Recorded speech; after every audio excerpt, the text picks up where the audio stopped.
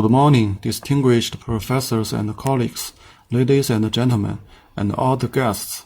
As we are meeting here together for the 9th International Conference on Mobile Wireless Middleware, Operating Systems, and Applications, I feel delighted to begin by, on behalf of the EAI community and the committee chairs, offering my congratulations on the opening of this meeting and extending my warm welcome and heartfelt thanks to attendees from home and abroad. It's a little pity for losing the chance of face-to-face communications in Huang, China, due to the safety concerns and travel restrictions caused by the COVID-19. However, we still offer an online option to our scheduled conference. The pre-recorded presentations would deliver a professionally produced view experience and also enable live interactions between all participants in real time, which provides us with a unique opportunity to share knowledge with more people than ever. I believe that our conference is bound for abundant accomplishments through your hard work. And finally, I would like to thank you all again for coming to the conference. I wish every one of you could have an unforgettable experience and gain something useful for your future works by attending this meeting.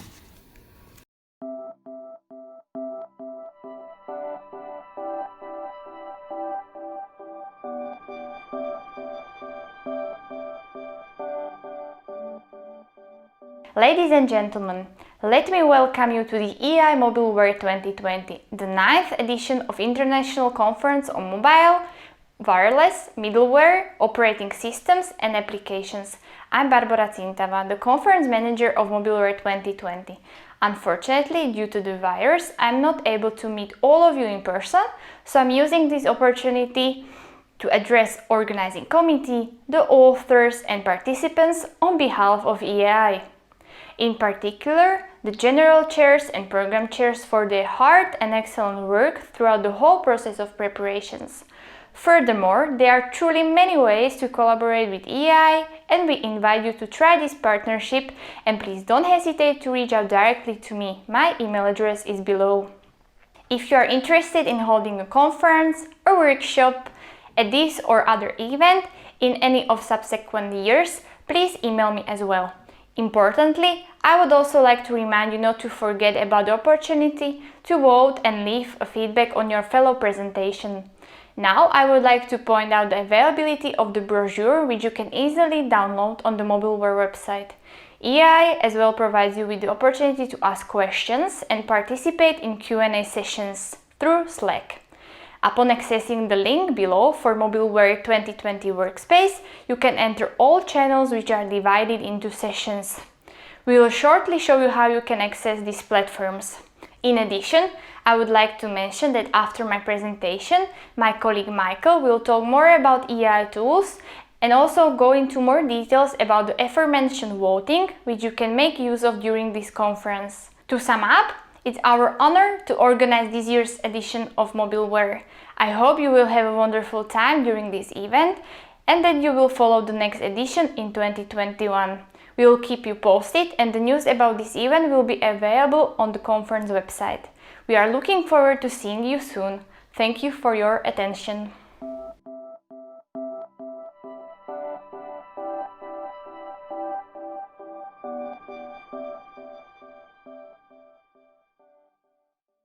Hi everyone, my name is Michal Dudic. I'm the Community Manager at EAI, European Alliance for Innovation. It's my pleasure to welcome you at this conference and say a few words about who we are and what we can do for you and your research career. In short, EAI is a global community for a greener, healthier and smarter world. As of today, we are home to more than 60,000 members from 167 countries, and we reach out to tens of thousands of subscribers. As an organization, we are non-profit from day one, and what is most important to us is that we remain open to all researchers from all around the world thanks to membership that is completely free. We organize more than 100 events annually, such as this conference, and we do so in publishing partnership with Springer. I said in the beginning that EAI is a community, so let's talk about what that means and what it means for you. To put it briefly, we give our members a platform that builds their research. We do it with 3 main online community services where members come together to help each other write a better paper, get an objective review, and get recognized fairly. The 3 services in question are EAI Compass, Community Review, and EAI Index. Firstly, EAI Compass is an online app where you can meet and connect with new colleagues and get feedback on your paper as well as your presentation. In addition to that, it lets you download all full papers that will be presented at this conference, and you can vote on your favorite presentations as well as see everyone who is here and connect with them. You can do this right now if you go to EAI Compass website, compass.eai.eu. Next, we are improving the classic conference review process with community review. It has already been in use at all our events since 2019, and we were very excited to hear a lot of positive feedback from program committee members regarding the reliability and the speed of the community review. Let's talk briefly about what community review does. Essentially, it is a website that shows abstracts of papers that are right in the middle of the review process, as long as the authors allow it, of course. And all EAI members may then bid to review specific papers. When they submit their bid, they put in their bio and their qualifications, which are sent to the program committee, who can then decide whether or not this bidder is qualified to review the paper they bid on. This relatively easy access to review opportunities means that bidders really need to put their best foot forward if they wish to be selected, which improves the quality of the entire review process. At the end of the day, this benefits you, the author. And last but not least, let me tell you a thing or two about EAI Index. EAI Index is our credit-based evaluation system that we rolled out this year to all of our conferences and journals that allow you to climb the global ranks of EAI community and get recognized for your work. It calculates a number value for most actions you make, such as getting your paper accepted or submitting a review, and these numbers accumulate for 12 months. At the end of this 12-month period, we put together a ladder of all EAI members, and the ones at the top receive a nomination to one of the membership ranks: senior member, distinguished member, or fellow. For each action that is eligible for EAI Index credits, we'll look at the quality of your action as it was evaluated by another member of the community, such as, for example, the review score of your submission. To make sure that the system is fair to newcomers, every 12 months the credit count gets erased, the ones at the top receive their nominations, and every member starts at 0 for the following 12 months. And finally, Smart Submit is a collaboration feature that is coming later this year. It will allow you to submit your research ideas and your work in progress abstracts to get the kind of help and feedback you're looking for. Maybe you are looking for co-authors, maybe you would like to find a mentor or a mentee, or maybe you want to find out how the community feels about your idea. This is what Smart Submit is designed for. Ultimately, it's about helping you write a better paper and increasing your chances of getting accepted. Again, we will be launching this feature later this year, so stay tuned. And so I'm going to leave you with many different ways to get engaged at different levels. There are lots of opportunities in many of our events and publications, which means many ways to connect with people and collaborate. You may learn more about everything I just talked about at our website, eai.eu. These services exist to help you and to make your lives easier, so we encourage you to send us your comments, ideas, and feedback to community@eai.eu. And if you're interested in volunteering and contributing, you can let us know at the same email address. Don't forget that you can use EAI Compass to vote on presentations in real time to determine which ones are the best, as well as to download all full papers that will be presented today. Just make sure that you log in using the same email address as the one you used to register to this conference. Thank you very much for your attention. Please enjoy the conference, and I hope we will see everyone online soon.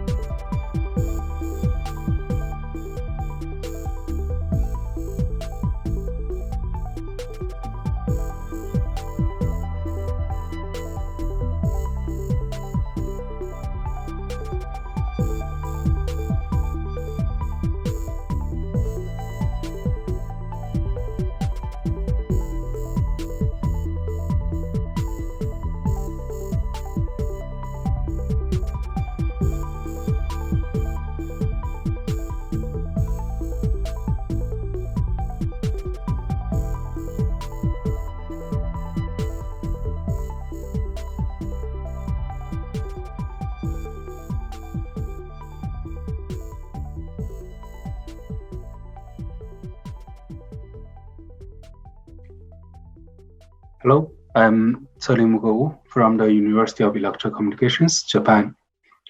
Today I would like to talk about collaborative intelligence for vehicular Internet of Things. This is the outline of my talk. First, I would like to introduce the background of vehicular IoT and its challenges. And then I explain what is computational intelligence and the possible use of computational intelligence in vehicular IoT.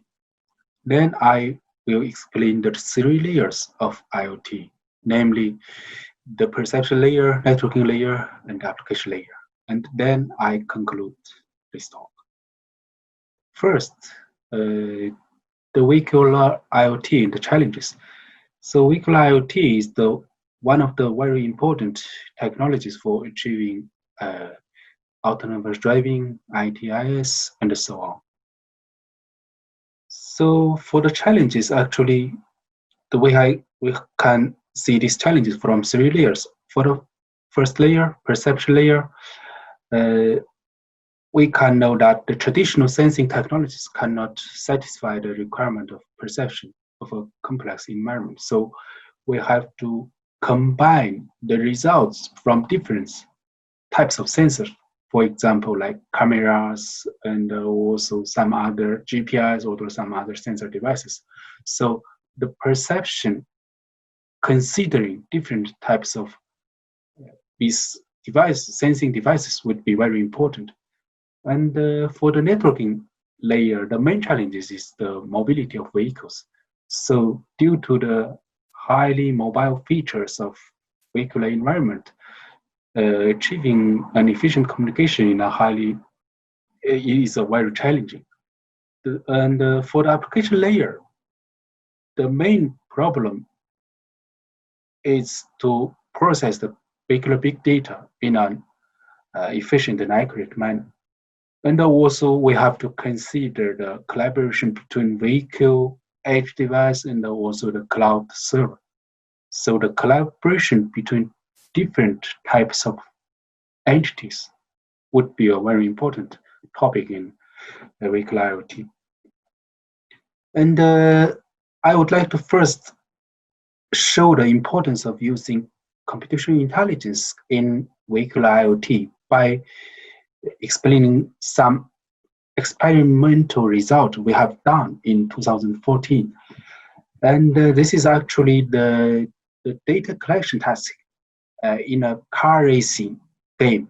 Its name is, it's Super GT. Super GT is a car race racing and car race, and also our objective was to collect the vehicle control area data. This data include the RPM, gear position, speed, shift, and so on. And so how to collect this data during the car race? So that's the very challenging problem, because the one may think that the use of cellular communications would be great and enough, but it's not enough, because we know that basically this car racing is done in a very rural area. So the carrier, for example, like a Docomo in Japan or China Mobile in China, like don't consider so much users in this environment. So everywhere the bandwidth allocated for each user is very limited due to the high number of visitors for the carriers. So we have to use some kind of different technologies. For example, we have to use the ITOR network to collect the data. So we use it to help ITOR communications when the racing cars are changing the tires during the car race. So we have to conduct an efficient routing in the middle of the car race. So that's very challenging, because every time vehicle stops at a different place. So that's, we have to consider, we have to put some multiple, forwarding nodes there and let the vehicle to select the best one. That is actually intelligent routing problem. So how to choose, how to find which route is the best, that is very difficult. So we have to consider some kind of, learning algorithm, and also some kind of, I will show later, like fuzzy logic to conduct efficient route.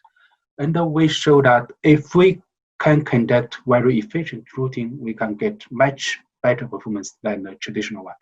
In here, the conventional one means like if we don't use two-hop communication, like only use one hop, like Wi-Fi, traditional Wi-Fi router put there, and then we use one-hop communication to collect data, that we can only achieve 300 kilobps throughput. But if we put some forwarding nodes and let the vehicle choose some forwarding nodes, if it is necessary, then we can achieve much better throughput, which is around 2 megabps. That is much better. So that's explain that the intelligent routing is very important. So second, the computational intelligence. So computational intelligence includes many technologies. For example, artificial neural networks, and also fuzzy logic. In this talk, I will put my focus on the fuzzy logic. And also some other techniques like support vector machines, self-organizing maps are also belong to the CI technologies. And the first, fuzzy logic. Fuzzy logic is a way to extract the fact by using linguistic variables. For example, when we choose some forwarder nodes, and we have to consider the signal strength, right? So let's say if we can map the signal strength to a RSSI factor, which is ranging from 0 to 1. So in here, 1 means the best one, perfect condition, and the 0 means the worst case.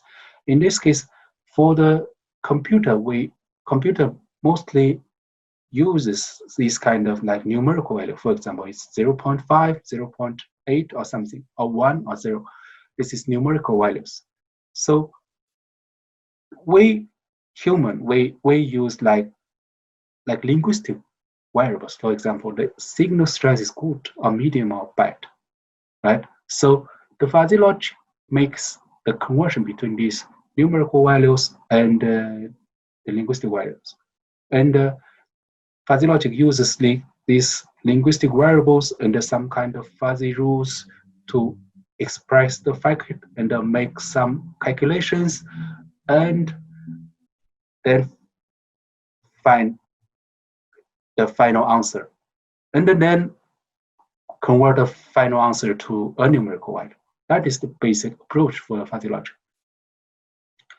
And then artificial neural networks, which is like if we have enough data for, like in this figure, the bottom one is input layer and the top one is output layer. And the neural networks can have multiple hidden layers. And if we put some data to the input, and then the neural networks will find the relationship between different layers and find some weights for the lines here, and then do some learning. This is the neural networks. That basically neural networks are dependent on some big data, and if you have enough data, the neural networks can find some good information for you. And for the perception layer, like our main problem is how to perceive the environment based on different types of sensing devices. So as shown in this figure, we have to consider the collaboration between different vehicles. And also we have to fully utilize different types of sensor devices. So this is not only perception, it also includes the concept of collaboration, which is actually the concept of networking, right? This is a perception layer. And for the networking layer, we will know that there are many types of communication interfaces available for the networking, for conduct networking between different entities in vehicular IoT environment. For example, basically we can have cellular V2X, and also we can have 11P, and we can have millimeter wave.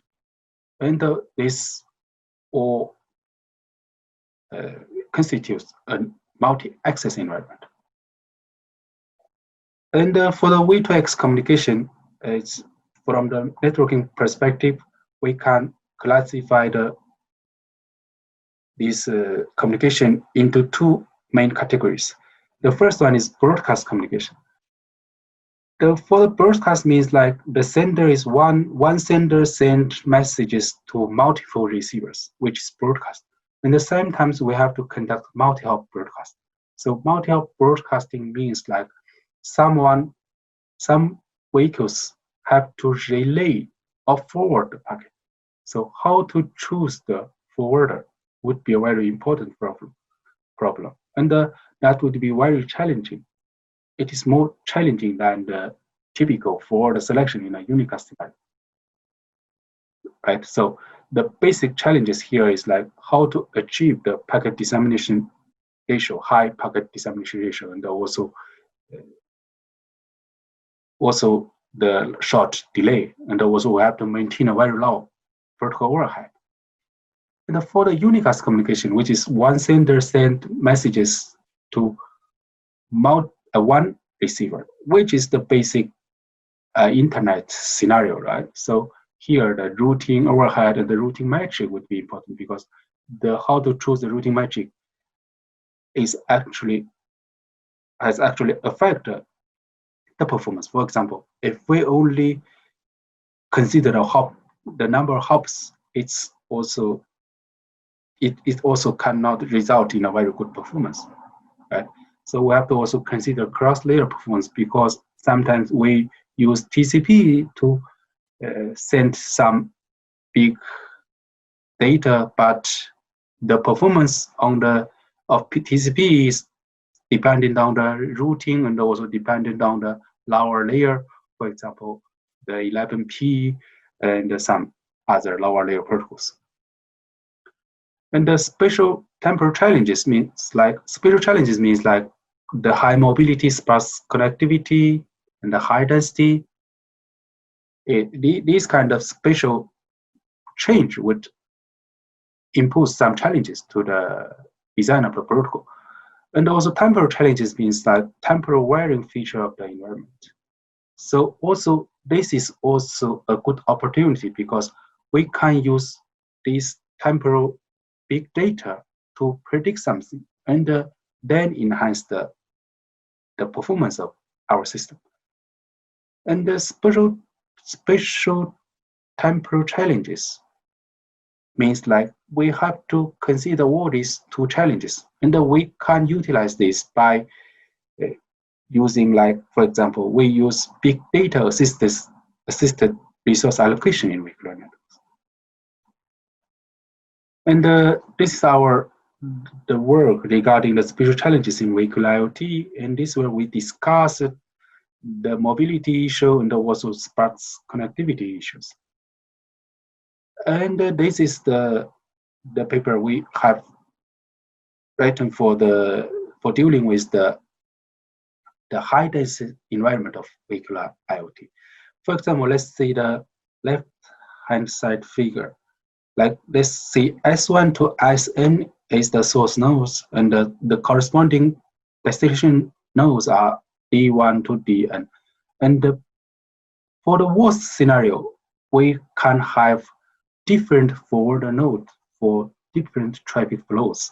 So that is the left figure. And the right figure shows like if we use the common backbone node, which are B1 to Bm, then we can get the right figure, which shows like the common forward nodes for packets for different traffic flows. Which one is better? Someone would say like the left one is better because that can achieve load balancing. But actually, right one is better because the bottleneck in this environment is the bandwidth. So the 11p, for example, like distributed, let's say 11p. In 11p, we can know that with the increase of the number of senders, the contention efficiency at the MAC layer will reduce. So in contrast, let's say if we can reduce the number of senders, then we can achieve better performance. So that's why the right figure can achieve much better performance than the left figure, right? So in this way, we can conduct much efficient resource usage in a highly dense environment, which is called backbone-based forwarding in our proposal. So also V2R communications, which means like the communications between vehicle to roadside units. And in here, we actually use some fuzzy logic to conduct the forwarding. For example, let's say how to use fuzzy logic to select forwarders. Basically, fuzzy system includes some, basically the fuzzy system includes 3 steps, which is input, process, and output. The first we consider several metrics. So we use fuzzy logic to make fuzzification, and then use predefined rules to get the final fuzzy value, and then convert the final fuzzy value to a numerical value, which is the basic steps. First, multiple metrics, so multiple factors, right? So for example, we can consider mobility and the vehicle distribution, also signal quality, and we will have 3 membership functions for these 3 metrics or 3 factors. Then we use some rules to get final fuzzy values, and then use defuzzification to convert the final fuzzy value to a numerical value. For example, final fuzzy value would be like perfect, good, acceptable, something like that, like this. And then actually we also have used some kind of proposed some higher layer solutions. For example, routing and also the multi-hop data delivery approach. For example, we know that the TCP has the performance drop problem in a multi-hop forwarding scenario, because if one packet loss happens at one hop, and then the whole end-to-end route will be affected. So we split one TCP to multiple short TCPs. So that can improve the whole performance. And actually currently, the reinforcement learning has been used for a lot of scenarios to improve the flexibility, also intelligence of a system. And actually, we are changing from the reinforcement learning to deep reinforcement learning. That's why, because the conventional reinforcement learning cannot express the very complex environment, because the vehicular environment is complex. So we have to use some kind of new technology. That's called using the neural networks to replace the two-dimensional Q-table structure. That's deep reinforcement learning, or in here is specifically deep Q-learning. And for the application layer, there are many researches about the task offloading, also conduct collaborative caching, and also how to conduct edge computing, and so on. And also, there are many types of sensor devices, including GPIs, LiDAR, and the camera. So this constitute a big data, vehicular big data. So how to process this big data would be a very important problem. And also there are some research studies about cooperative driving, traffic light control, and the new kind of vehicular IoT applications. And this is one example of research about how to conduct collaborative task offloading in a vehicular environment. In here, we consider the collaboration between different vehicle edge nodes in processing this kind of task offloading. And in future, actually applications would be important, and there will be some new kind of researches about discussing about the new applications. And also the flexibility and the intelligence would be a very important thing to consider. And also in future, not only one intelligence for the one vehicle, we have to consider the collaborative intelligence. And also we have to consider the cross-layer design in order to achieve the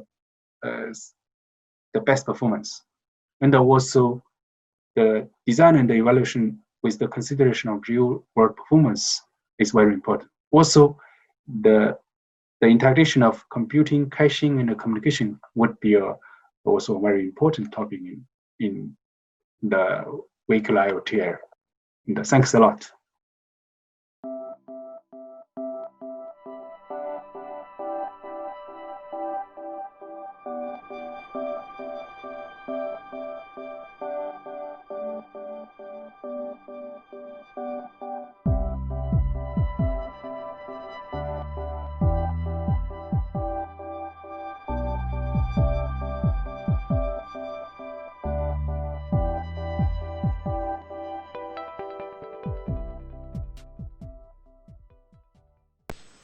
Hello everyone.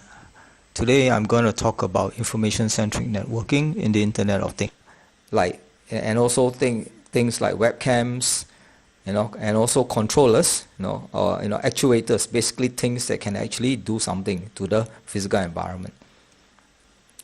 Now, IoT is envisaged to connect up to tens of millions of devices, and at any one time, or let's say at any region, rather than any one time, any region, okay, we can expect up to 50,000 connections being active at one time.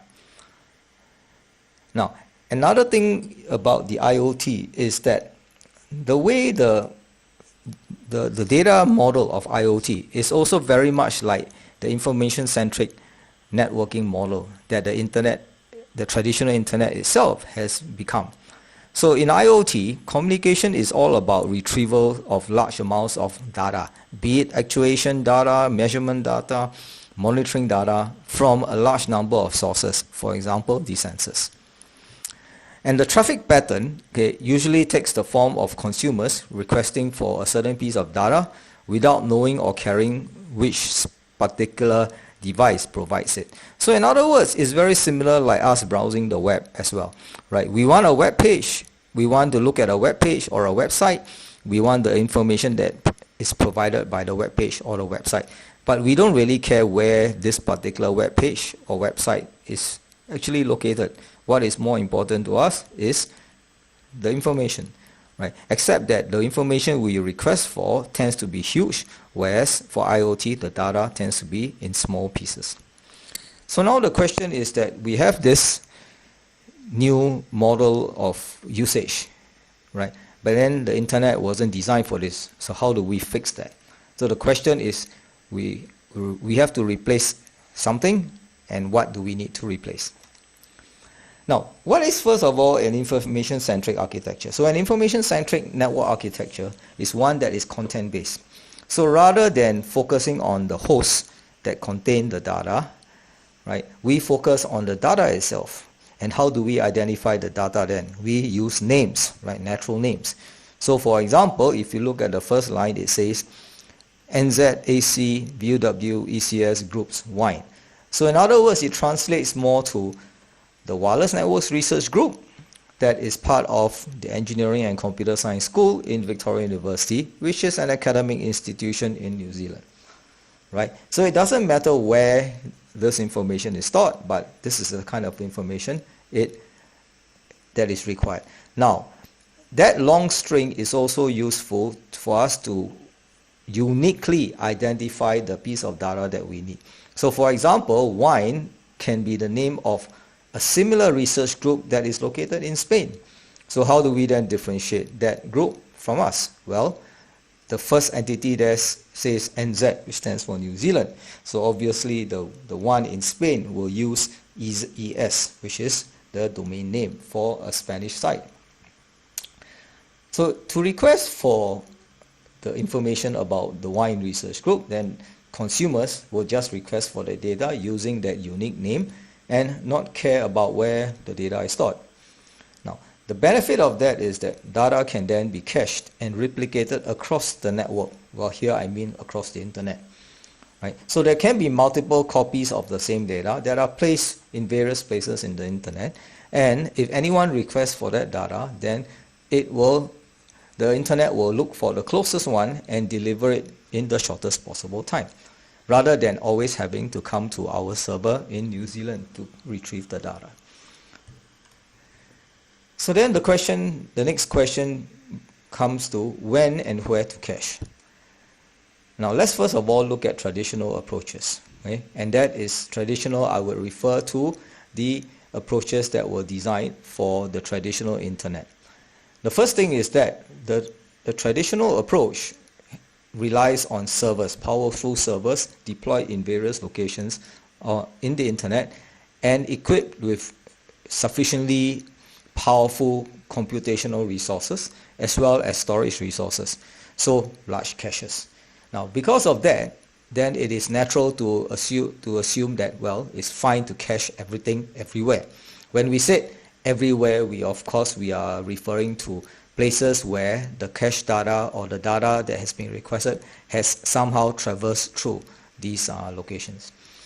Now, by caching everything everywhere, it basically places data in as many locations as possible, and of course it facilitates retrieval. On the other hand, it can be quite a poor use of resources. And obviously, despite having large caches, it doesn't mean that it has infinite caches. So another way of caching, what would be considered more optimally or would be to use probabilistic caching. So what does it mean? Probabilistic caching basically means that instead of simply caching every piece of data that comes through a particular server, the server will first compute, let's say, a random number between 0 and 1. Now, if the random number exceeds a certain threshold value, that piece of data will be cached. If it doesn't, then that piece of data will simply be relayed and after that dropped. So, if a piece of data is more popular, that means it's requested often, then there's also a likelihood that it will be cached. Right? Now, obviously, the performance of such a caching mechanism will depend on how popular a piece of data is. Now, the next thing is that irregardless of how much space you have, there will still be a time when your cache will fill up. So when the cache fills up, you have to make a decision on what existing cache data you want to discard in order to make space for the new data to be cached. One of the most commonly used technique is called least recently used, or an analogy would be least frequently used. So least recently used basically means you find a piece of the data that was used the longest time ago, right? That means least recent. And you will discard that piece of data. So the data that has been most recently requested for will then of course be kept in the cache. Well, the analogy or another way of looking at it is that if a piece of data is frequently requested for, then we keep it. The one that will be least frequently requested for will be discarded. Now, having said that, these methods obviously need the server to maintain some form of state information. For example, a timer that is tagged with each piece of data to indicate when it was last used, or a counter to count how many times a piece of data have been requested. Right? Now, if we do not want to have such additional overheads, then a very simple method would be to randomly pick a piece of cache data and discard it.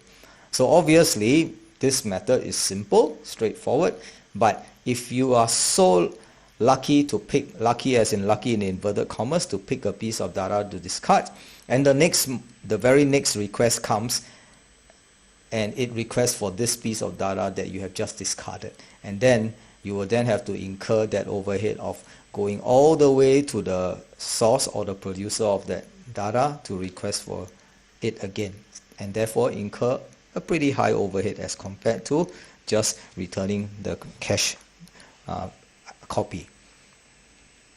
Right, so now that we have looked at how traditional caching is done at a very high level, let us then consider whether we can learn from these methods and apply it to the Internet of Things.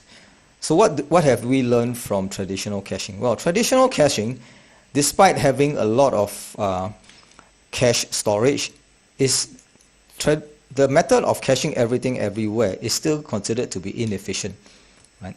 And why is that so? Because eventually, if you cache everything everywhere, right, you will end up with a significant amount of data that is hardly ever used at all. And this has been noticed because data requests in the internet has been shown to be ZIF distributed. And what does that mean? It basically means that the most popular content is requested twice as often as the next most popular content, and 3 times as often as the third most popular content, and so forth. Right? So you have a small percentage of data that will be requested a lot, and a large percentage of data that will not be requested that much. So if you cache everything everywhere, then I would say a large portion of your data storage used for cache would be somewhat wasted. Now, let us look at IoT. So what's the big difference between IoT and traditional ICN? Well, first of all, IoT devices are small, therefore they don't have that large amount of memory. Computation power is also limited. Now, with that limited amount of memory, we cannot simply use it without any consideration. So we have to treat every bit of cache space properly. Now, the traditional internet or the internet core itself is connected with, where the hosts are connected with wired links that are reliable and you don't lose packets. And in addition, the bandwidth would be relatively large. IoT, on the other hand, relies on wireless links for connecting the devices, and wireless links are definitely known to be unreliable, so you lose packets. Now, another big characteristic of IoT data that differs from the traditional ICN model is that IoT data tends to be small. So for example, the temperature of a location, which is probably just a few bytes long plus the time, okay, as compared to even the simplest web page, which definitely will be many, many times more than the temperature. So, and another thing that is of a big difference is using the temperature example again.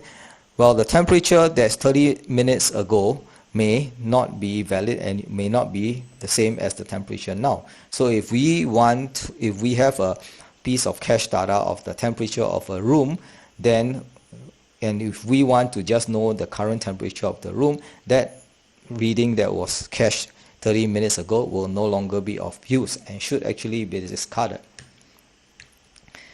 So because of the diverse applications that the Internet of Things support, the data request distributions, okay, turned out to be more uniform. That means equally spread. That means data requests are as likely as any other data, rather than like the traditional ICN where data request tends to be more ZIF distributed.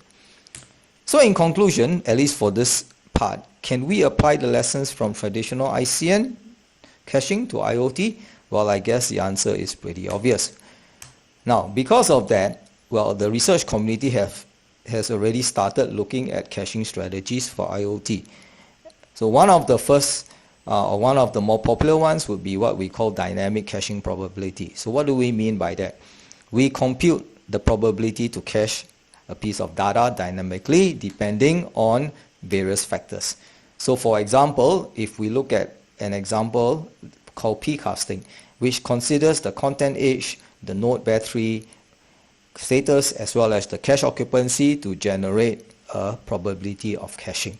Now, this approach is very localized and fully distributed, as in each and every cache on the node can decide for itself how to compute that probability purely based on local information. Another method called max diversity, most recent, aims to maximize the diversity and maintaining freshness of the cache. So if there is data from a same producer, the older content will be replaced with newer content. Now, if there are multiple pieces of data from the same producer, then we'll pick the oldest chunk to be discarded whenever newer content is available. Now, because of that, we notice that there will be a need to maintain state information, and therefore it will incur some overheads and take up the scarce resource on a IoT device. Now, it has been discovered that centrality-based caching strategies are pretty useful for IoT devices. So what do we mean by centrality-based caching strategies? So basically what it does is that it uses a node's betweener centrality to decide where to cache the content. So betweener centrality defines the number of times a given node lies in one of the paths between all pairs of nodes. And that basically means how centrally the node is located in the network. It also implies how important the node is in the network. So caching at these central nodes will increase the probability of the content being reached and therefore a cache hit. And if that's the case, then we have shorter delivery time.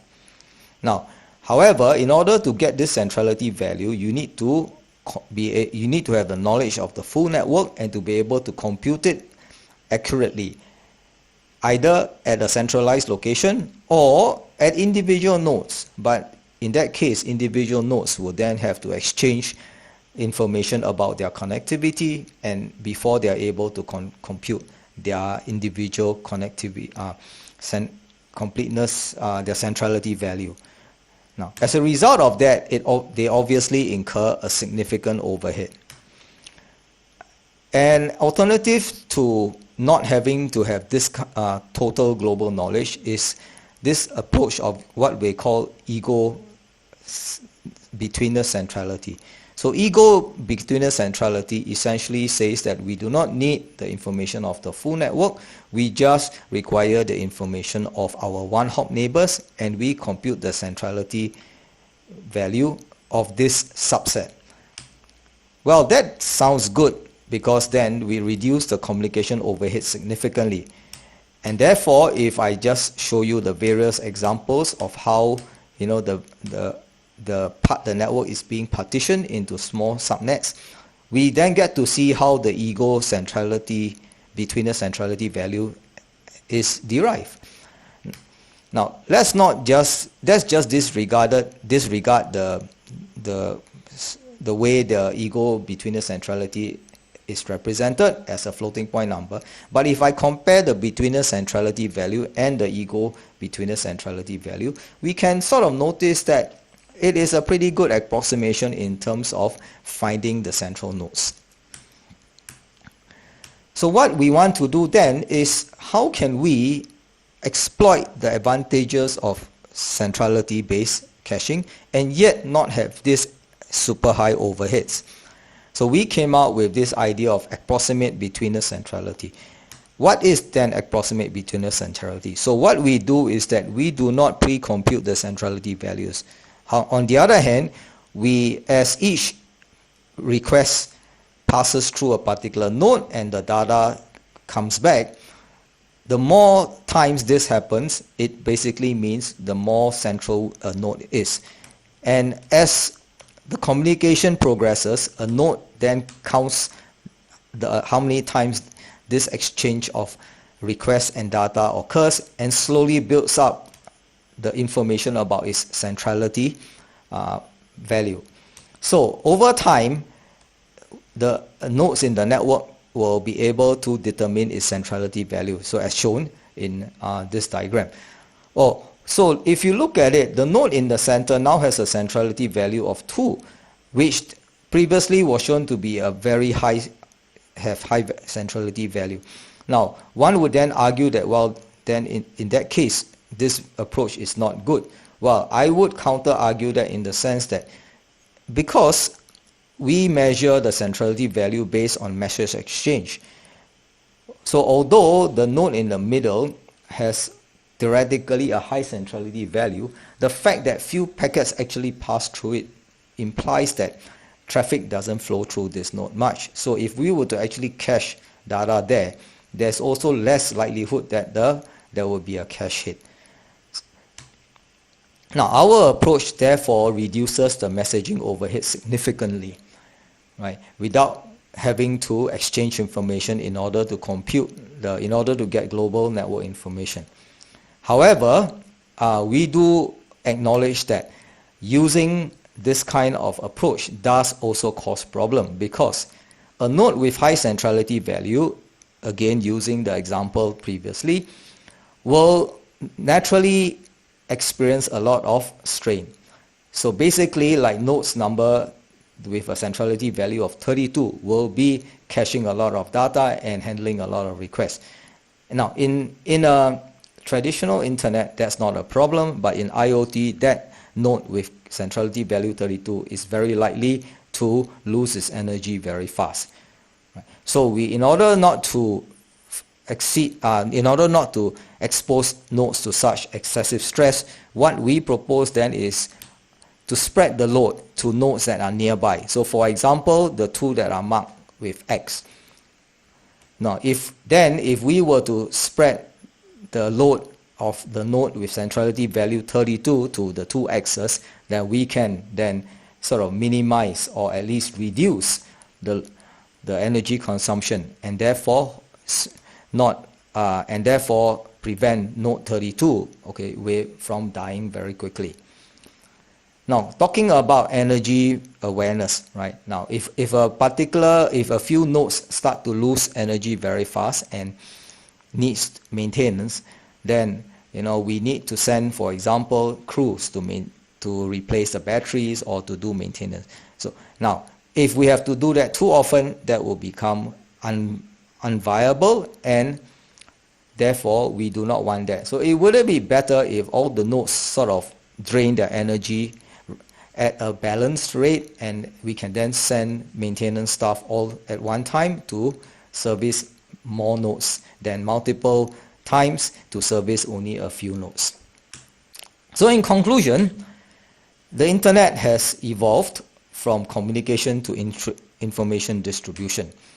Well, the model of the IoT is very much information centric, very much like the ICN model of the World Wide Web, except that the retrieval of data is relatively different from that we are used to. Now, ICN strategies for the static internet are not suitable because IoT networks vary a lot, devices are resource constrained, and the data being exchanged are small in size. So because of that, we also note that centrality strategies are a viable option since IoT network topologies change significantly. Now, in order to deal with that, the fact that centrality approaches require global information, we have proposed an approach that just relies on exchange of messages to compute an approximate centrality value, and that approach is viable to be deployed on our testbed, which is called IoT Labs.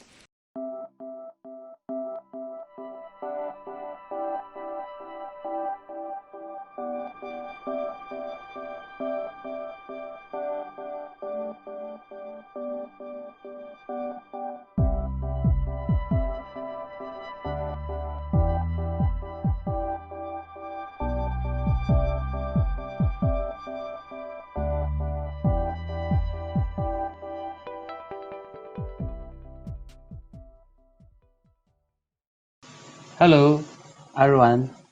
I am Zheli Liu. I am Winston of College of Computer and Winston of College of Cipher, Nankai University. My topic is how to protect access pattern. I want to introduce why the access pattern protection is so important, and then introduce how to protect it.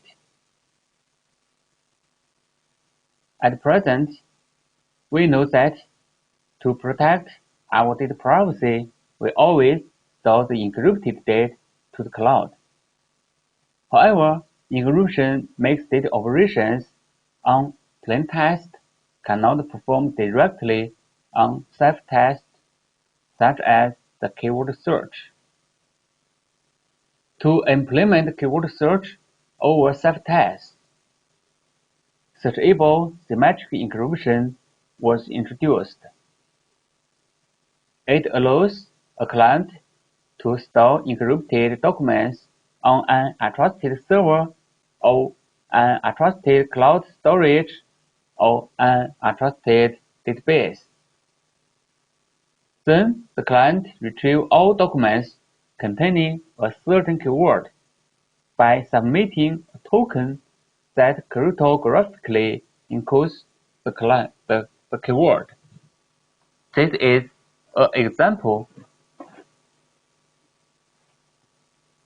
There are two typical construction methods for searchable symmetric encryption schemes.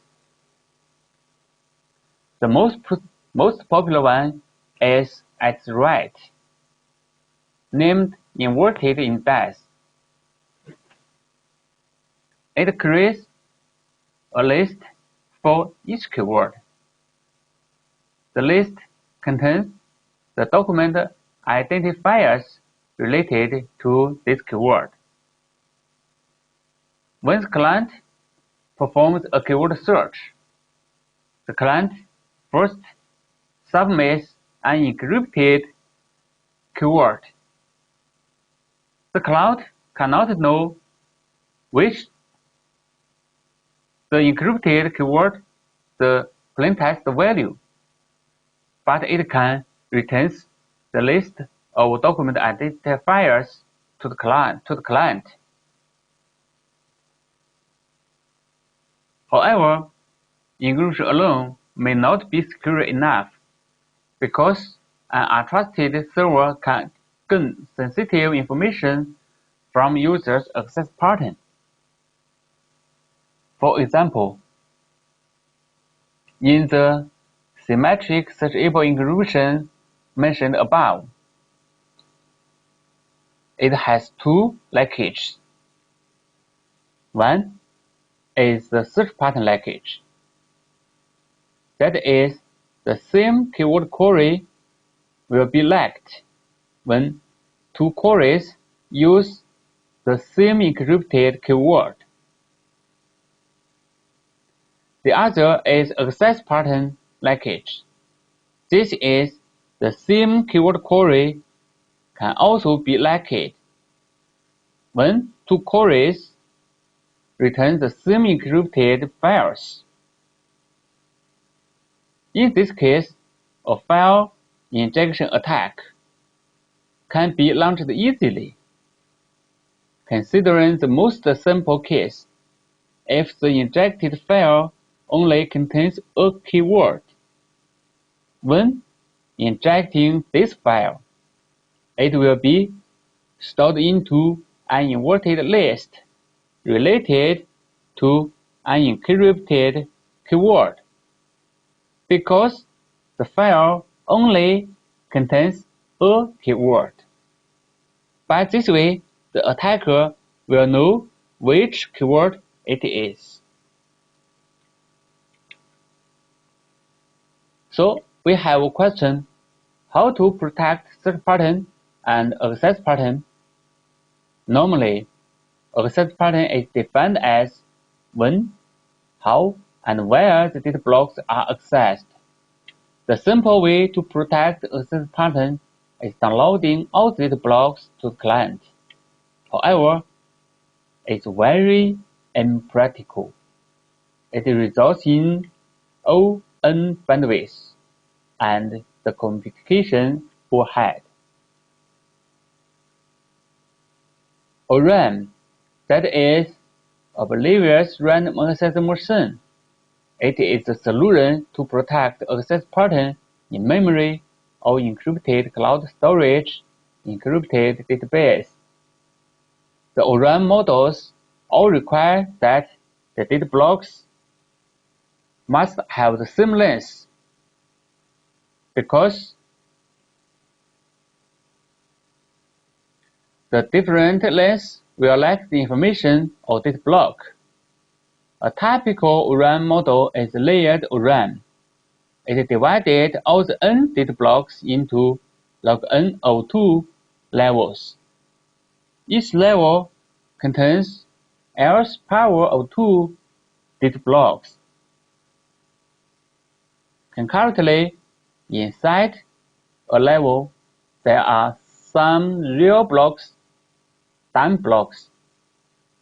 The real blocks are useful data. Time blocks are generated by some random value. Each data block is only be accessed once.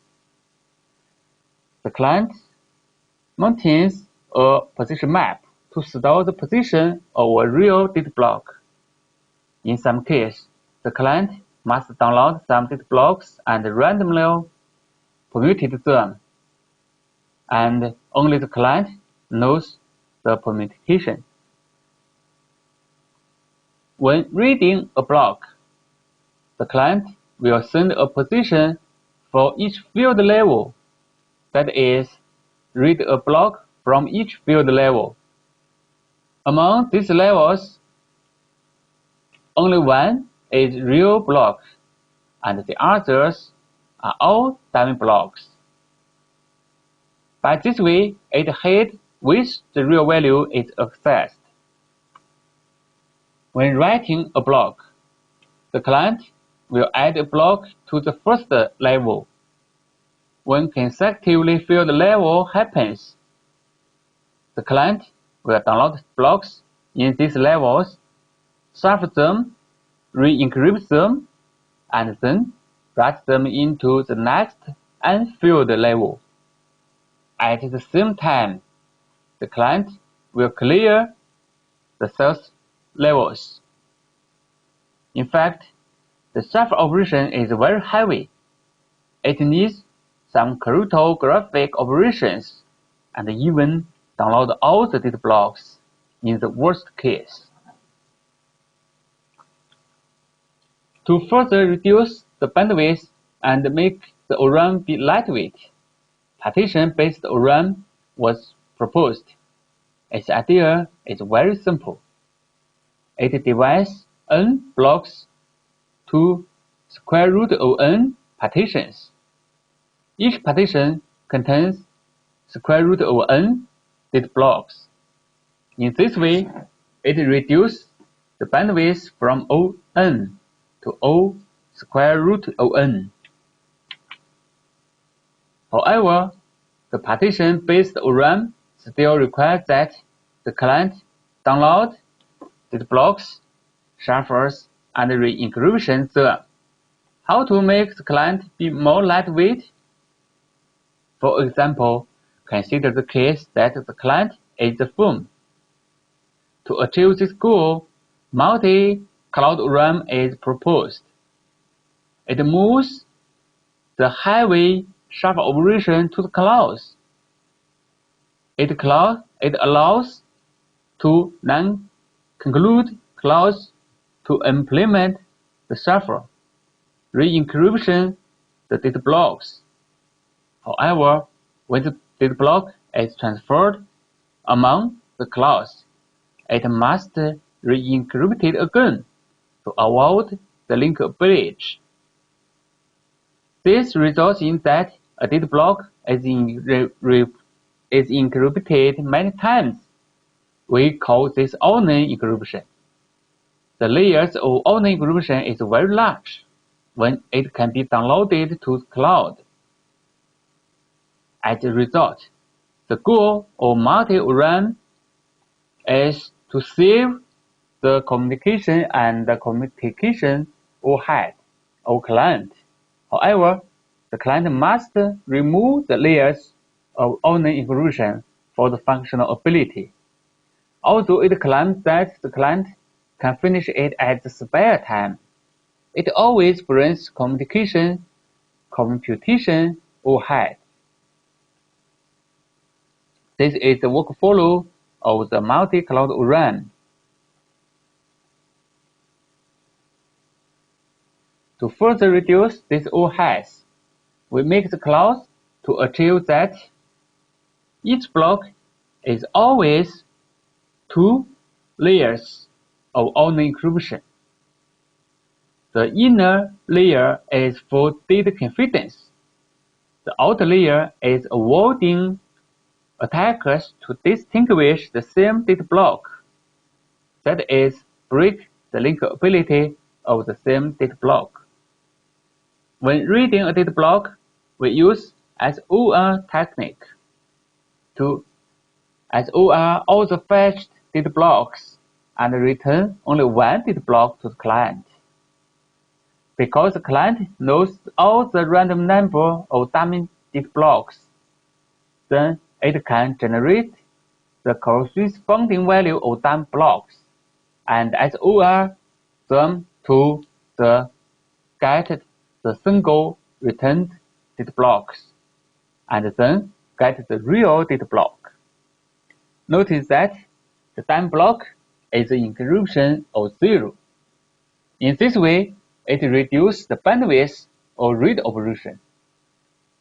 When writing a data block, we must use 3 clauses to avoid a cloud can infer the same data block in the 2 consecutive sub-operations.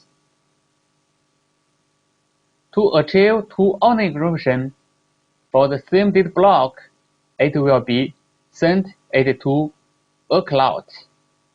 For example, cloud 2. To decrypt cipher in cloud 2, the client sends the mask value, the outer lower case, to the cloud 2. The cloud 2 removes the outer layer and changes the inner value by SOR the mask value to the encrypted values.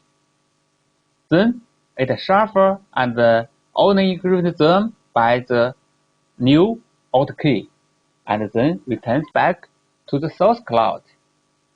We can say the source cloud cannot distinguish the same data block because the shuffle operation and the outer unit operation. When these data blocks are needed to shuffle, it must not be sent to the cloud 2, but it should be sent to cloud 3. The same operation will be happened in the cloud 3. We can see by the different cloud to do the consecutive shuffle operation for the same data blocks. It achieves the secure goal because each cloud can only see the random value once. We publish this work in IEEE TKDE. It's very efficient, and it maintains 2 owner encryption layers. Then we make a conclusion. First, we take symmetric searchable encryption as an example. We introduce the concept of access pattern, and then introduce the typical model of RAM. At the end, we introduce the multi-cloud RAM and our improvement. Thank you.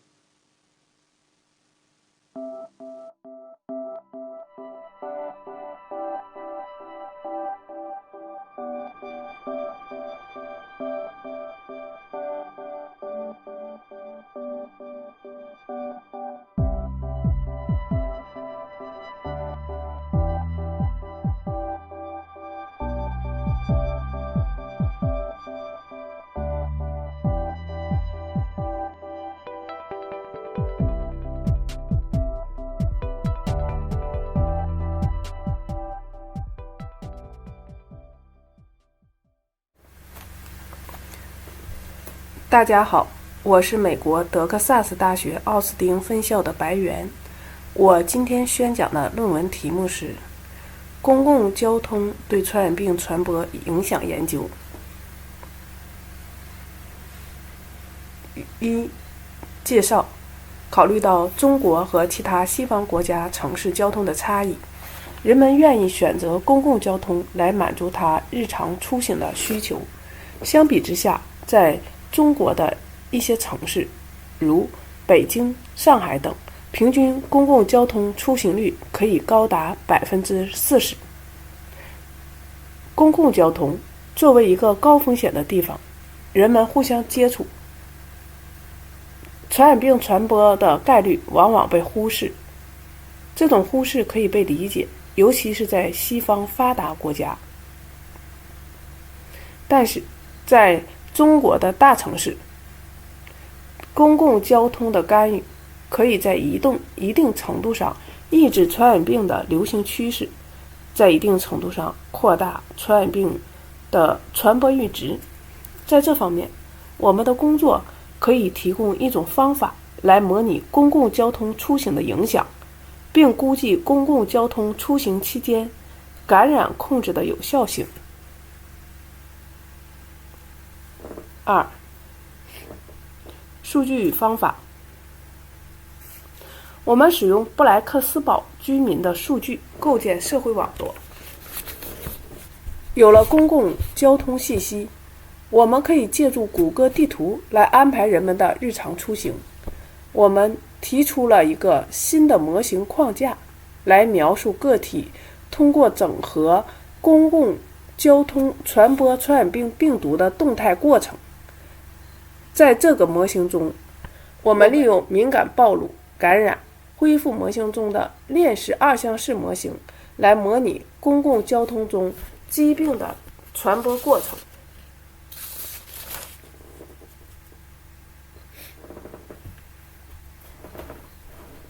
在构建合成种群的过程中，涉及到3个主要步骤：一、使用开源数据库构建人工种群；第二步，通过每日调查将每个家庭的日常活动与个人联系起来；步骤3，在2个活动地点之间分配基于公共交通的活动。我们在 PTF 模型中嵌入了一个基于个体的模型，通过考虑个体乘坐公共交通工具的旅行来表示病毒的传播机制。基于个体的流行病模式，它的特点是一个动态的过程，包括个人访问场所、访问公共交通工具和日常感染传播等因素。为了对这个过程建模，我们定义了以下函数：受试者在 P 位置感染风险定义为 T_ijP 等于贝塔乘西乘以 T_ij， 西等于阿拉法乘 CP。 如果 P 属于 S public transits CP， 如果 P 属于 S places。 其中贝塔表示感染率， Tij 表示个体 I 与个体 j 在位置 P 的接触时间， C 代表接触率。根据当前位置设置为2个不同的值。假设有人在公共交通工具上停留在有症状的病人附近超过 H 小时，则此人的感染率为100%的 CP。 其中阿拉法是某一地点的传染性，如果这个人在某个地方停留了 H 小时，那么这个概率就会随着持续时间的延长而降低。3. 结果如图1、2、3。我们的 P TF 考虑了这个过程。为了测量个人在流行病期间访问公共交通的影响，我们通过在不同的基本生殖数 R0 中设置不同的公共交通出行率来进行以下实验。这里 R0 是指一个人将会传染多少人。R0 等于 0.9 是一个人传染 0.9 个人。R0 等于 2.1 是一个人将传染 2.1 个人。R0 等于 4.0 一个人将传染4个人。R0 等于 4.5 一个人将传染 4.5 个人。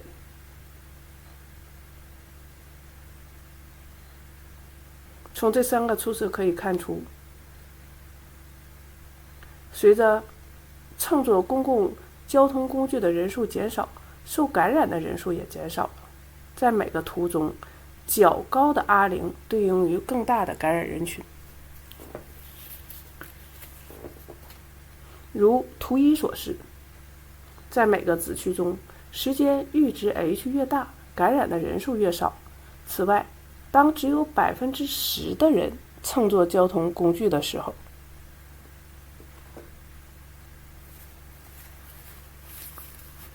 不同的 h 值，感染的人数几乎相同。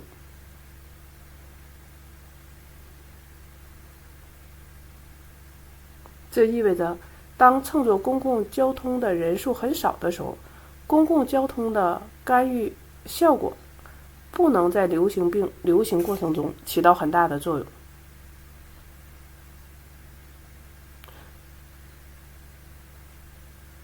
如图3所示，当大约 20% 的人乘坐公共交通时，不同的 H 值的感染人群是不同的。这意味着，当乘坐公共交通的人数较多的时候，公共交通的干预绩效对疫情的发生起到重要的作用。如果我们能控制公共交通的扩散，那么疫情传染病传播将得到实质性的改善。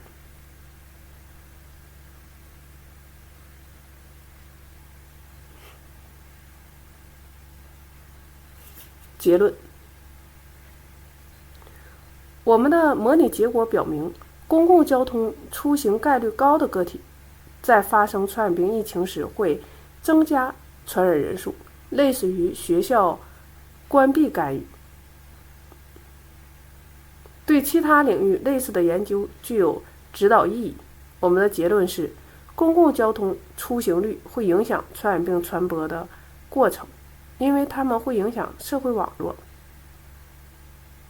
我们的工作为模拟公共交通出行的影响和评估公共交通出行感染控制的有效性提供了一种有效的手段。我的讲解到这里，谢谢大家。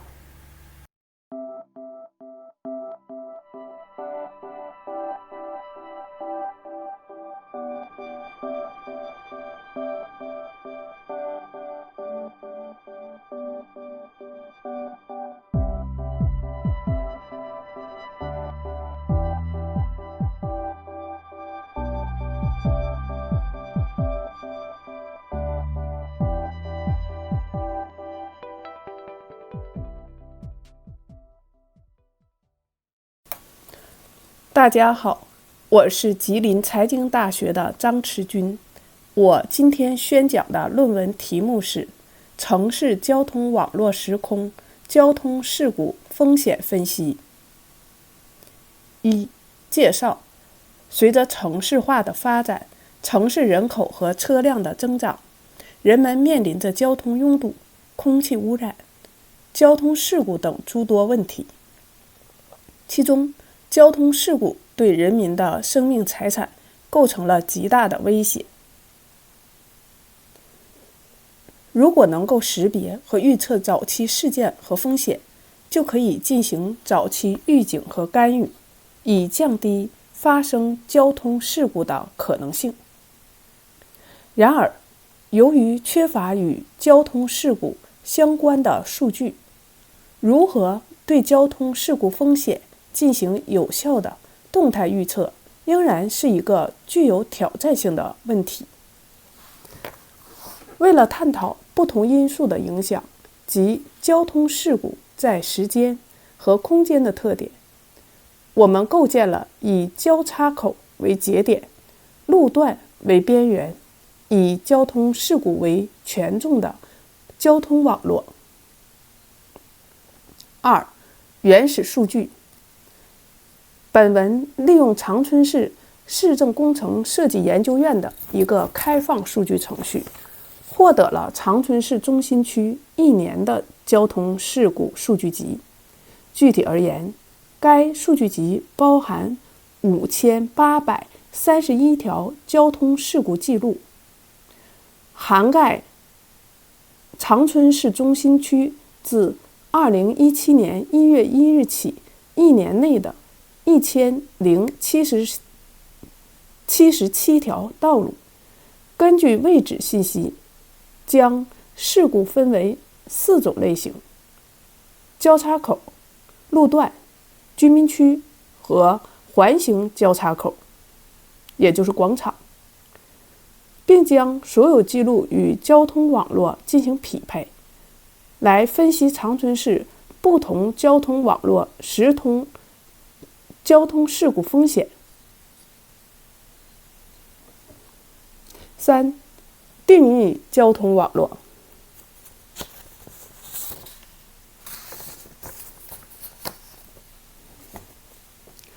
我们首先统计每条道路上发生的交通事故总数，然后从道路结构数据中提取每条道路的长度是否为单行道以及每个节点的程度。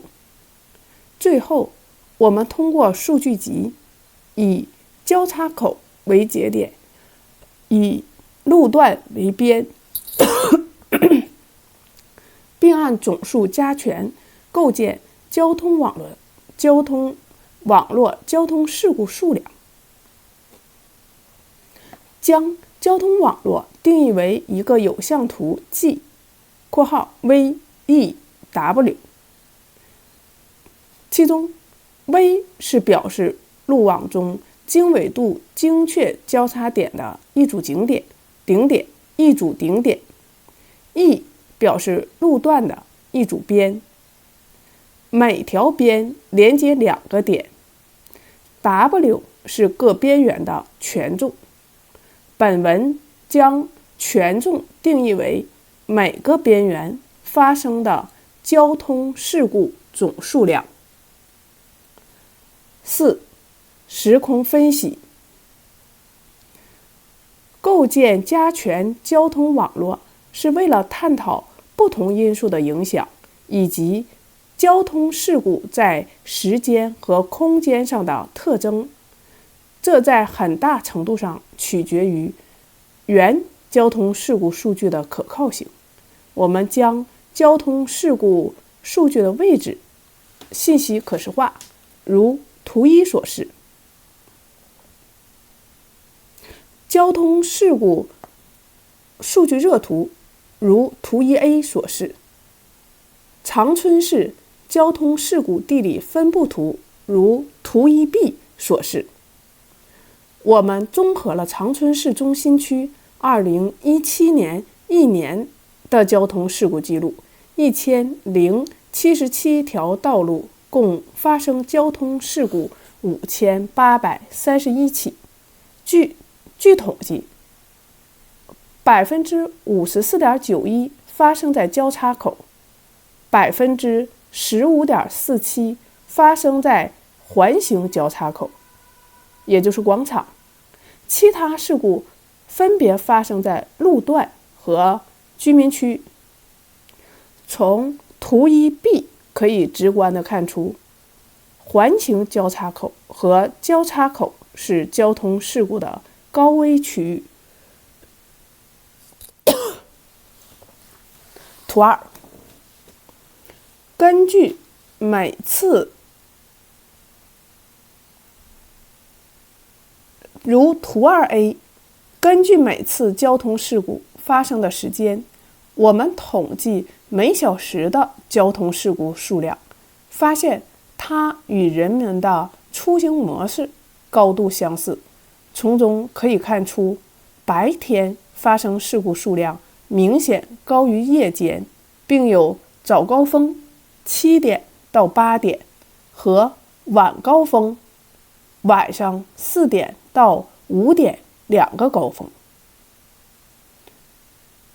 图2B， X 轴表示交通事故总数， Y 轴表示每条道路的平均事故间隔时间。我们用幂律拟合，并用卡方拟合优度检验进行检验，发现它符合 f(x) 等于 292.3405 乘以 x 的负 0.9939395的次幂。图3，网络特征分析。大家可以看出，这有4个图。首先看图3，首先是分析交通网络的全值。在我们的数据集中，交通事故分布在1077条道路上，网络的权重定义为每条道路的交通事故数。我们将道路划分为5个等级，红色边缘代表事故等级最高的道路。2017年发生了41到81起交通事故，红色边缘如图3的 A 所示。再看图3B， 计算不同权重的道路所占的比重，并利用幂律进行拟合。图3是显示的就是拟合的幂律。看图3C， 图3C 表示的是道路结构对交通网络状况的影响。道路结构是影响交通网络交通状况的重要因素。我们计算了1077条道路上的每种道路类型的平均交通事故数。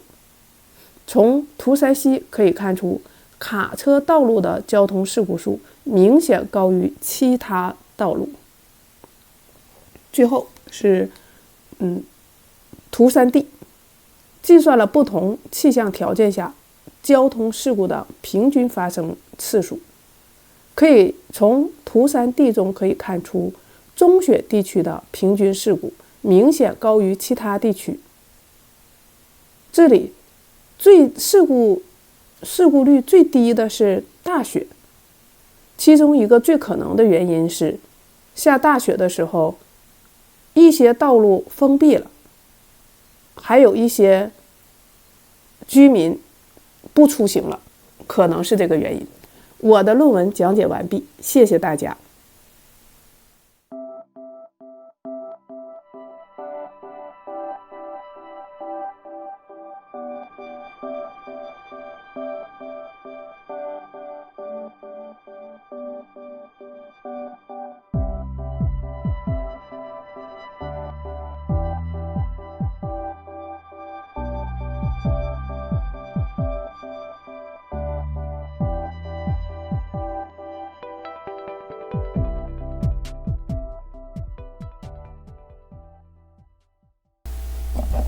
Good morning, ladies and gentlemen. I'm Chen from Taiwan. Currently, I'm a professor at National Pingtung University. Today, I would like to present my paper, Enhanced PA2 PSK for Preventing Authentication Cracking. Here is the outline. They are Introduction, Fundamental Principle, Experiment and Resource, Conclusion.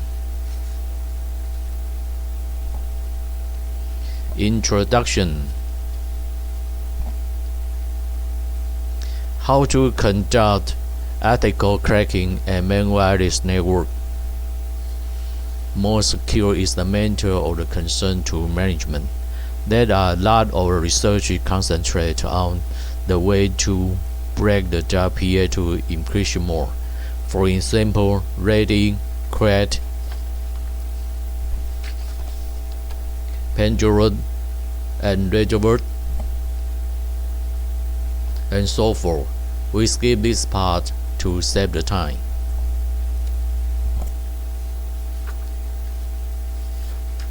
In this article, we had analyzed WPA2 personal that support four-way handshake and describe the basic principle, weakness, and launch the techniques of how to attack WPA2 personal in WLAN. The attack process and results are described. Finally, enhanced encryption is presented to counter cracking method. Fundamental principle.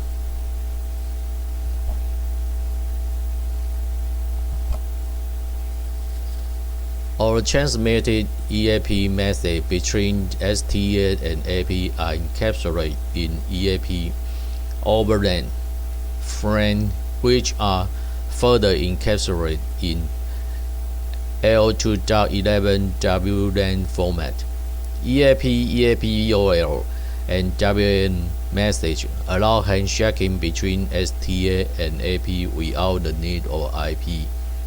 EAP-TTLS is one of the tunneled EAP methods, which is usually a combination of the two EAP methods, outer and inner authentication technique.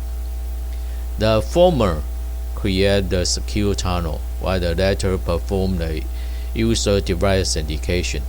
The data structure is shown in Figure 1.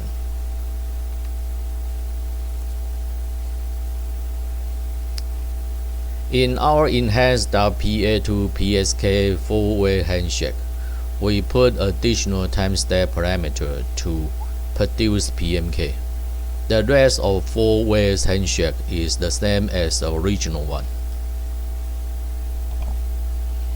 Here is step 1, step 2, step 3, and step 4.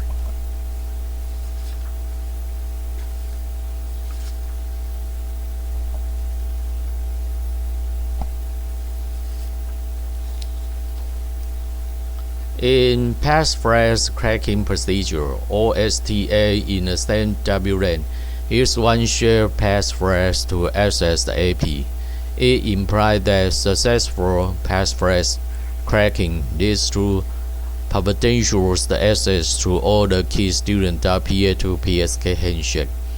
To prevent hackers to retrieve and crack other people's packet and will, we have proposed an enhanced PA2 PSK, in which timestamp is added to generate a new PMK called enhanced PMK. The time unit of timestamp parameter in L2.11 is defined to microsecond. AP and STA need to use its own timestamp for making enhanced PMK to generate the individual MIC. The granularity of timestamp for making enhanced PMK could be tuned to bit millisecond to make sure integrity of MIC between AP and STA. However, the coarse granularity of timestamp may incur high possibility of hacking by generating the same enhanced PMK, which would be 10 to the negative 6 power.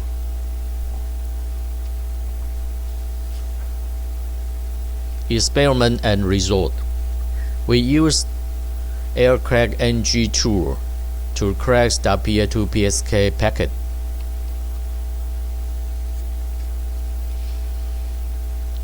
We use the command iwconfig to find out the name and relative parameter of wireless adapter.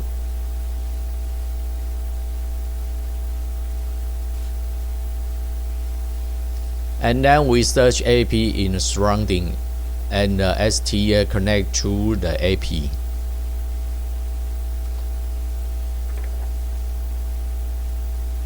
We force the client to re-authenticate it to capture the PA2 handshake message.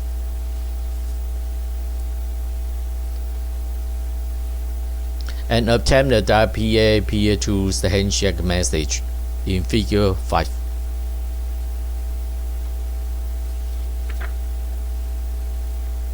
Here is the Figure 6. We use the wireless and packet capture file for authentication cracking.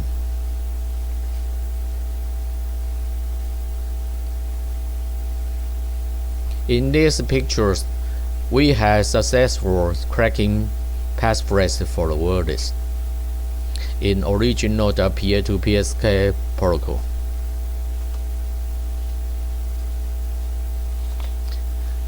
On the other hand, we cannot crack passphrase the enhanced PA2PSK.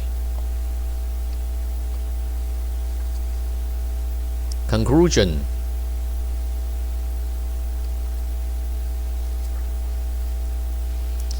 if WPA2PSK wireless network is provided for free use in public place, the password passphrase is shared with all users in the hotspot.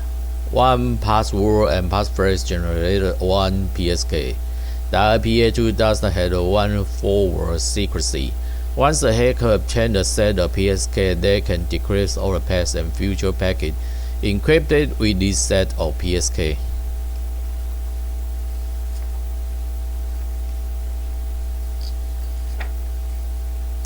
Enhance the PA2 PSK can effectively protect from the hacker who get a passphrase with timestamp parameter added to produce a different PSK. Enhance the PA2 PSK could be vulnerable to cracking only if cracker has used the same timestamp. However, the smaller the time granularity in timestamp, the lower the possibility for a hacker to crack. Here is all my presentation. Thank you for your listening.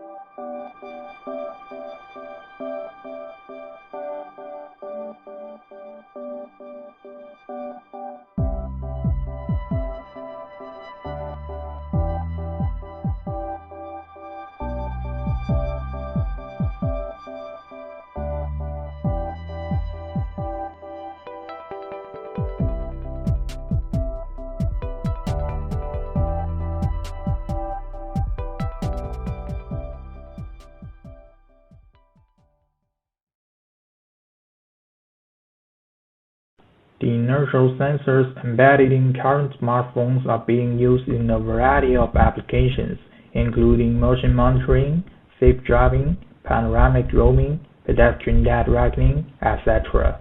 Since the performance of these sensors have significant influences on these applications, it is of great value to comprehensively understand how the measurement returned by these sensors are statistically distributed. Most existing studies assume wide Gaussian losses in sensor measurement, which is not experimentally confirmed in realistic and dynamic scenarios with commercial off-the-shelf smartphones. In this paper, we studied the statistical error characteristics of sensor measurement through extensive experiments in practice. The experimental results reveal that when the device is stationary, the sensor measurement errors fully obey the standard Gaussian distribution. When the speed of smartphones increases, the sensor measurement errors begin rising, and this discrepancy between its distribution and the Gaussian distribution is enlarged. This paper establishes foundation for studying the statistical characteristics of the measurement errors of smartphone inertial sensors.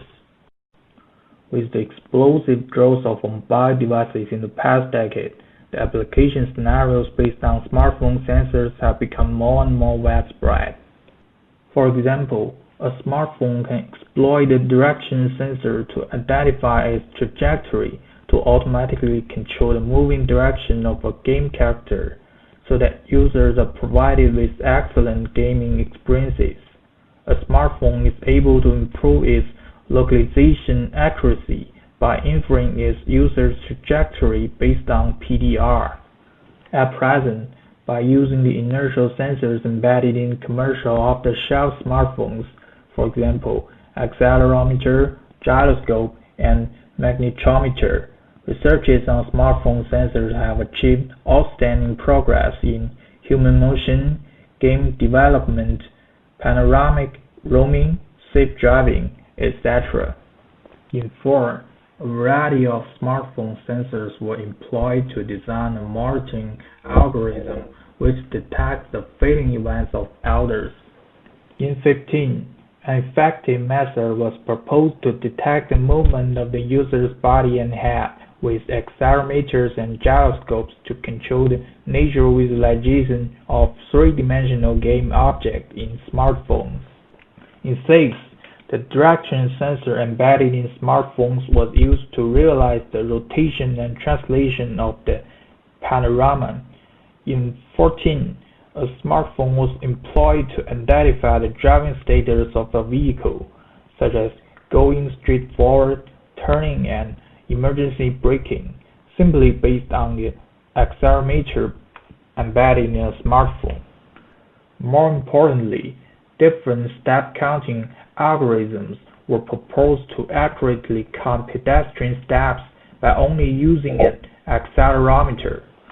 For instances, in 8 and 11, gyroscope was employed to implement more accurate step counting algorithms.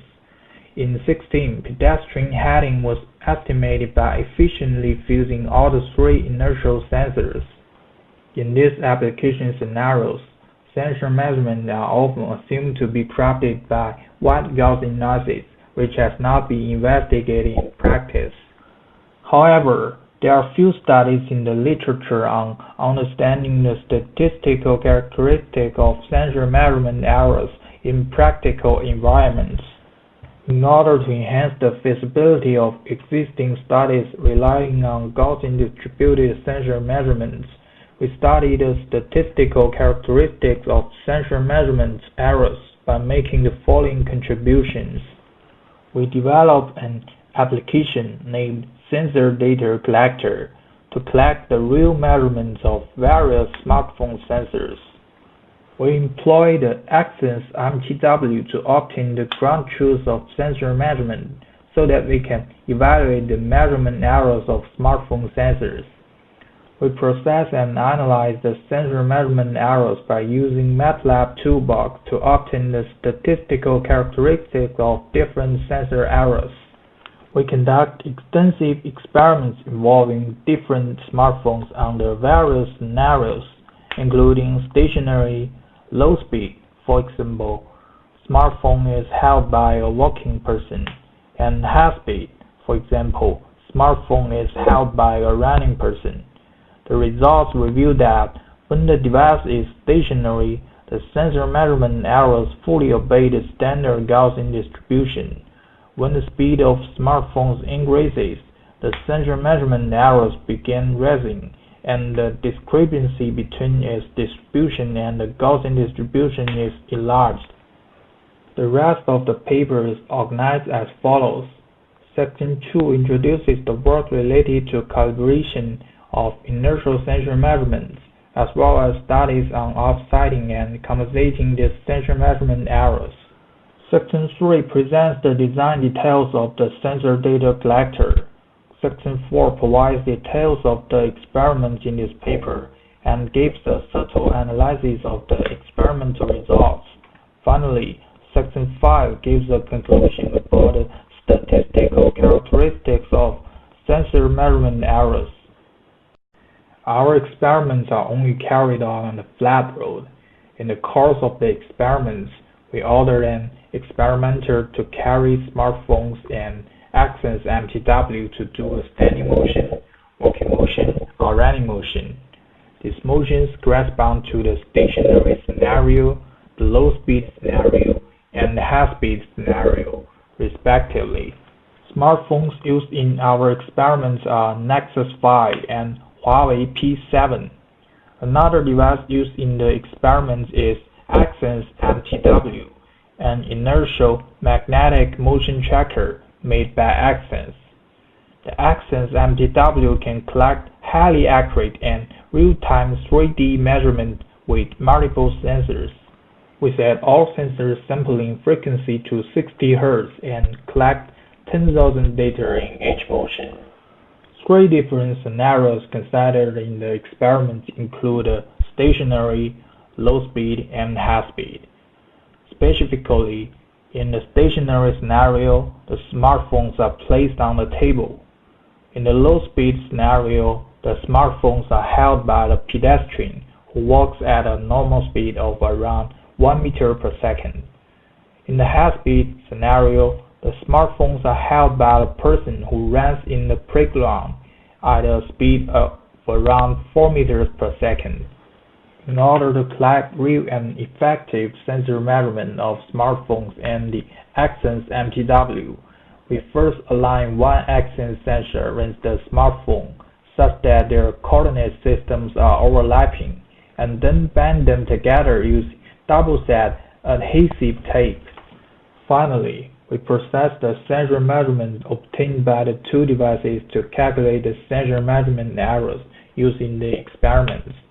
In addition, the magnetometer measurement units about two devices are inconsistent. The magnetometer measurement unit in a smartphone is μT, and the magnetometer measurement unit in MTW is Gauss. According to the unit conversion relationship between Tesla and Gauss, reduce the magnetometer measurement of the former by 100 times to make the two magnetometer units consistent. Since two electromagnetic devices interfere with each other, we only collect the magnetometer measurement errors under the stationary scenario in a relatively non-magnetic interference environment. When a mobile device is stationary, we use the deep feed toolbox provided by MATLAB to check the statistical characteristics of the sensor measurement errors. Due to the space limit, we have shown the probability density function plot of the different measurement errors collected by two devices in Figure 2. The horizontal axis of Figure 2 represents the range of sensor measurement errors, and the vertical axis represents density. Density depends on the group spacing and frequency of different elements. In Figure 2, HW and N5 respectively represent the Huawei P7 and Nexus 5. Looking carefully at Figure 2, we find that the probability density function plot of sensor measurement errors conforms to the Gaussian distribution characteristics and satisfies the boundedness, unimodality, symmetry, and compensation. These characteristics can be judged that the sensor measurement errors obey the Gaussian distribution. To further illustrate this discovery, we use the norm plot function provided by MATLAB to draw some normal probability plots of various sensors as shown in Figure 3 and Figure 4. Therein, the horizontal axis denotes the measurement errors and the red dashed lines measure the linear coincidence degree. It can be observed that the sensor measurement errors nearly always obey Gauss distributions.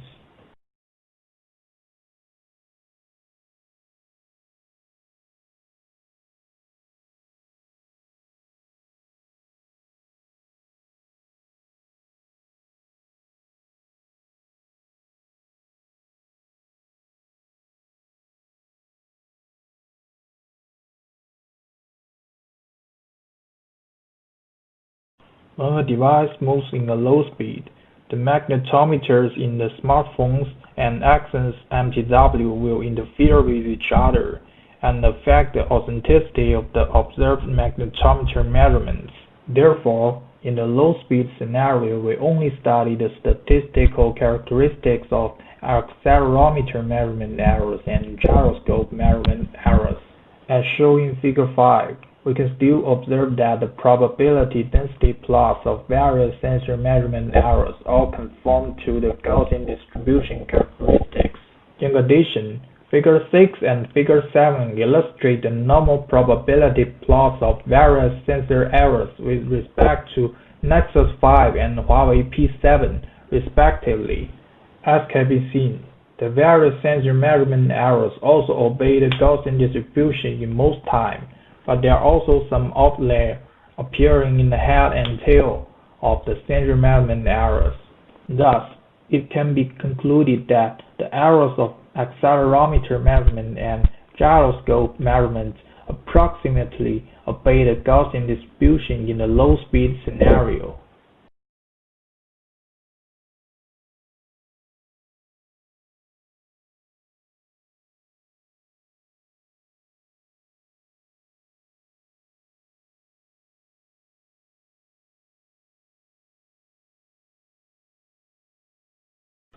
The method of verifying the statistical characteristics of the sensor measurement errors in a high-speed scenario is the same as the measure mentioned before, and the conclusions are consistent with the sensor measurement errors in low-speed scenario. However, observing Figure 2, Figure 5, and Figure 8, we can conclude that the range of sensor measurement errors becomes larger with the increase of the moving speed. It is noticeable that the approximation to Gaussian distribution becomes degrading in the high-speed scenario in comparison with the low-speed scenario.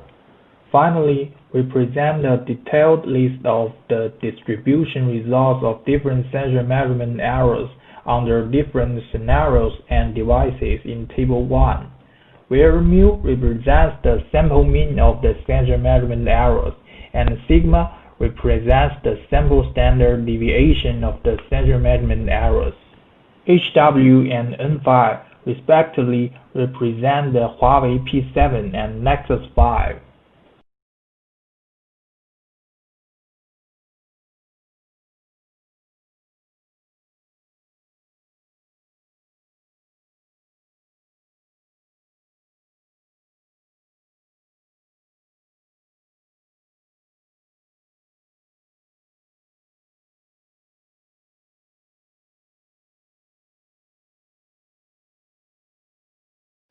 In this work, we obtained the error characteristics of smartphone inertial sensors by making the following contributions. First of all, we developed an Android application named Sensor Data Collector to collect the measurement of smartphone inertial sensors. The measurement collected by the Access MTW was used as the ground truth to evaluate sensor measurement errors. Finally, based on the experiments carried out under different scenarios, the sensor measurement errors was processed and analyzed by using the MATLAB toolbox. The experimental results showed that the statistical characteristics of the sensor measurement errors are dependent on the moving speed of smartphones. To be specific, when the device is stationary, the sensor measurement errors fully obey the standard Gaussian distribution. When the speed of smartphones increases, the sensor measurement errors begin rising, and the discrepancy between its distribution and the Gaussian distribution is enlarged. Our studies not only confirm the assumptions of Gaussian distributed measurement of inertial sensor in many existing algorithms, but also provide more accurate descriptions of error characteristics of inertial sensor measurement in smartphones, which will definitely benefit future researches.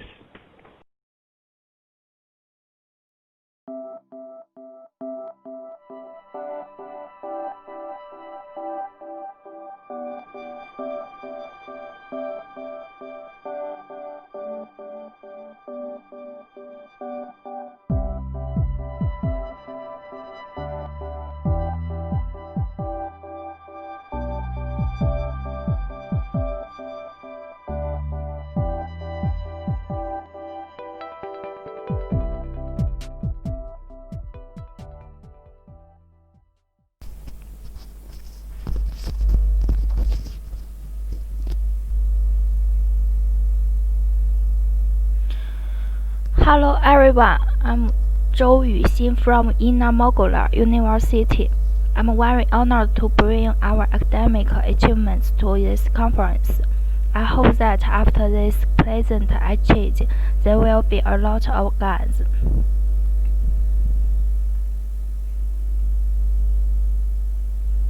I will introduce my content from 4 aspects.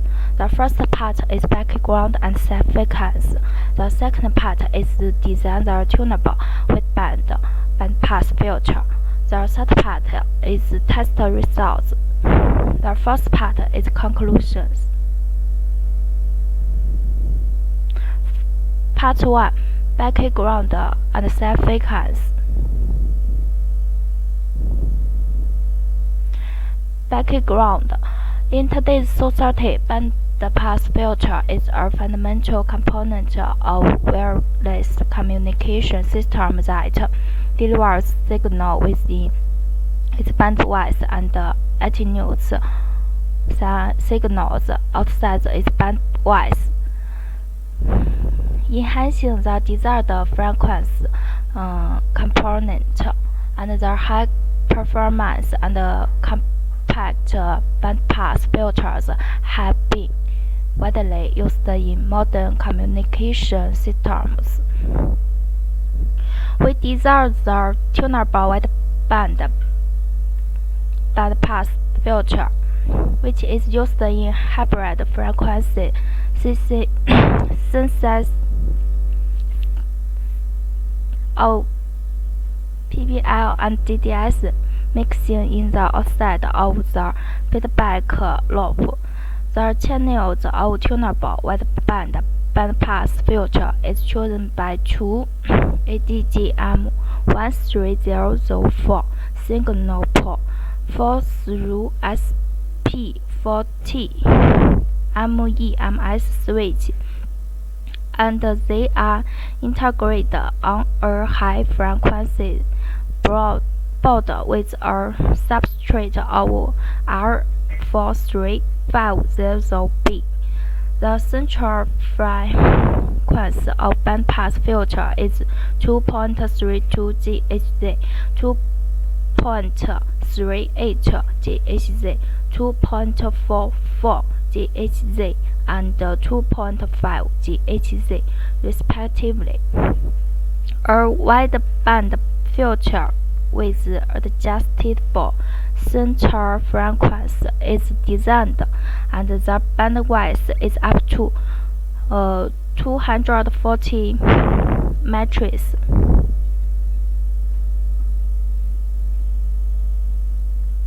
The significance. The hybrid frequency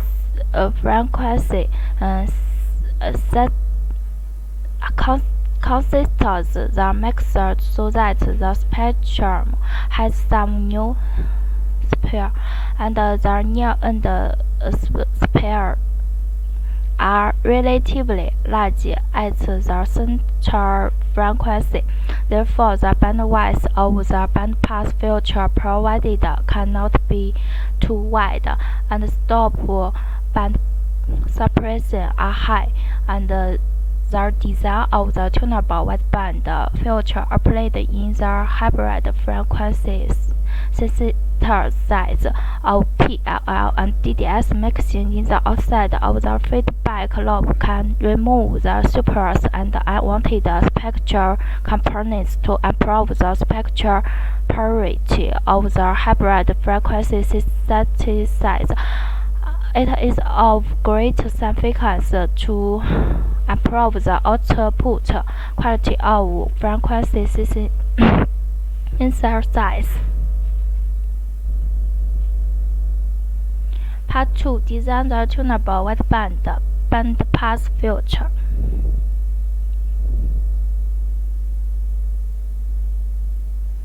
The design adopts the structure of bandpass filter consisting of cascade components. Micro strip line nodes is shown in the picture. The Z is the characteristic impedance of the microstrip line bandpass filter as the input and output ports. In this design, there is 50 ohm.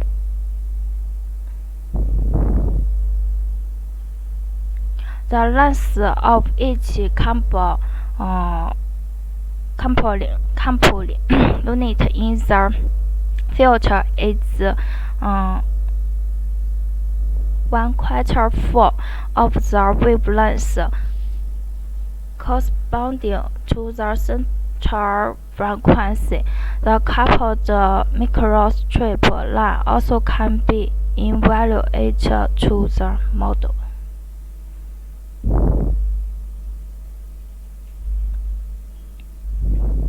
The specific steps for designing a microstrip edit coupled bandpass filter are as follows. 1. According to stop-band suppression ripple parameters, passband range, and appearance of related papers, the normalized parameters of the low-pass prototype devices are respective. 2. According to the requirement of bandwidth in the design, the bandwidth of every bandpass filter is 60 meters, and the center frequency is calculated by according to the normalized bandwidth formula of filter. The normalized bandwidth is determined. The following parameters are recalculated by the bandwidth as shown in this equation 1. Those parameters can be used to calculate the old model impedance of the transmission line by this equation 2, and the characteristics impedance of the even mode is as this equation 3, where the subscript I and I81 represent the coupled microstrip line elements. Therefore, the relevant parameters Zheli and J is calculated according to equation 1, and the characteristic impedance of odd and even models are calculated by using equation 2 and 3. The specific calculation value can be seen in the paper. Consider the effect of the microstrip line. The size of each microstrip line needs to be corrected. The size of the microstrip line calculated by the previous step may not meet the requirements, and it needs to be optimized by using the optimization tools in ADS. The size of the microstrip line is shown in the paper.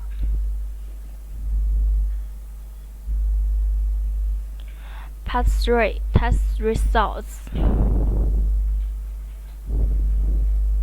In this design, the PLL generates local oscillation frequencies are 2195 matrix 2000 2251 matrix, 2315 matrix, and 2375 matrix, respectively.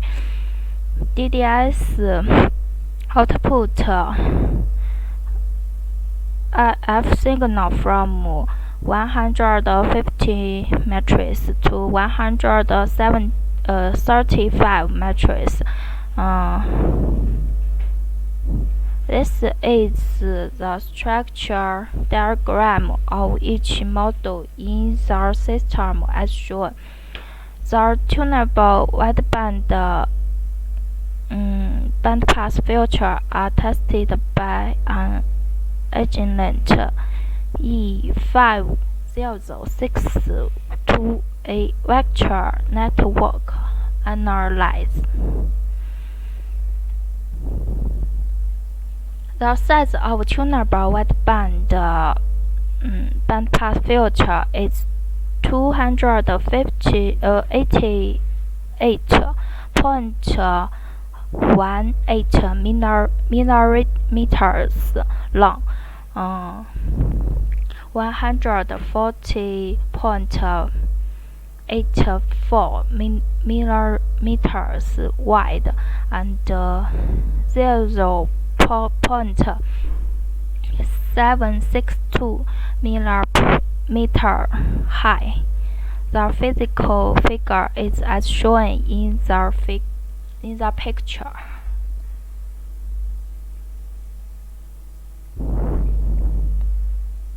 The test results are shown in the figure below. The center frequency of filter is 2.32 GHz, 2.38 GHz, and 2.5 GHz, and it can completely realize the precise target and filter the spurious spectra effectively.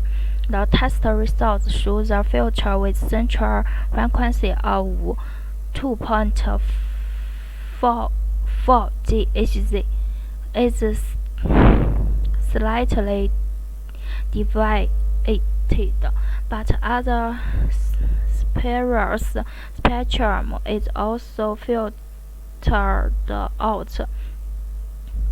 The reason is the tunable wideband bandpass filter is composed of 4 filters with different central frequencies, and in order to connect the SMA connector to the real edge, it is necessary to add a different length of microstrip line on the layout, and results in a greater edge effect at the open end of the coupling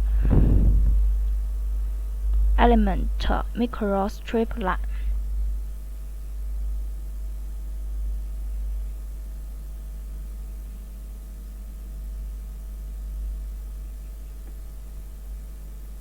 In order to verify the performance of the tunable wideband bandpass, the output spectrum of the hybrid frequency signals is tested by spectrum analyzer.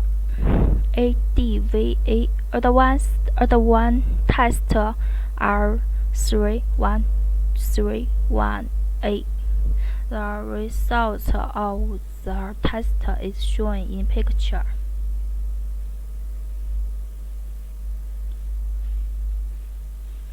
In picture ABCD, the test results show the spurious components and unwanted frequency components are removed.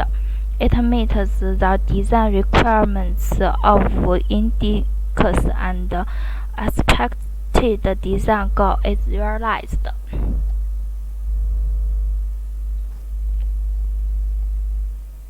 The range of tests from 2.29 GHZ2, 2.53 GHZ. Another interval of mean frequency spectrum is 10 matrix. The power of mean frequency fluctuates slightly at 2.45 GHz.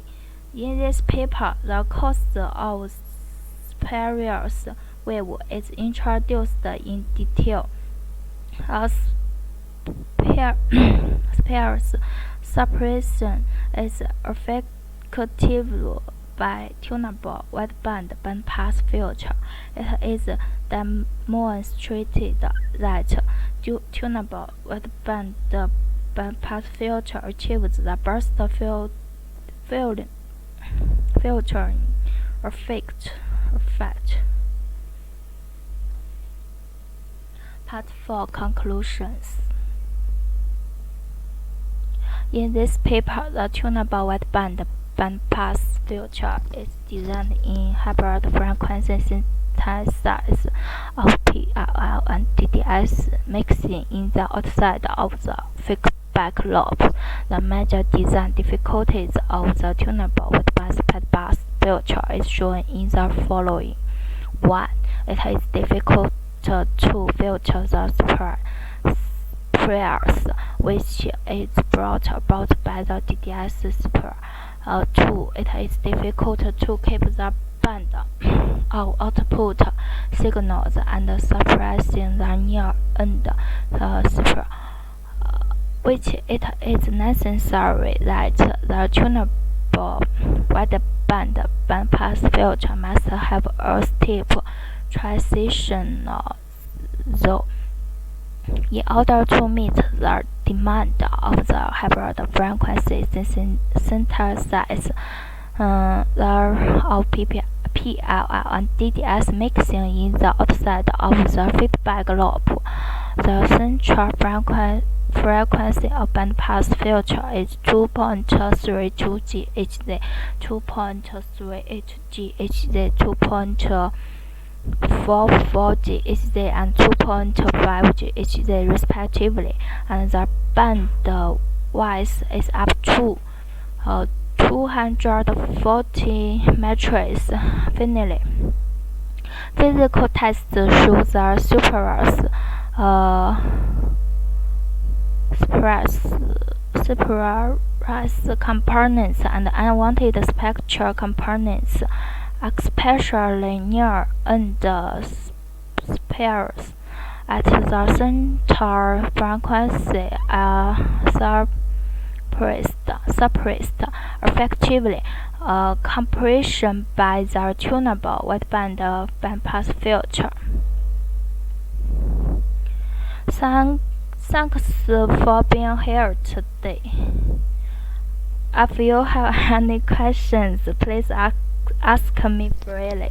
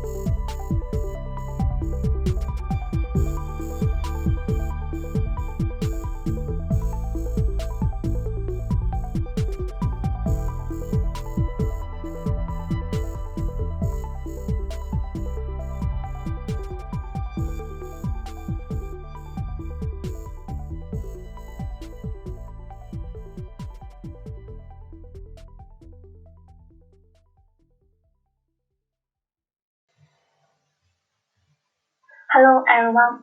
I'm going to make a speech about research on community-based opportunistic network routing protocol. This PPT is divided into 5 parts.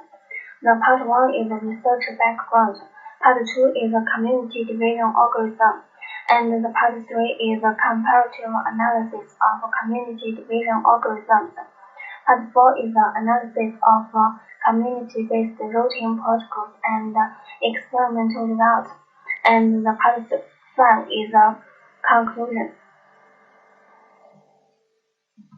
Okay, first, let's learn the first part, research background.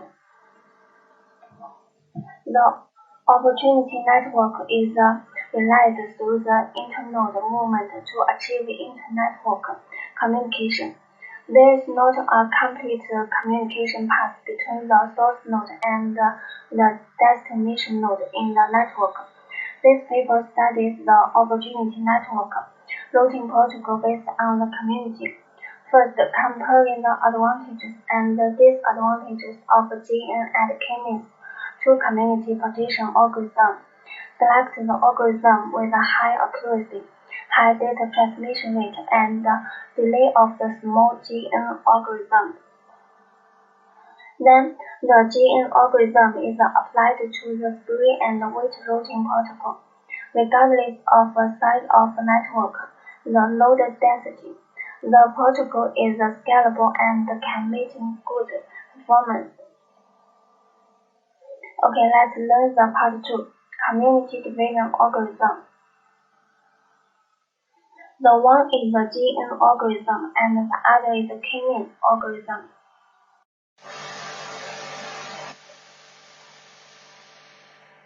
Okay, first we introduce the GN algorithm. GN algorithm is a representative splitting method. The edge intermediary is defined as a number of shortest paths through any two nodes of the edge in the network, continuously deleting the edge with the largest intermediary from the network, will divide the inter-network into more closely related communities. That is the GN algorithm example. Take the data source of carrot club as an example. Run the GN algorithm and get the result showing figure 2.1. Divide the result in two communities, the society 1 and the society 2. Draw the result of community division with the NetDraw software and showing figure 2.2. This is the result of community division drawn by NetDraw software. Take figure 2.3 as an example to illustrate the execution flow of the GN algorithm. Use the shortest path algorithm to find the shortest path from vertex 1 to vertex 8 in figure 2.3a. Repeat step 1 to detect the shortest path between all vertices of the network and calculate the edge intermediaries of all edges, and showing figure 2.3b. Count the maximum number of the edges and delete it to get a community structure showing figure 2.3c.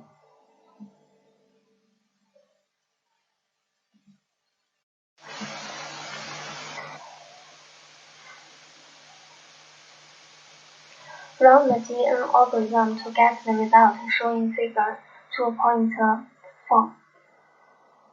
This is the GN algorithm running result.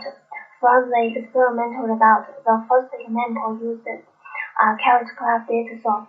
The result of community division using GN algorithm is exactly the same as the result of the community division. The second example uses an ordinary graph as a data source and GN the community division. Results obtained by the algorithm are the same as the actual ones. So the community division accuracy of the gene algorithm is high.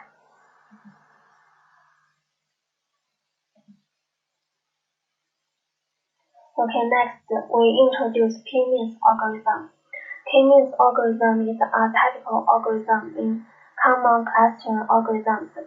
First, the value of the parameter k needs to be determined, and then set of n objects is divided into k clusters by the distance, so that the clustering result is that the distance with the cluster is close, the similarity is high, and the distance between clusters is long. The similarity is low.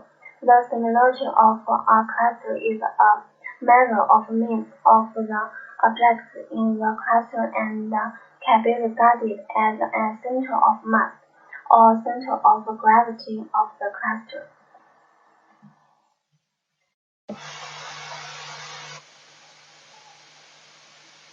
Okay, this is the K-means algorithm example. The experimental process used a set of 3D data, source and community division results, and shown in table 2.2.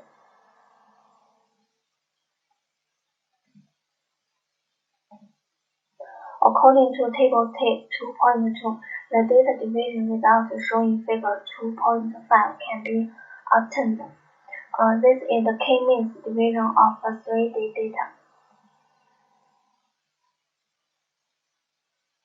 The processing results are shown in figure 2.6. This is the processing of K-means result. Okay, let's learn the part 3, comparative analysis of gene algorithm and K-means algorithm. Analysis of gene algorithm. The community division effect of the gene algorithm is more accurate than other algorithms, and it is suitable for medium-scale network with a number of nodes n less than 10,000. The disadvantage of a gene algorithm is that the time complexity is relatively large, so the analysis effect on large-scale complex network is not ideal, and it takes a long time. The time complexity is O n, and n is the number of nodes. To solve this problem, people have proposed many improved algorithms based on the GN algorithm, such as a Newman-Faster algorithm based on the GN algorithm, which actually is a condensed algorithm based on the idea of a greedy algorithm, which can analyze a complex network of 1 million nodes. Analysis of K-means algorithm. K-means algorithm is simple and fast. It can efficiently process large-scale data sets and it is suitable for continuous data set. When the result cluster is dense, the cluster is distinct from the cluster, and the clustering is better when the data distribution is convex or spherical. K-means clustering is an iterative clustering algorithm. During the iterative process, the members in the cluster are continuously moved until the ideal cluster set is obtained. The time complexity is OTKn, and T is the number of iterations. The final clustering result of the K-means clustering algorithm largely depends on the initial center point, which is randomly selected. The traditional K-means algorithm may converge to a local optimum instead of a global optimum. Some methods to improve K-means performance have been proposed, but most of them require additional input, such as a threshold for the number of data points in the dataset. The performance of the K-means clustering algorithm depends on the initial position of the clustering center. That is, the random initial value selection may lead to different clustering results, and even there are no solutions, and the algorithm performs noise pointer and solitary pointer. The data is very sensitive. A small amount of this type of data will have a very large impact on the average.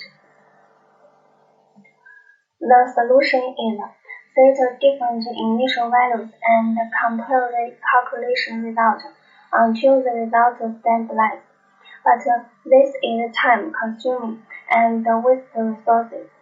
Although the K-means algorithm is simple and fast, the experimental results are too dependent on the choice of initial values, so K-means is not used as a routing protocol.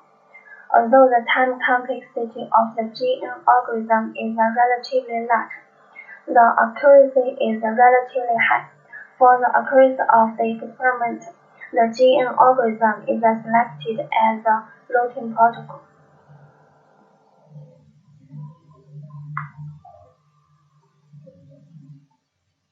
This experiment is based on the spray and weight algorithm.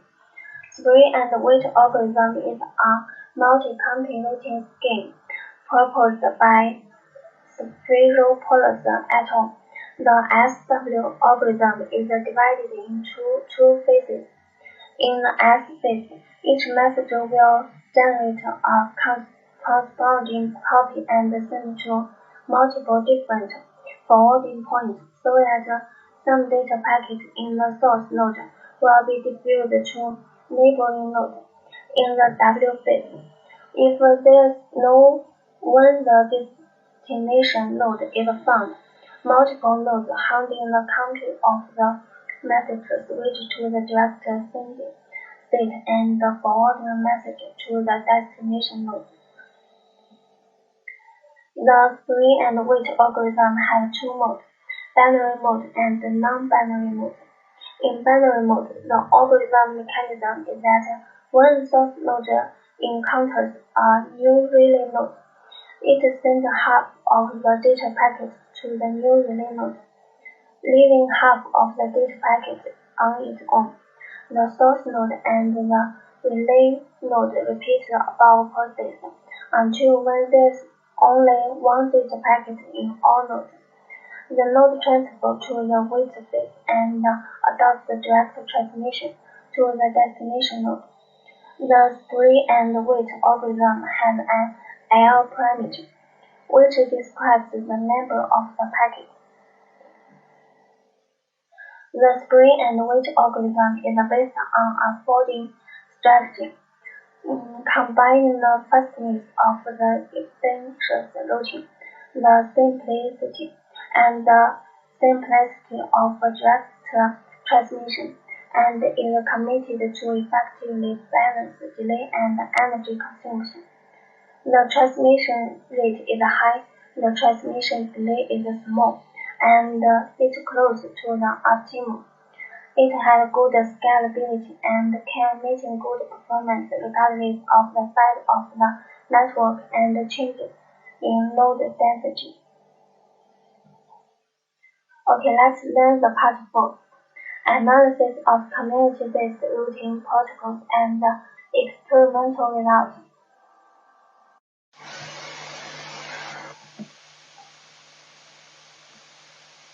Spray and weight algorithm is a routing algorithm based on the community in this experiment.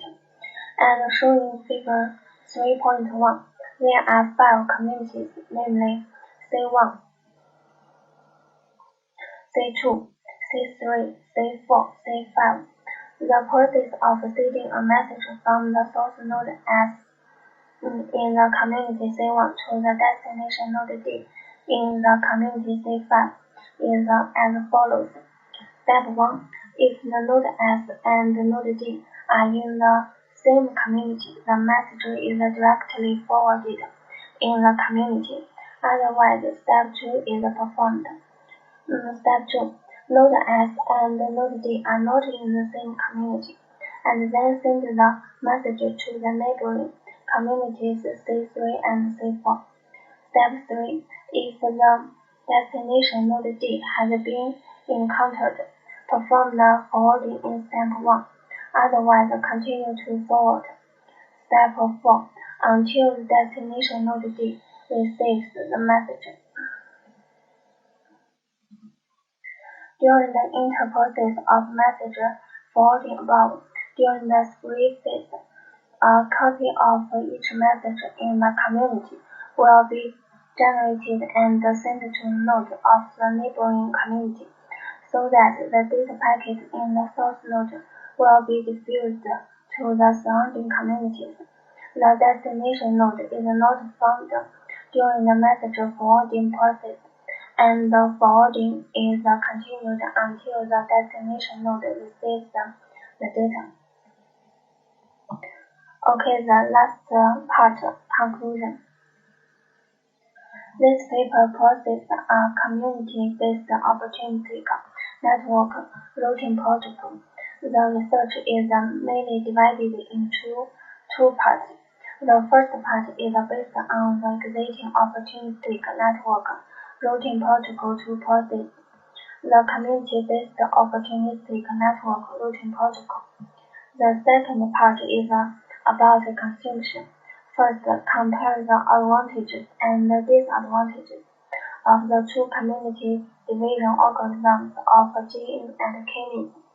Decide to use more accurate GN algorithm for community division, and then perform message routing on the divided communities. This article uses spree and wait routing protocol, which is faster, simple, and has a high transmission rate. Okay, that's all. Thank you very much.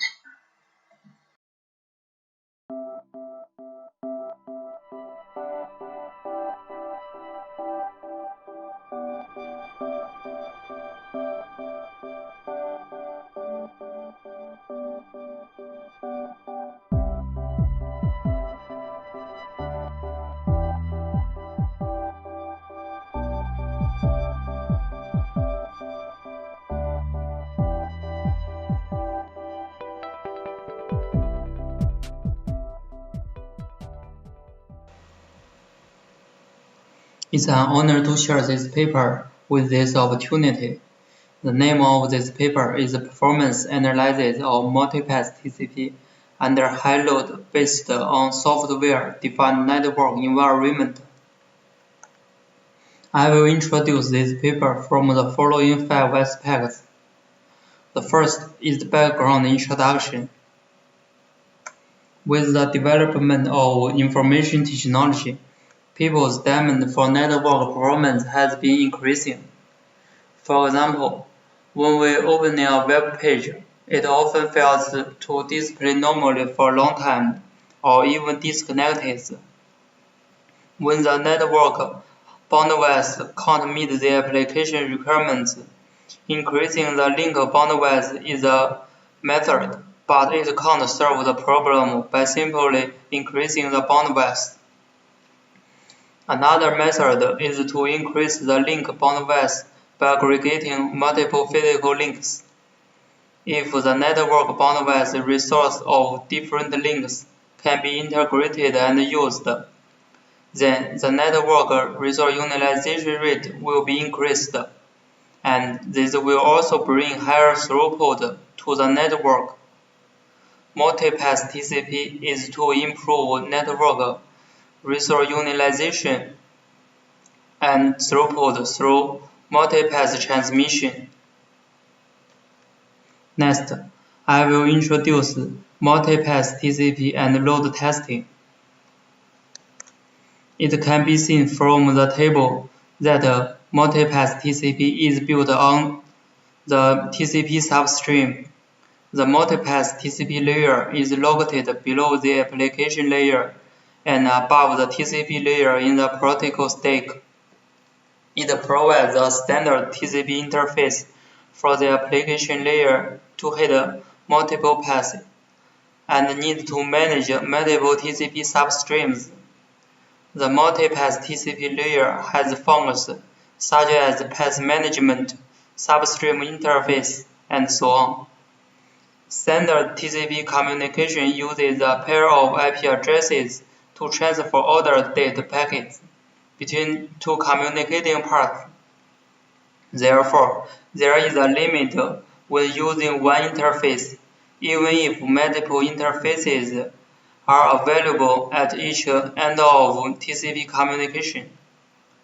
Multipath TCP can use multiple interfaces to establish sub-connection paths between pairs at the same time, compared with traditional TCP protocol. Multipath TCP has the following advantages. First, multipath TCP uses multiple paths to transmit data, which can increase the transmission bandwidth. Second, multipath TCP improves transmission efficiency. About load testing, load testing can be seen as part of performance testing, because the load test is to find the performance problem of the system. The load test needs to find the problem through the system performance behavior, so as to provide help for performance improvement. The load test under high load can find problems affecting the stability of the system faster.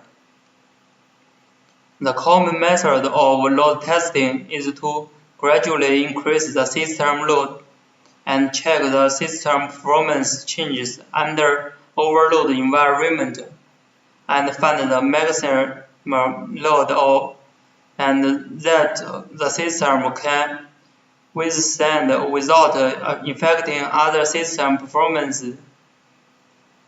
Perform load testing before user understand the system performance, response time, and processing power, so as to achieve the purpose of predicting in advance. It can identify problems by system performance characters or behaviors to help improve system performance. Based on the research on the preliminary work, this paper finds that under high load conditions, there is still a lack of research and analysis of multipath TCP performance. In this paper, we perform load test and analysis on multipath TCP in software-defined network environment, study the performance of multipath TCP under high load environment. In order to test the performance of multipath TCP in a high load environment, we simulated a common web application network framework for testing. The main contributions of this paper are follows. First, we compare the performance differences between multipath and traditional TCP under high load environment and analyze the results. Second, we simulated a common web application network architecture and analyzed the multipath transmission performance under the architecture. The third part is the experimental design. As shown in the figure is the network architecture simulated in this paper. Client, web server, and database are deployed on the three hosts, and the client is used to access the server and store the records in the database. Each host has two IP addresses. Record the use cases by accessing the school examination system under real network conditions. Use these exam cases to load test the web server. We select a page JMeter as a load testing tool. The page JMeter application is open source software and is a Java application designed to load test function behavior and measure performance. It was originally designed for testing web application, but later expanded to other testing facilities. A PageG meter can be used to test the performance of static and dynamic resources, web-dynamic applications. In this paper, it used to simulate heavy loads on servers and network objects to test their strengths or analyze the overall performance under different load types. The first part is the experimental result of this paper. In this test, the throughput performance of multi-pass TCP transmission and traditional single-pass TCP were tested under the test framework, and the multi-pass TCP and single-pass TCP transmission throughput were compared, observed and analyzed the performance changes of multi-pass TCP and traditional TCP under different loads. In the test experiment, 4,000 threads were fixed, and each thread has 20 requests. This figure shows that throughput changes of single-pass TCP and multi-pass TCP with a different thread start time, increasing experimental load by reducing start time. As can be seen from this figure, the throughput of multi-pass TCP is significantly higher than that of traditional single-pass TCP under each different load. As the test loads continue to increase, the throughput of multi-pass TCP also increases, and the throughput increases significantly. Or multi-pass TCP requests can completed almost immediately after the thread start time is over. From the minimal test load to the maximum test load, the throughput has increased by 50%, which has been greatly improved. The traditional single-pass TCP transmission throughput also increases with increasing load, but the growth rate is not observed, and the problem of error requests appears, causing some requests to fail to respond normally.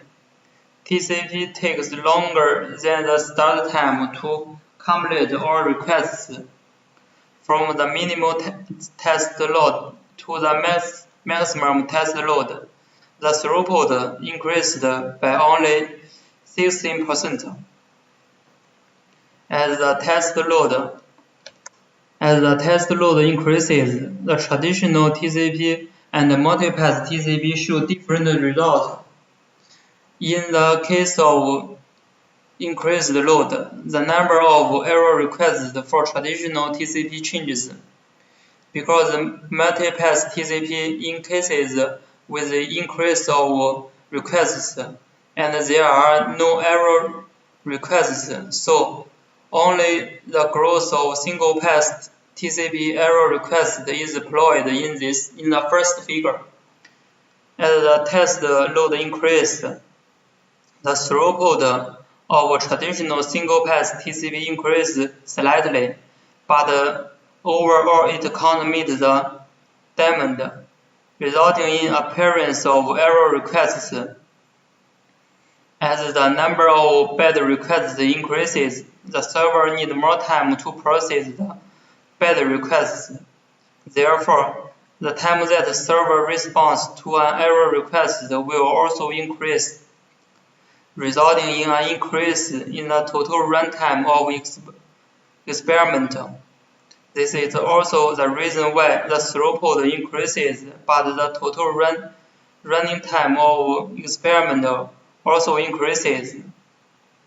The second picture shows the composition of the total running time of traditional single-pass TCP and multi-pass TCP experiments under different loads. Multipath TCP can increase the throughput under the condition of increased load without error requests, because the server only needs to handle normal requests. The throughput increases with the increase of test load, and the experimental runtime decreases with the increase of test load. Finally, I will introduce the conclusion and future work. This paper tests the performance of multipath TCP under high load and compares it with TCP.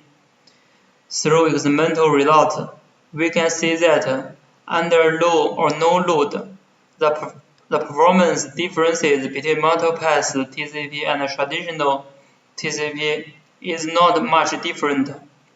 At the maximum load tested in this paper, the throughput of multipath TCP is compared to traditional TCP has increased by 45%.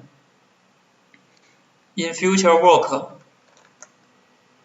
we will consider applying multipath TCP to data center networks, spatial information networks, and even combining with software-defined networks, so that it can have better application scenarios, and it committed to improve the performance of multipath TCP.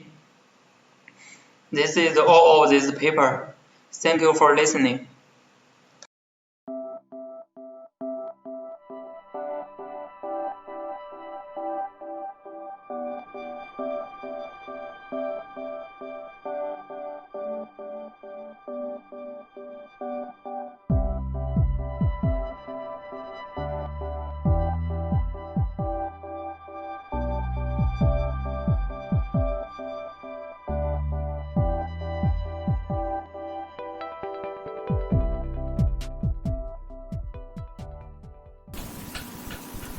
Ladies and gentlemen, I'm honored to have the opportunity to speak at this meeting. Today, I would like to present my paper, Performance Analysis of QUIC-UDP Protocol under High Load.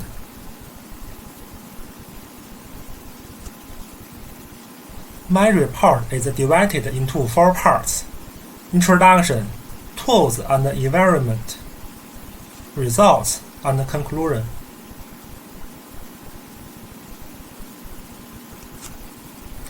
My introduction has 3 parts: background, present study, and purpose. Background: TCP has been the dominant transport protocol on the Internet for the last decades, but several factors could reduce it in the coming years. With the use of TCP, it exposed some shortcomings.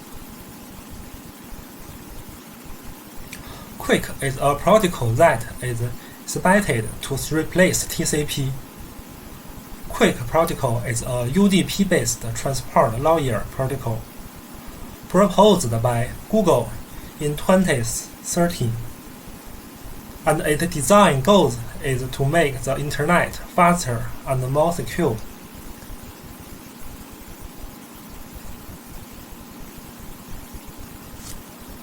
QUIC has gone through many versions, with the continued optimization of QUIC. Some new versions of QUIC no longer support Google Chrome. The last version that supports Google is 0.10. We distinguish GQuic and iQuic, and conduct experimental analysis.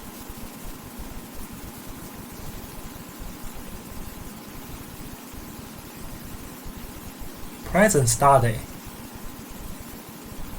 Recent study demonstrates that the QUIC protocol shows better performance in poor network environments. Due to the different network connections, the performance of the QUIC protocol will also fluctuate, and the throughput will greatly affected. There is not much research on the performance of TCP and QUIC protocols under high-load network connections.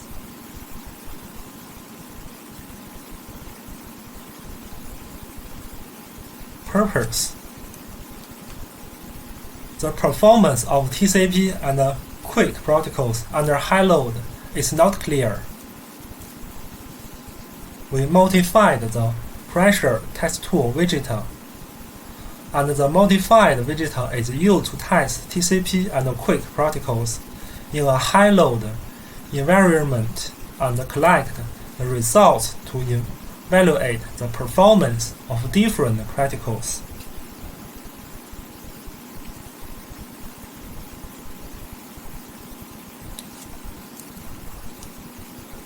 Widget is a multifunction HTTP load test tool written in Go language. Widget can request of different frequency to a certain website according to users' needs and collect environmental results.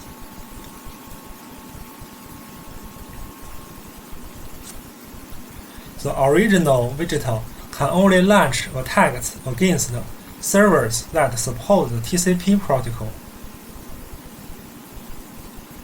We transform widget and follow the original widget attack method.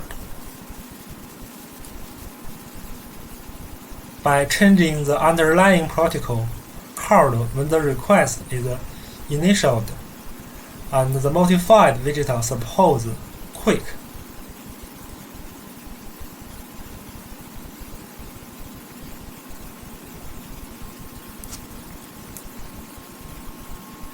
Experiment.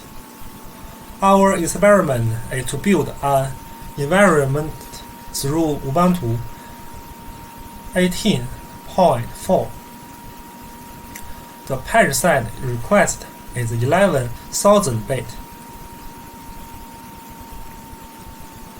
We analyze the performance of each protocol by increasing the number of attacks per second, observing the average delay, throughput, and the success rate under different protocols.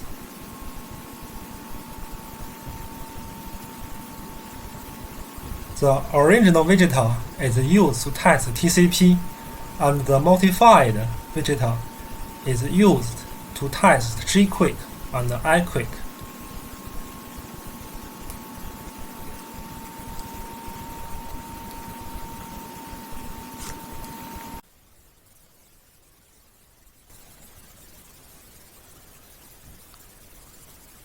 Results. The environmental results are as follows. Although the same page is requested, because of using different protocol, the delay and the total numbers of packets transmitted are not the same. As can be seen from the table, when requesting the environment page, the number of data packets that TCP needs to transmit is smaller than GQUIC and iQUIC. iQUIC is higher than GQUIC. In terms of latency, GQUIC and iQUIC are inferior to TCP, and iQUIC has advantage over GQUIC.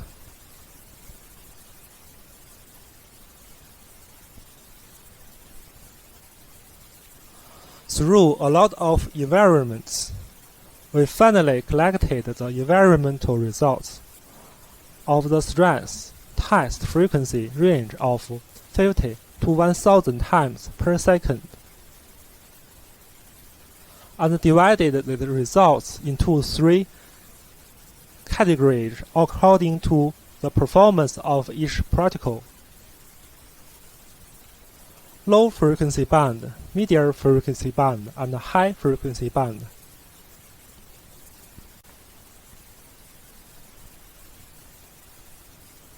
As shown below, low frequency band includes environmental results with an attacked frequency of 50 attacks per second to 200 attacks per second.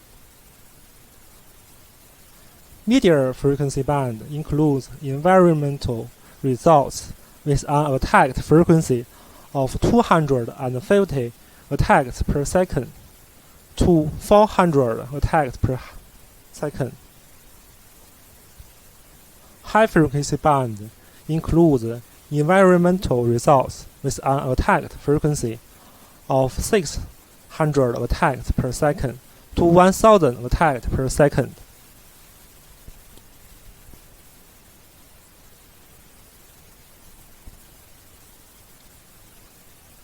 The results of the environmental data collected in the low frequency band are shown in Table 2. It can be seen that the TCP protocol is superior to the QUIC protocol in terms of the average delay, throughput, and the success rate at low frequencies. In terms of delay, QUIC protocol is 7 to 8 times that of the TCP protocol, and iQUIC is slightly better than gQUIC.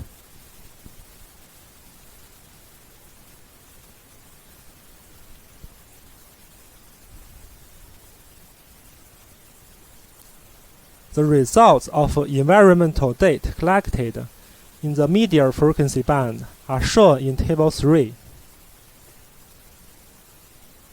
It can be seen that the TCP protocol is still better than QUIC protocol, but the performance of QUIC protocol decreases, and it can be seen that the iQUIC performance drops faster than gQUIC, so that it starts to be inferior to gQUIC in terms of average delay, throughput, and success rate.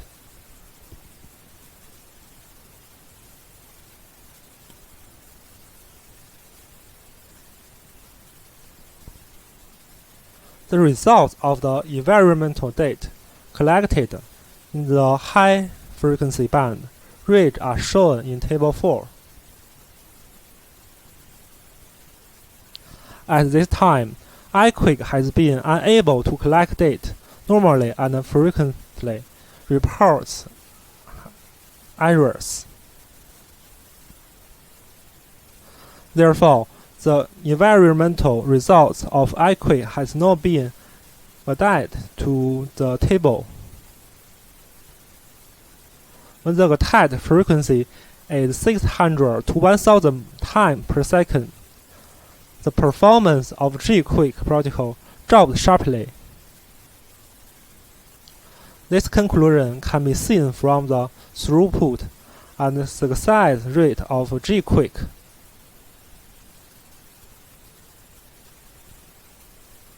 Although the average gQUIC delay in the band is very low, it does not mean that gQUIC is performing well, because the average delay at this time is the result of a large number of error requests.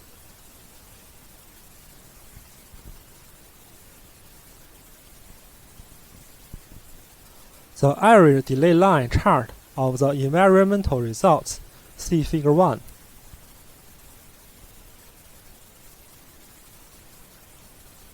Because the success rate of a high-frequency band QUIC protocol drops sharply, the average obtained at this time is the average delay in the case of failure,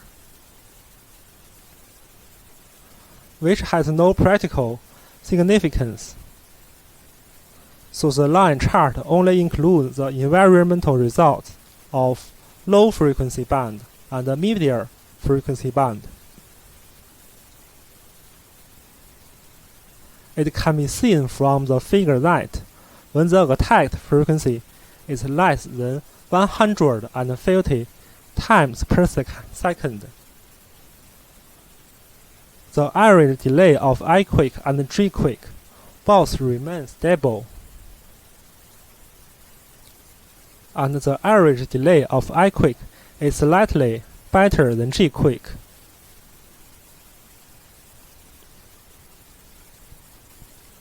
When the attacked frequency is greater than 150 times per second,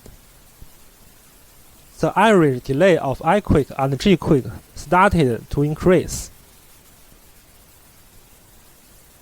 The average delay of iQUIC increased significantly faster than G-QUIC, and soon exceeded G-QUIC. The average delay of G-QUIC was more stable. The average delay of the TCP protocol remains very low and stable throughput.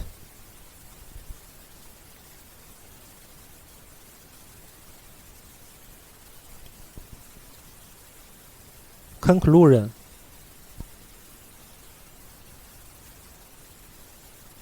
We can see that the TCP protocol is stable and superior to the QUIC protocol. iQUIC has better performance under no pressure and low pressure.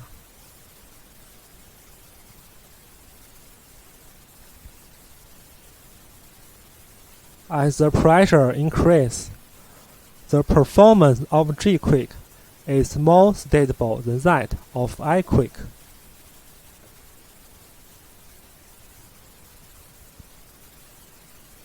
In Cellular, because the QUIC protocol is better than TCP in terms of handshake, the QUIC protocol should be superior to TCP in terms of latency.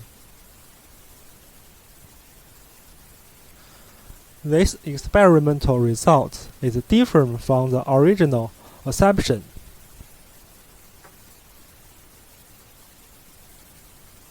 In future work, we will do more research on TCP and QUIC protocols, and explore the reason leading to the environmental result.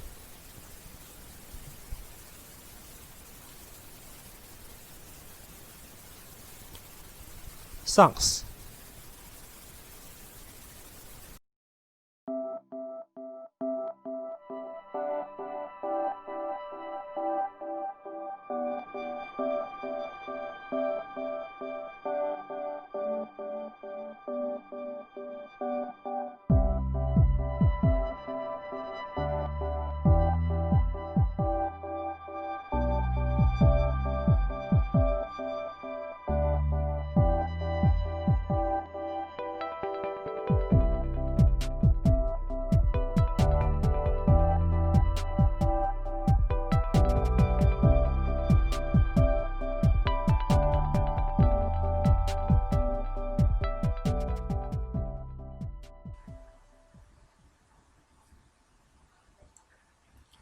Hello everyone. The title of our paper is Study on Ruminant Recognition of Calls Based on Activity Data and Long Short-Term Memory Network.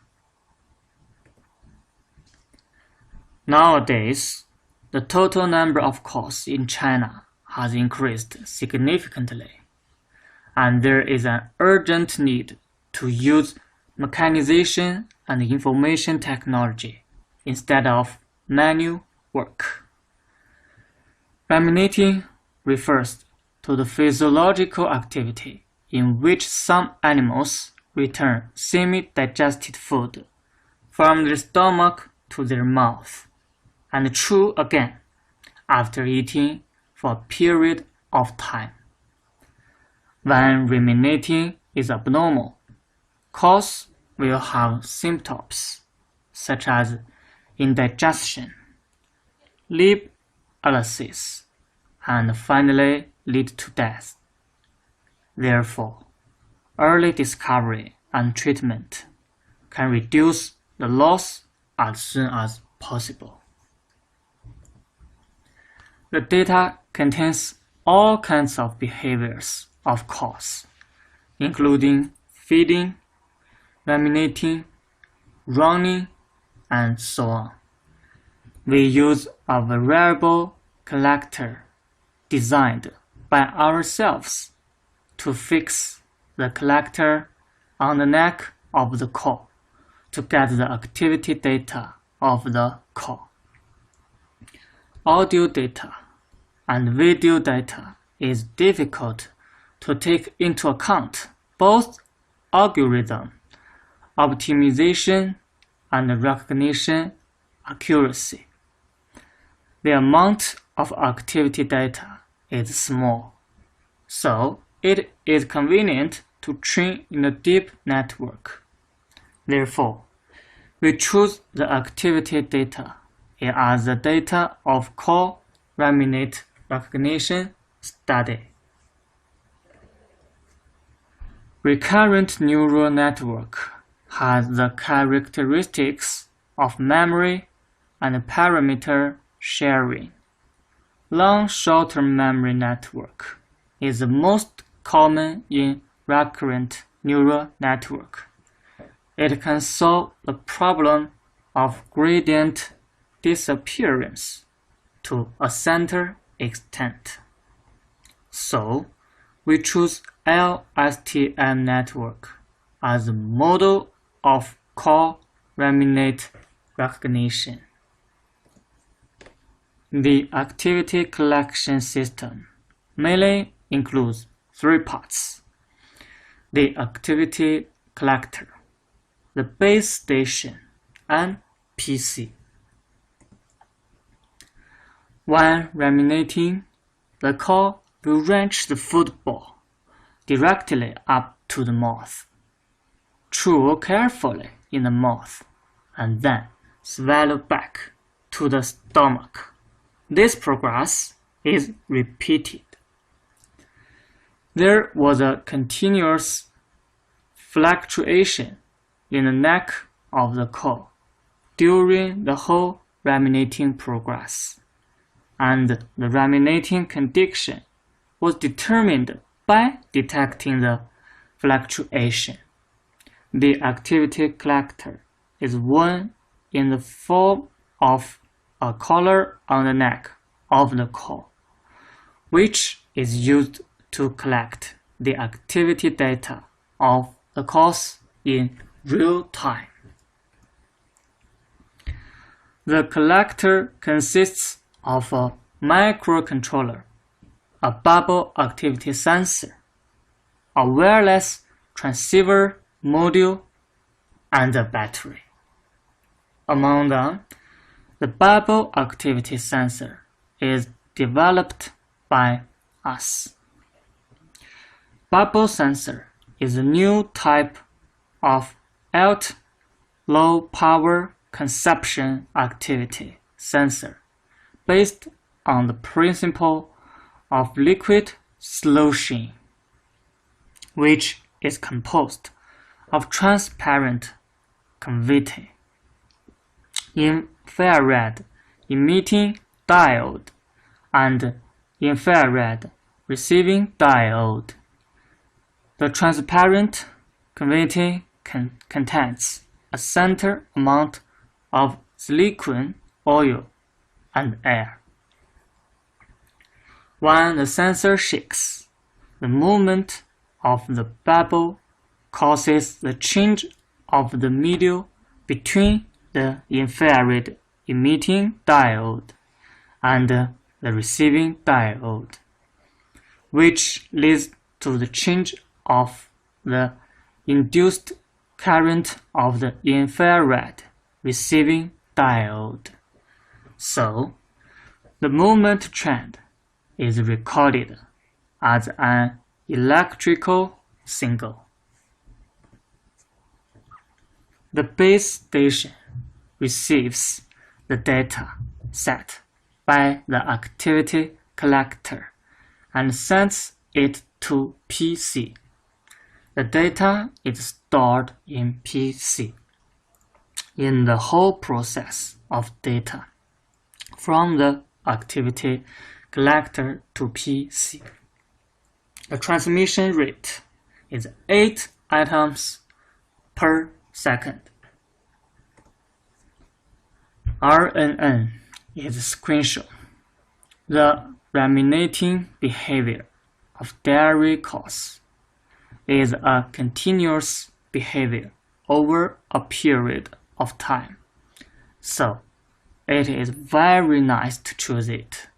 However, the traditional RNN has long-term dependence problems, but LSTM network can solve it, so they are widely used. In our designed LSTM network, there is a single input layer, and the input layer has a cell to read and transmit activity data.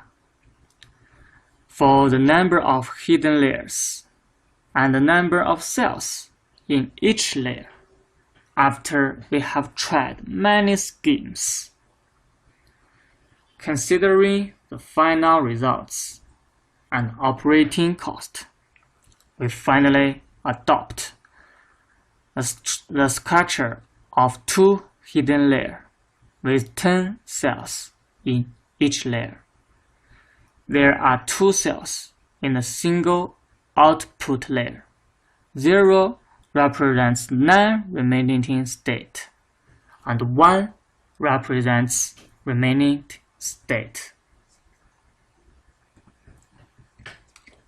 Like most neural networks, each input layer cell of LSTM is connected to any hidden layer cell. The special feature of LSTM is that the cells of its hidden layer can connect to each other and share weight values. This ensures the efficiency of LSTM in dealing with timing problems. When the operation of all the hidden layer cells is completed, the results are sent to the output layer to get the final output. In the LSTM network, the hidden layer contains 3 gates for the realization of memory: the input gate, the forgetting gate, and the output gate.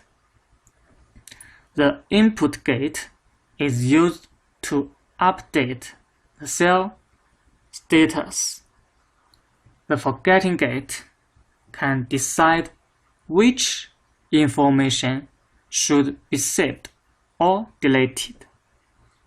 The output gate is used to determine the value of the next hidden state.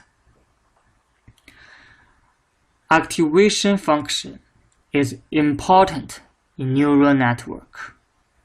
If there is no activation function in the neural network, then the output of each layer is a linear function of the upper input, which has the same effect as no hidden layer. So, it will make the hidden layer meaningless. In the hidden layer of our LSTM network, we use sync-mode activation function to help adjust the value of flow through the network. In July 2019, we collected a lot of data from a farm in Huang, China.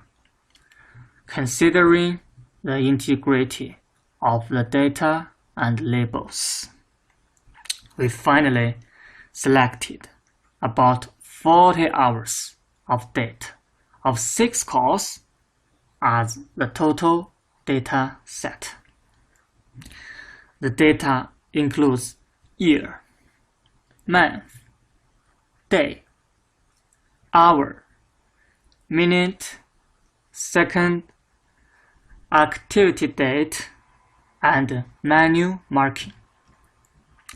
The minimum time length of manual marking is 1 minute, and the date every 3 hours is divided into a subdate set, in which 57,600 pieces of data in the first 2 hours are taken as a training data set, and 28,400 pieces of data in the third hour are taken as a test data set.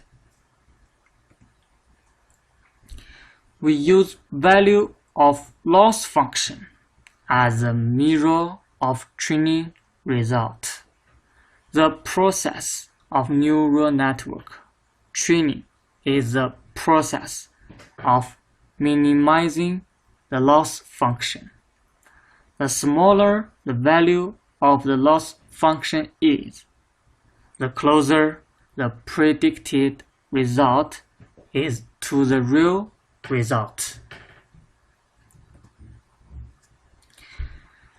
We use accuracy as a mirror of test result. The accuracy of different individuals is shown in the table. We believe that the range of activity data of different individuals is different, which leads to different accuracy of LSTM network. Based on the comprehensive analysis of all individual data, it is included that the recognition accuracy of LSTM network is 0.78.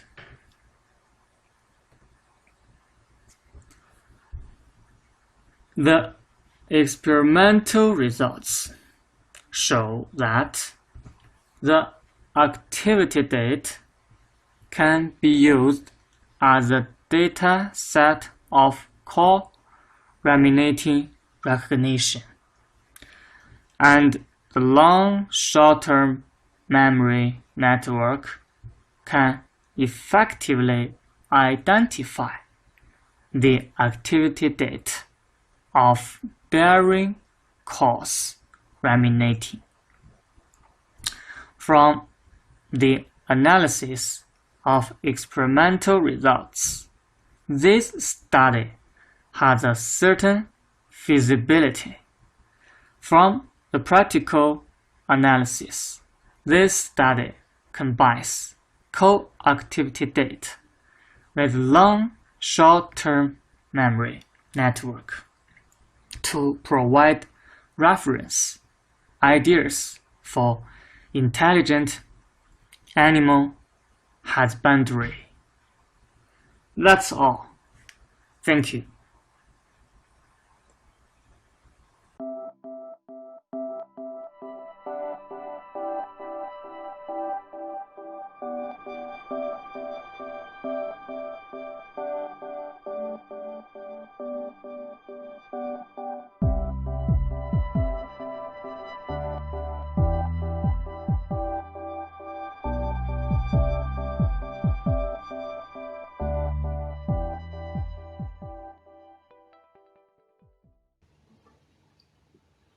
Hello everyone, my name is Zhou Jia, and I am the first author of the paper titled Evaluation Method for Water Network Connectivity based on graph theory.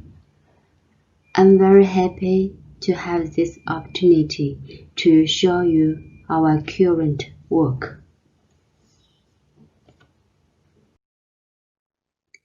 The content is listed as follows, with 4 parts.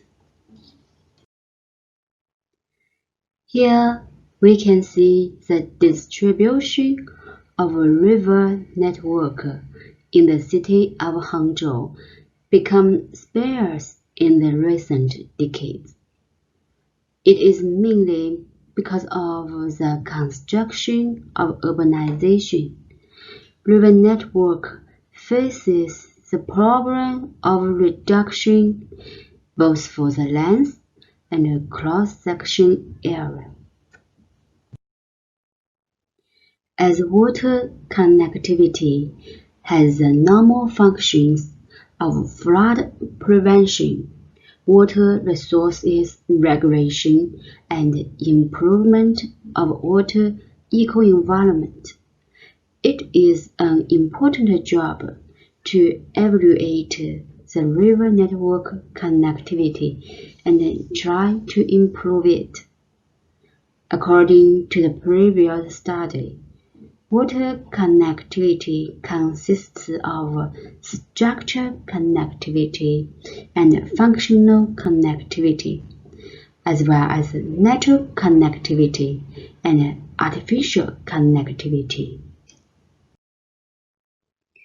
To evaluate the connectivity of river network, several assessment methods are put forward to solve the problem.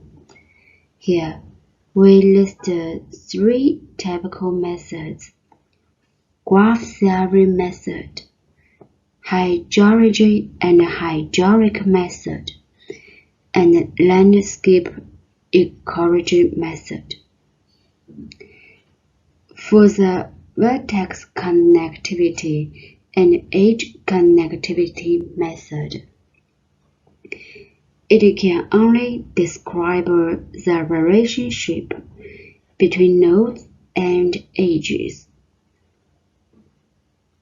Landscape ecology method also focuses on the structure and patterns of the river system by major indexes.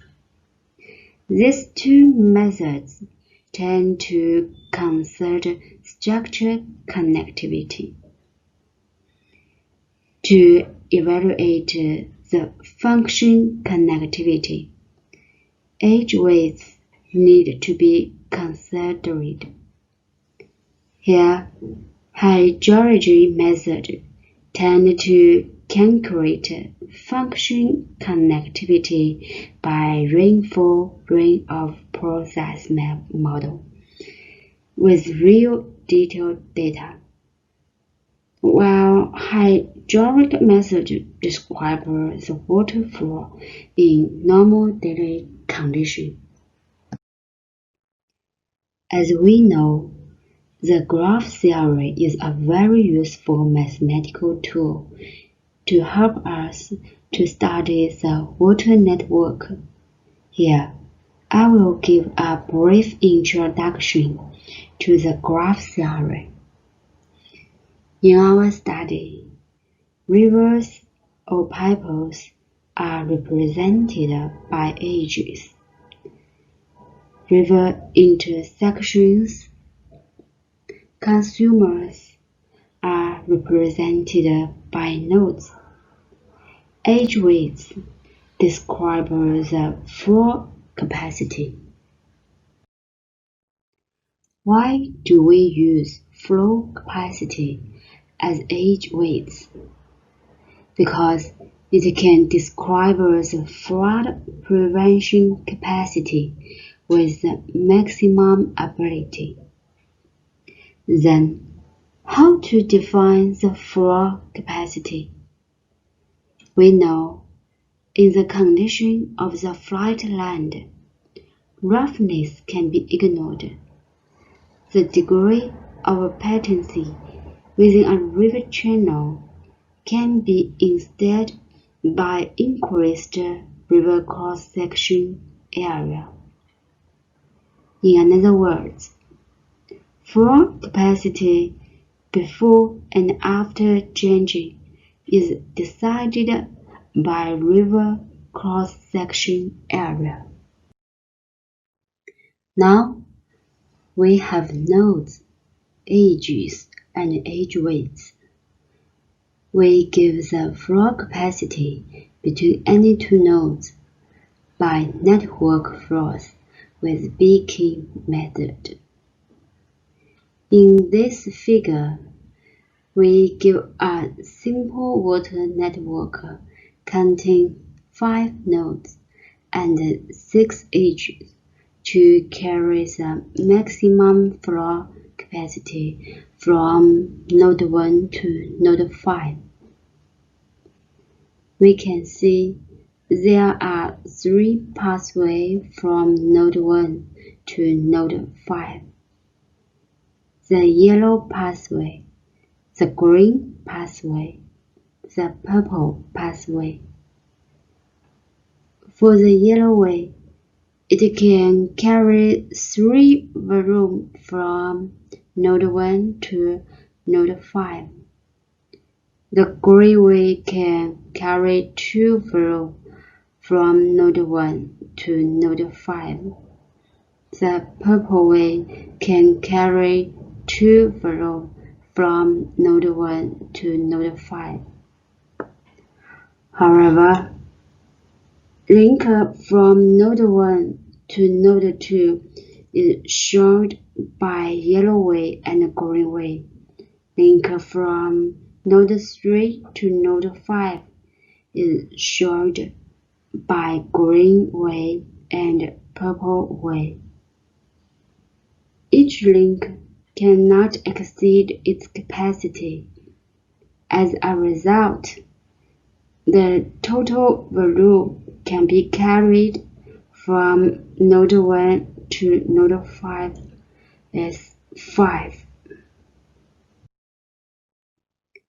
This is the detail of our protocol design. In step 1, we used the Baoqi method to calculate maximum flow between any two nodes by MATLAB software. The mathematical expression follows as Formula 2.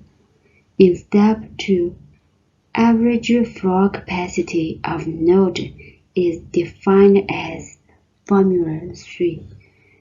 In step 3, connectivity of water network is actually the average maximum flow of all nodes as Formula 4. Then, here is the algorithm usage scenarios. It can give a comparison of water system connectivity in different regions, and it can give a comparison of water system connectivity in the same area at different periods.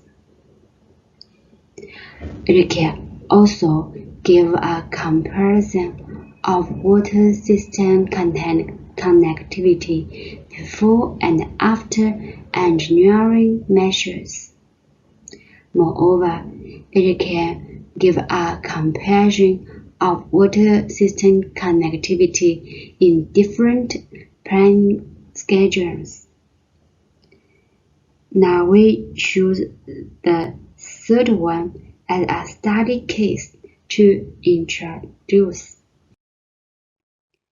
In the recent 5 years, the implementation of Zhengji is a government task and plan in Hangzhou, which help to improve the connectivity of river network as one of the purposes.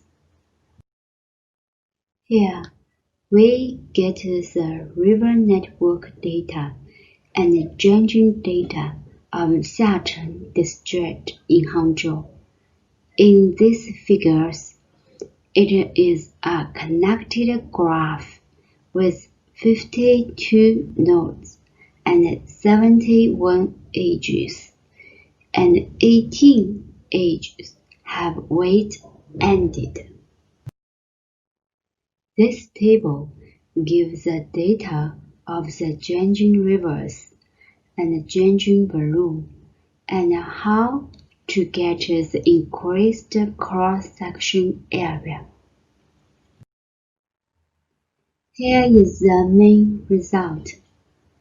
This figure shows the rating of maximum flow after dredging to maximum flow before dredging of 1,326 node pairs. Benefit for dredging: 765 node pairs is increased of the maximum flow, accounted for 58%.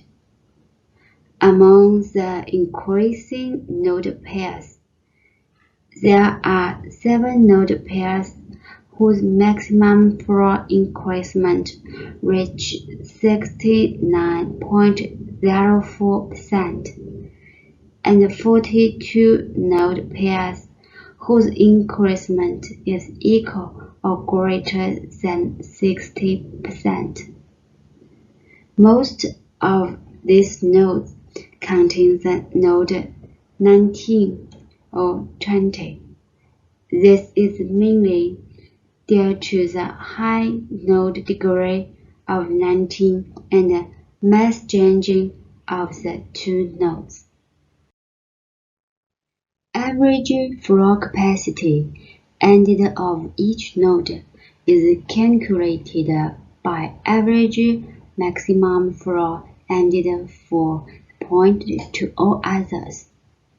According to the statistics, with all the 52 nodes, there are 9 nodes with an increment of average flow capacity more than 10%, 27 nodes with an increase of 5% to 10%, 12 nodes with an increase of 0 to 5%, and 4 nodes unchanged.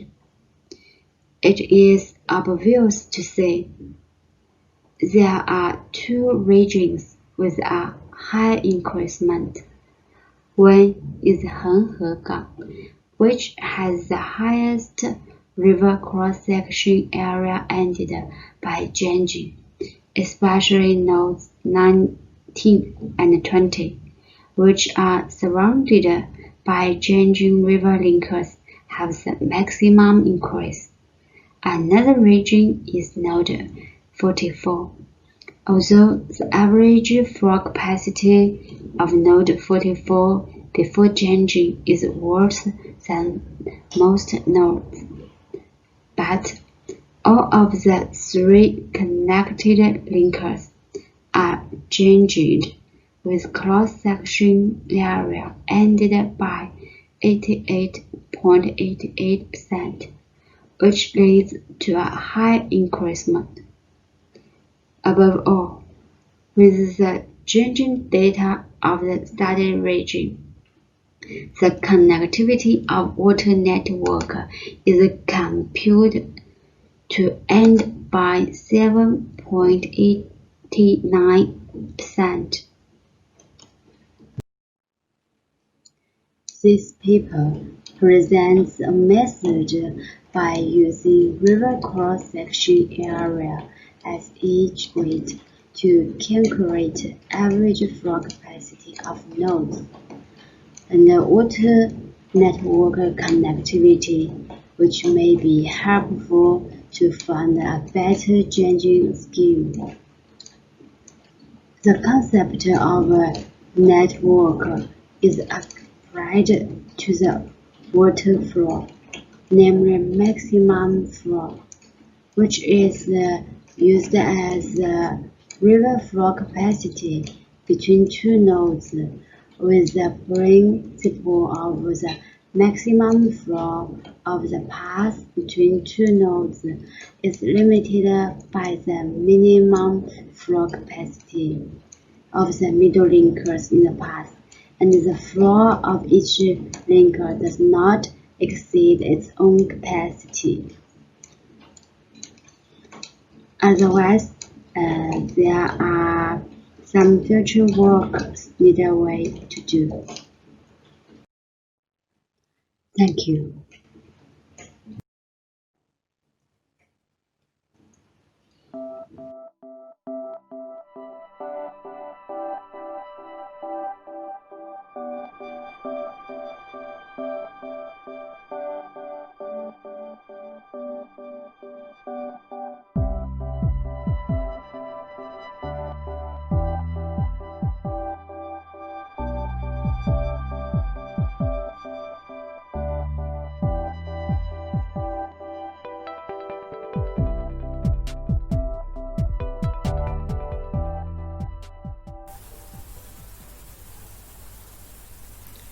It's my pleasure to have the opportunity to share this paper here.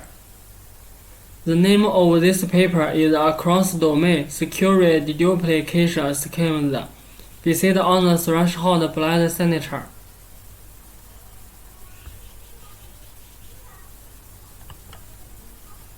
I will introduce this paper from the following 5 aspects. First of all, a brief introduction or background of this paper. The second part introduces the cross-domain problem of threshold signature schemes. The third part introduces the system model and objectives. The fourth part introduces performance evaluations and experiments. The last part is a conclusion. This is my concern in this part.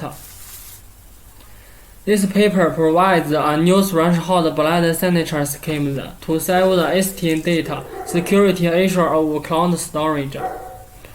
The calculation cost and the communication cost of existing schemes are large. In addition, cross-domain scenarios are also supported. In this paper, we propose a data security deduplication scheme that supported cross-domain based on the idea of threshold blood signature. A multi-service cross-assisted architecture is constructed. The key management nodes are divided into a master key node and the multiple sub-key nodes. The digital signature is complicated by multiple parties, which improve the difficulty of the signature cracking and ensures the security of the key.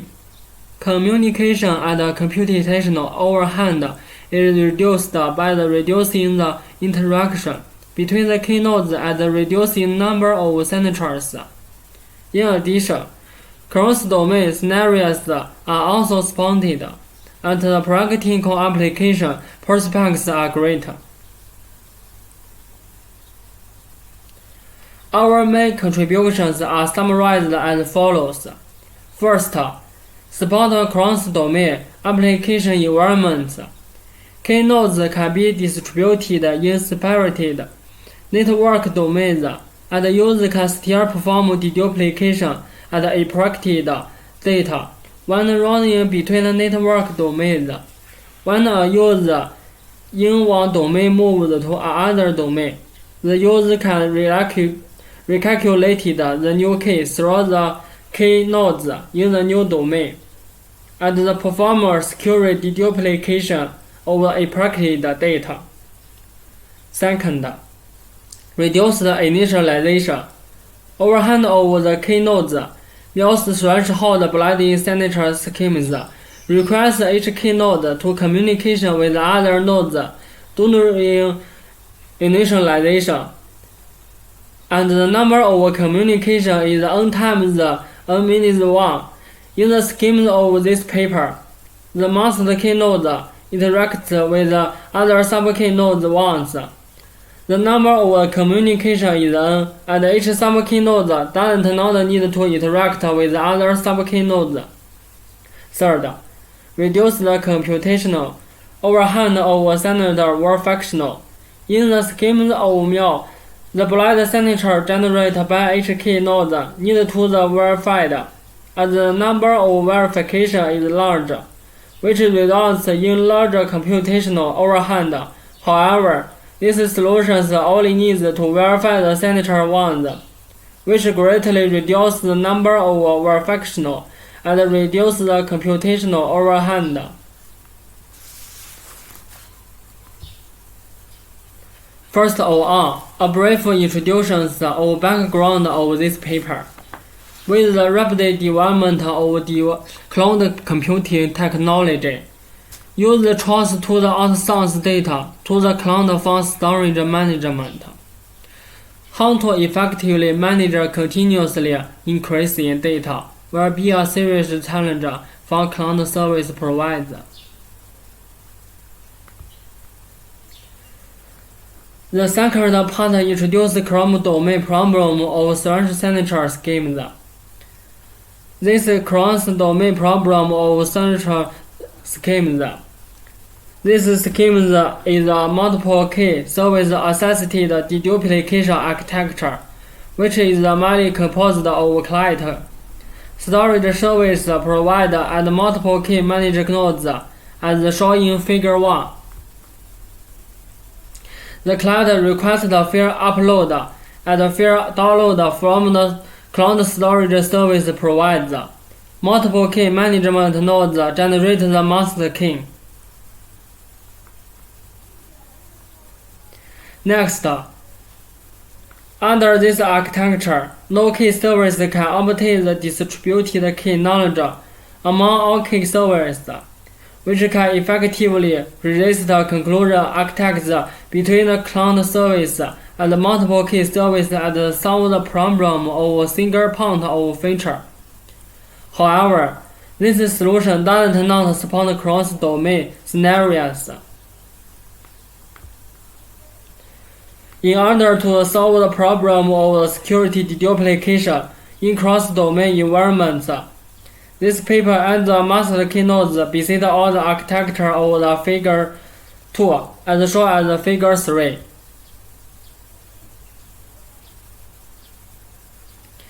The master key node is located in the internet, and the key of domain A and the domain B are allocated by the master key node, so that it is ensured that key A of the domain A and key B of domain B are equal. In this case, when the user of domain A moves to the domain B, the data impacted by key A and key B can be safely deduplicated. The scheme of this paper introduces the master key node. If the master key node is compromised, the entry system will no longer be secure.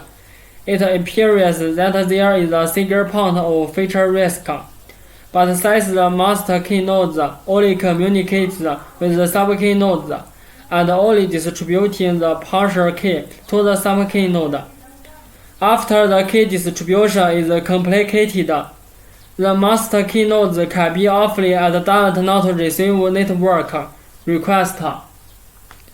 Therefore, its security performance is easy than that of some key node, and the possibility is being compromised is also low. In addition, the schemes of this paper can distribute the sub-key nodes to each network domain, making the key nodes closer to the other user, which can effectively reduce the network communication overhead and shorten the key generate time.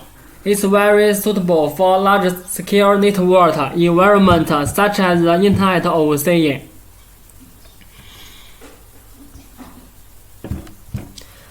The third part introduces system model and objectives.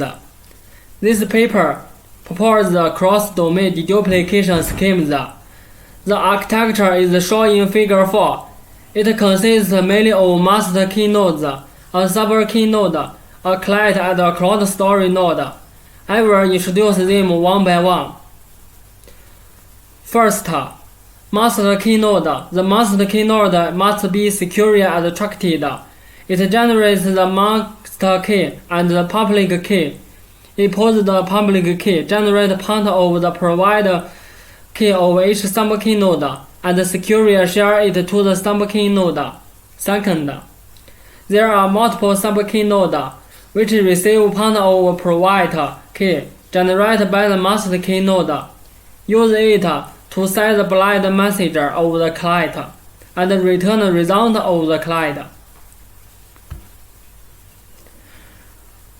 Third, the client blinds the message, sends it to the sub-key node, then combines the blind signatures. T is less than or equal n, obtains the application key after unblind and the applicates the data with the application key and sends it to the cloud storage node. Fourth, storage self-replicated data are subcode deduplication. The first part introduces performance evaluation and explanations. The hardware is used in experiment. Part of paper is this. Software is Windows 10 and Eclipse. As well with the experiment by Miao, experiment with performed with the 5 to 10 key node. In order to accurately calculate the time and reduce the error, the average of 10 experiment data was taken. The time comparison of system initialized consumption is given in Figure 5.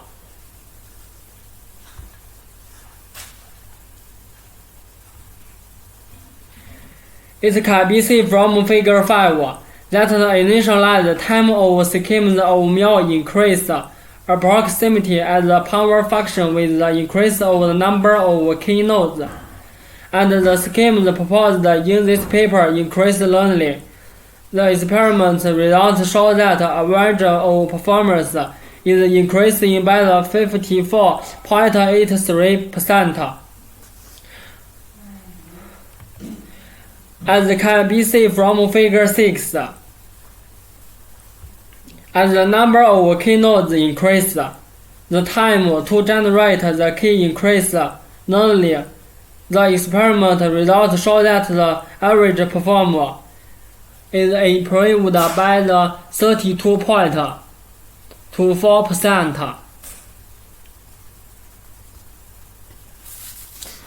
The last point is a conclusion.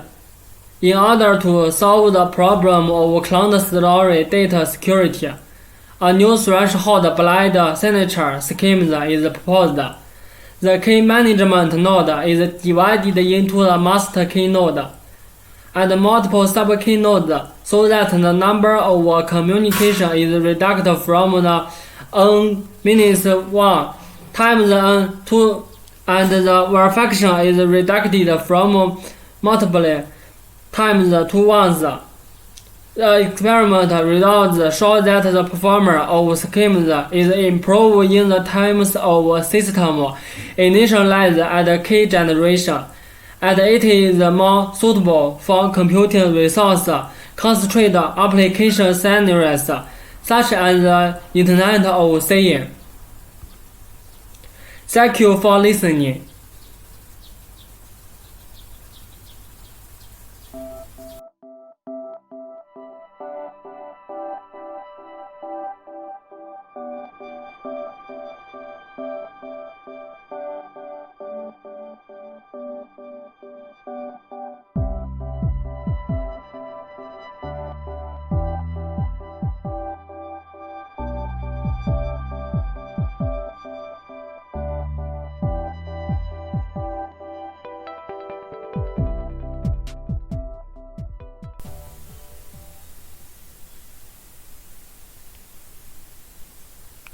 Hello everyone, I'm a student of Inner Mongolia University of Technology. The name of the paper we submit is Reinforcement Learning for Rank Level Cooling. Now I will explain the content of the paper. Abstract. In recent years, we have seen a rapid growth in big data and the cloud computing industry because of the rapid development in internet technology. That's why the number and scale of the data center have increased rapidly. A data center is a warehouse-level IT facility that hosts many servers. Because of the uneven heat production and heat dispersion of the servers in a rack, the hotspot emerges. In order to maintain the CPU temperature, hence the computing performance, the server cooling is very critical. A common solution is to increase the speed of the computer, remove air handler to lower and increase the flow of cold air. Nevertheless, this solution can only partially address the issue and raise the cooling energy consumption. In this paper, we study how to mitigate rank hotspots without significantly increasing the power of air conditioning system. We propose the active ventilation towers (AVTS), ordinary towers with attacked fans to enhance the local cold air delivery and improve the cooling promise. In particular, we propose a AVT control algorithm adapted from the reinforcement learning techniques to tackle the complex data center environment and the thermodynamic process. The reinforcement learning algorithm adjusts the temperature distribution of the rack by controlling the fan speed installed on the ventilation tower and guesses the fan speed according to the feedback temperature to mitigate hotspots. Due to the slow learning speed of the traditional tabular learning algorithm, we integrate the tabular learning algorithm with the data architecture to accelerate the learning speed and improve the algorithm promise in the early state. Experiment results reveal that the tabular learning based on data had better promise. This is data center. This is the basic data center structure.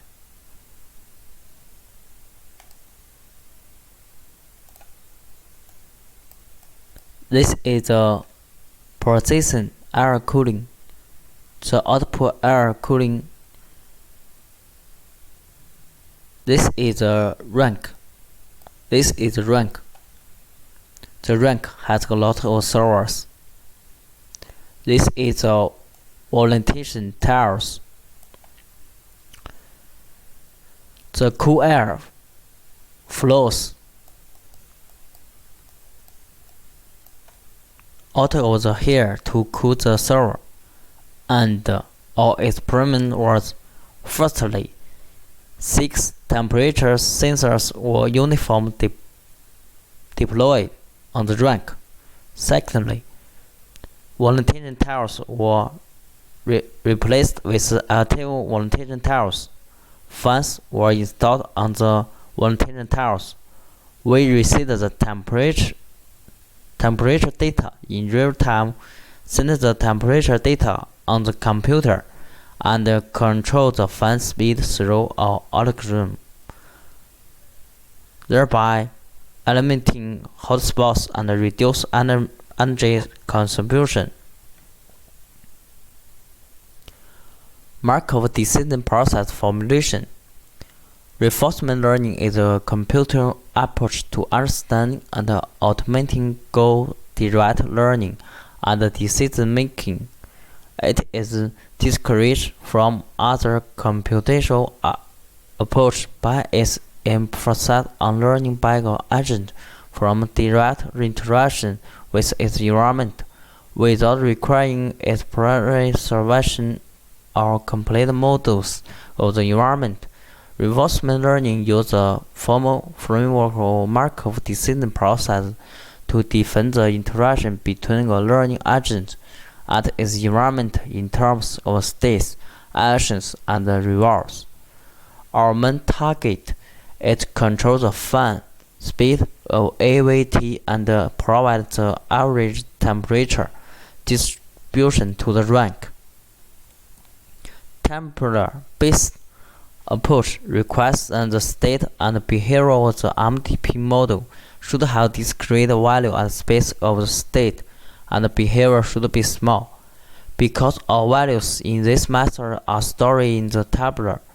Tabular is the result of the algorithm update and learning.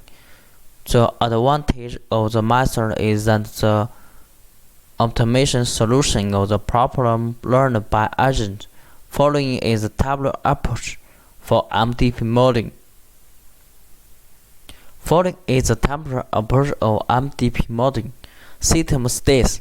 We describe the duty cycle of PWM and divide it by 25% equals stance. That is, the single state dimension of the system is 1. The system state space S have 5 scale. Actions. Action behaviors defined in different condition of fan speed, which is increase, decrease, and steady state of the fan speed. The behavior space of the system A, NC, DC, NOP. Reward. The main purpose of these people is provide the average temperature to the rank and reduce the fan energy consumption. Therefore, the immediate reward is divided into 2 parts. First, the temperature part of the reward, RTT, and the second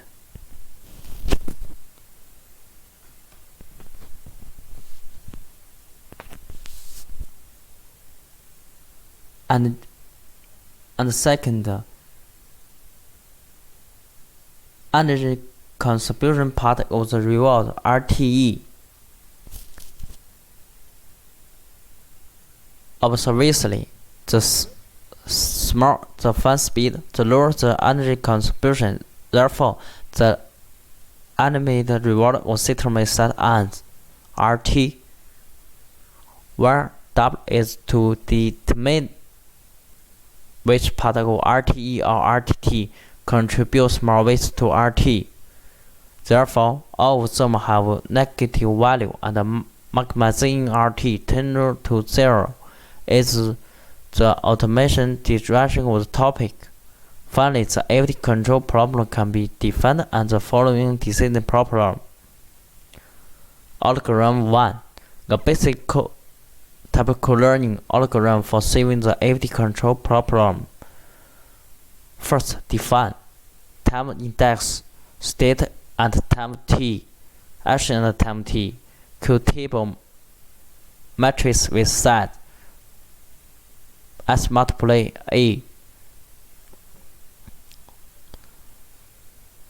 Third line, randomly interlaced Q-table, interlaced state loop, select action, use action, observe the next state as T and the temperature distribution of the rank in that compute reward RTI update the code table ST-AT.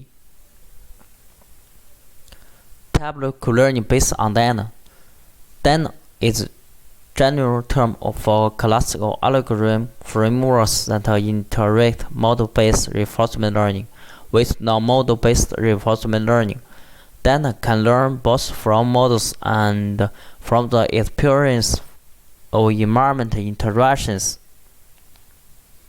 Compared with Q-learning alone, tabular co-learning based on DANA as an access experience replay buffer B to store the learning samples and the model of interactions with the environment.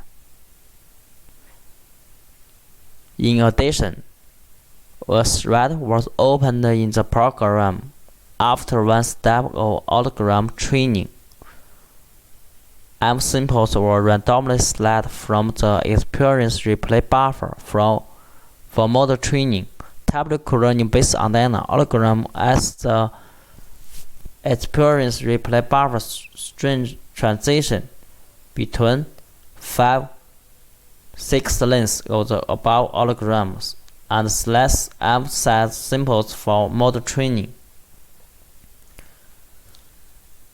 The experience we did in a real data center, we collect the temperature by installing sensor on the rack and air cooling, and then transferred the data to the computer for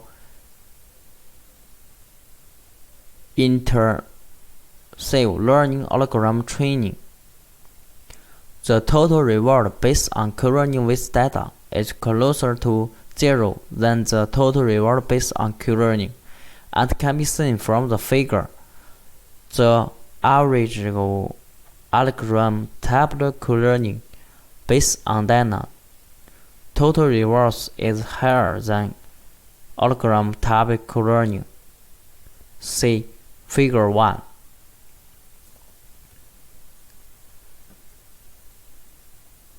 The average Q-value of algorithm tabular co-learning based on DANA tends to coverage in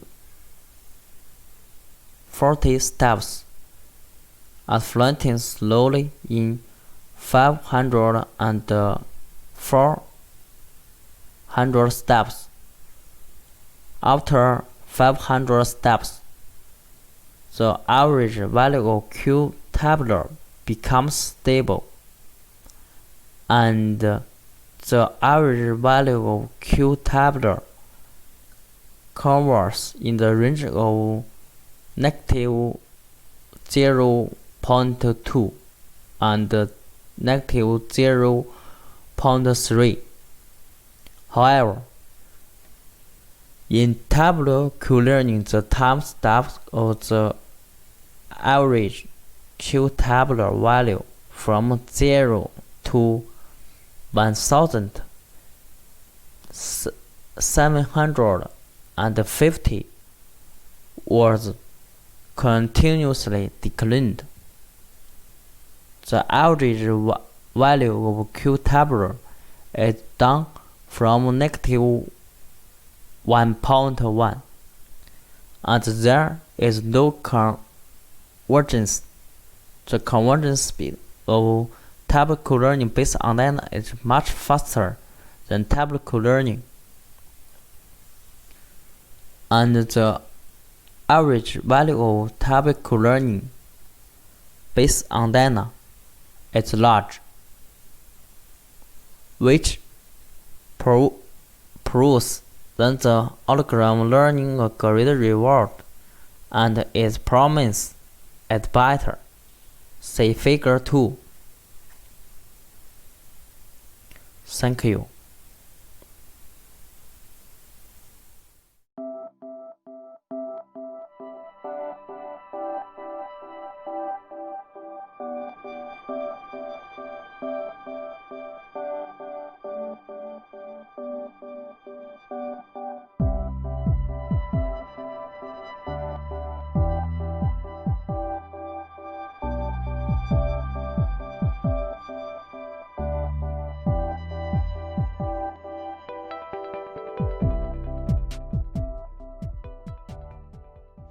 Hello, everyone.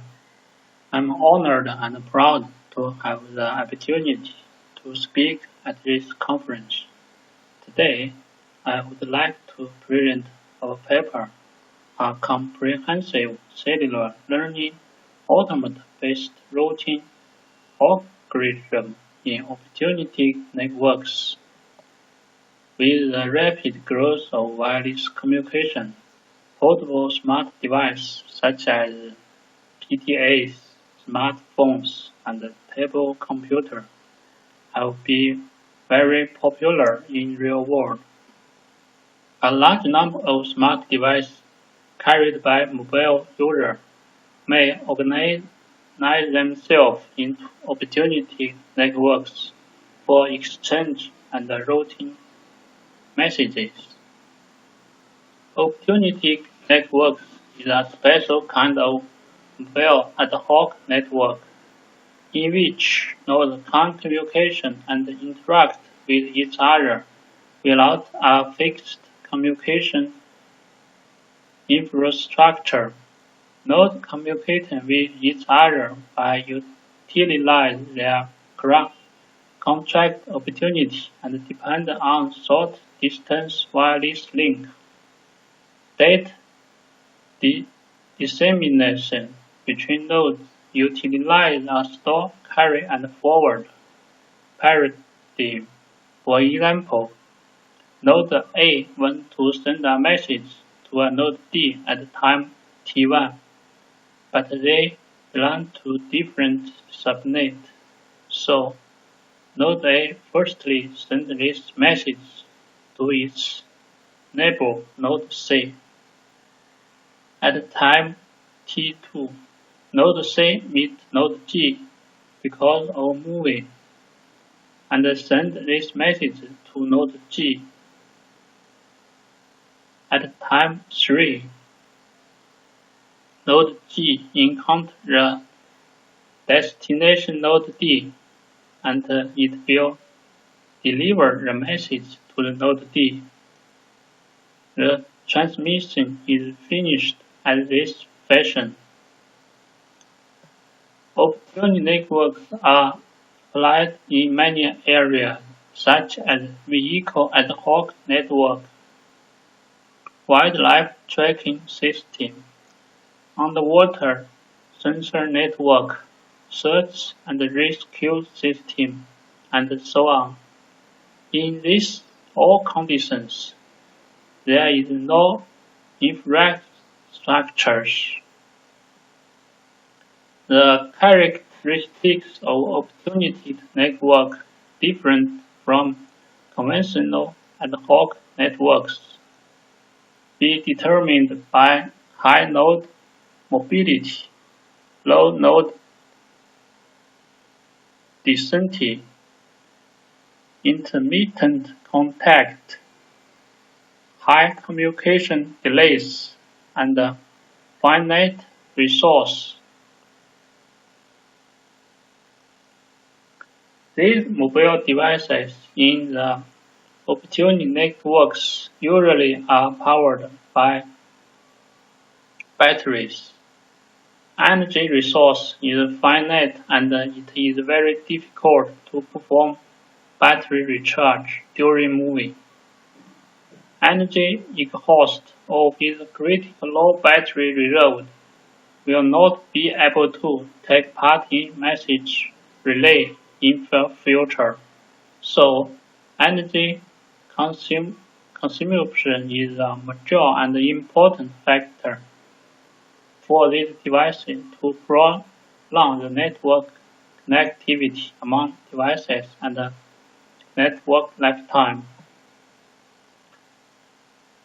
Our contribution in this paper is followed. We update message dropping probability and energy level of node at the same time using the principle of cellular learning automata in the store and carry phrase.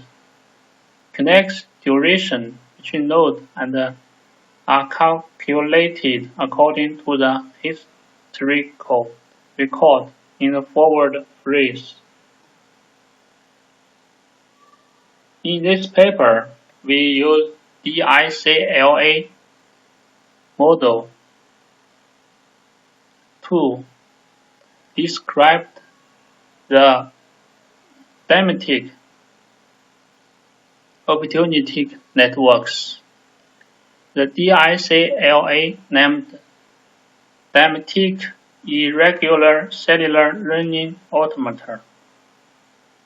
The mathematical formulation is so as followed.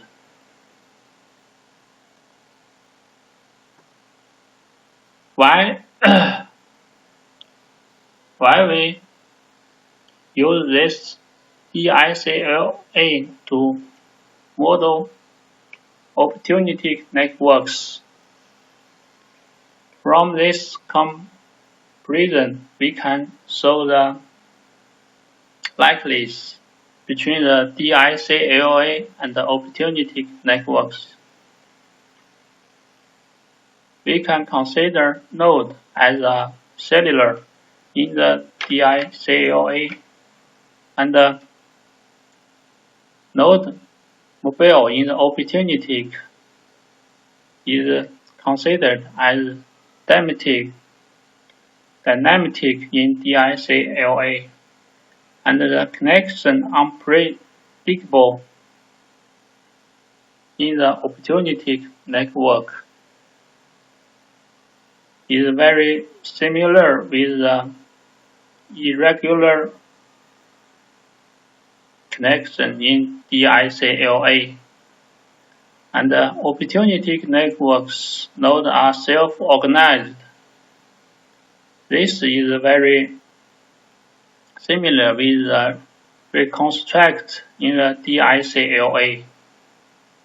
And the wireless communication in opportunistic networks is regarded as the neighborhood radius in the DICLA, and the local ruler in the DICLA is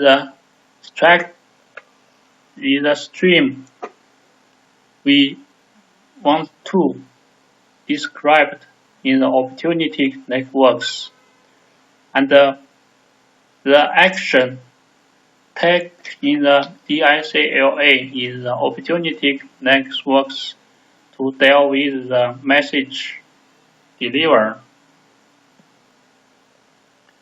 The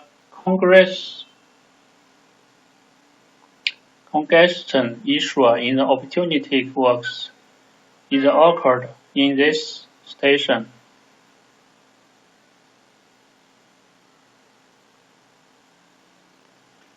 This is because that the routing scheme in the opportunistic networks take part in the store, carry, and forward patterns. And there are multi copies of messages in the networks, but the buffer size of node is finite. So messages can't be stored in every node.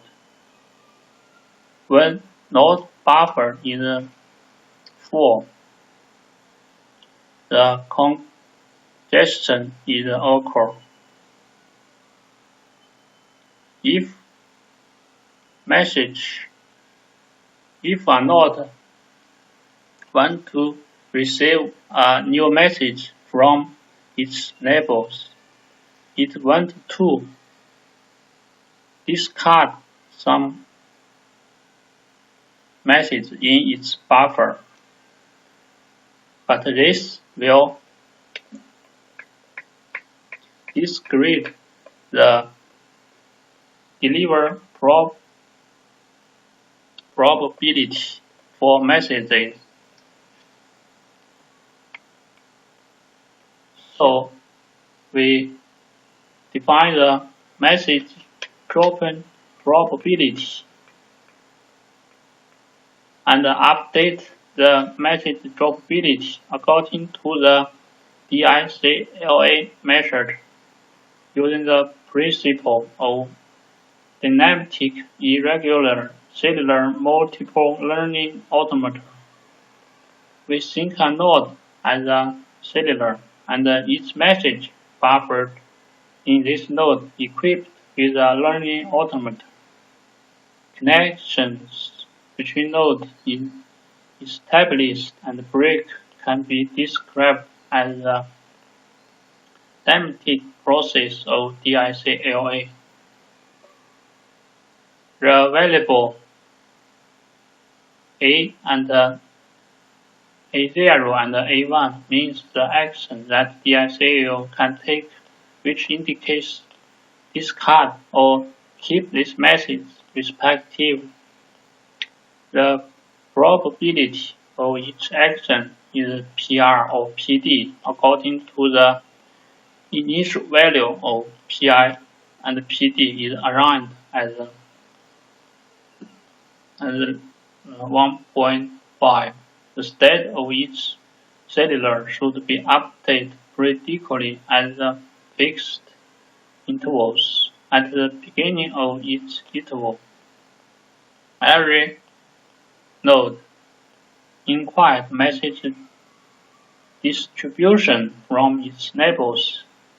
The reinforcement signal at of each learning automata corresponding to a message is given according to the number of neighbors who hold the same message. From the reinforcement signal defined as equation 7, we can take the local information to drop message to a particle information to discard messages.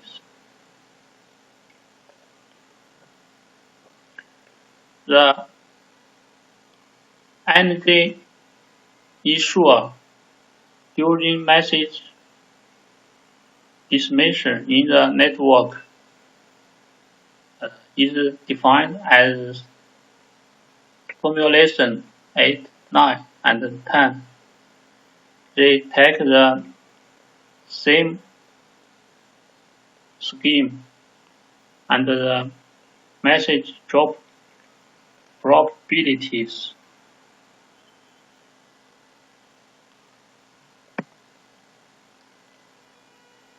From this definition, we can adaptively judgment the energy level of each node, and the reinforcement signal is defined as formulation 15.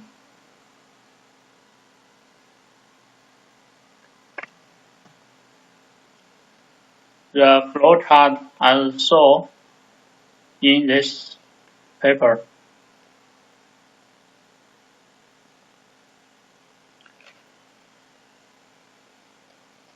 Finally, we evaluate the performance using ONE simulator under the random waypoint mobility model, and a comparison between CLA CCS and EACC are proposed, and the proposed scheme named the Cellular Learning Automata-based Routing Algorithm CLARA is made. The base routing protocol used in all simulations is the epidemic routing protocol. All the parameters of simulation are listed in this table.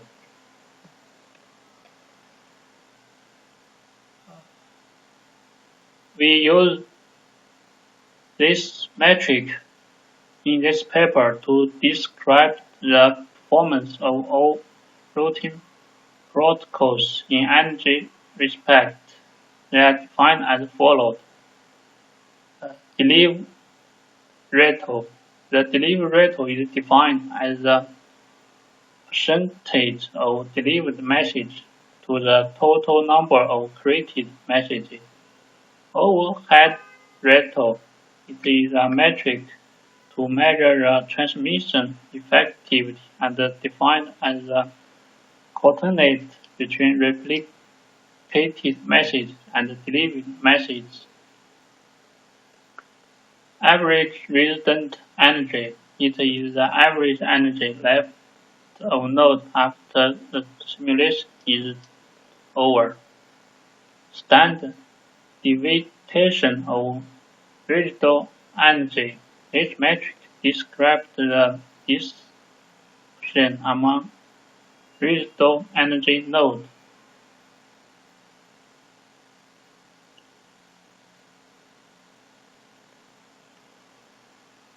First, we evaluate the three routing protocols on the different number nodes. From this figure, we can see that our proposed routing protocol performance based in delivery rate and overhead rate. From this figure, we can see that the energy pyramid,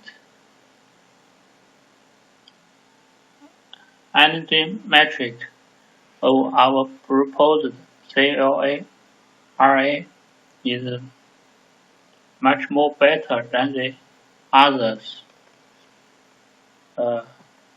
Thank you.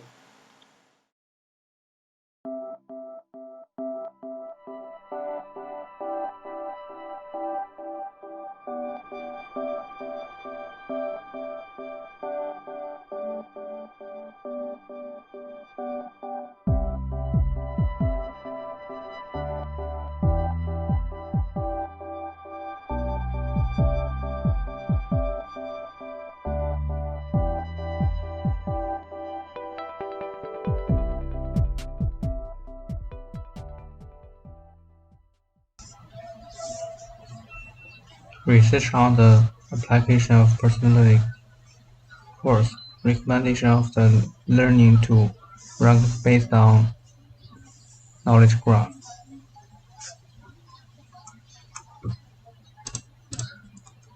Abstract.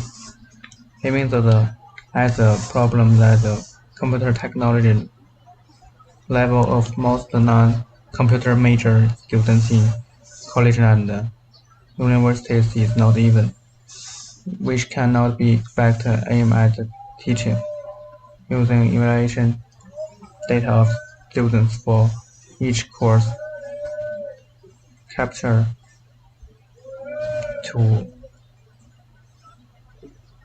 the knowledge graph, build a mixed model of the learn-to-rank, student user migration and based characteristics.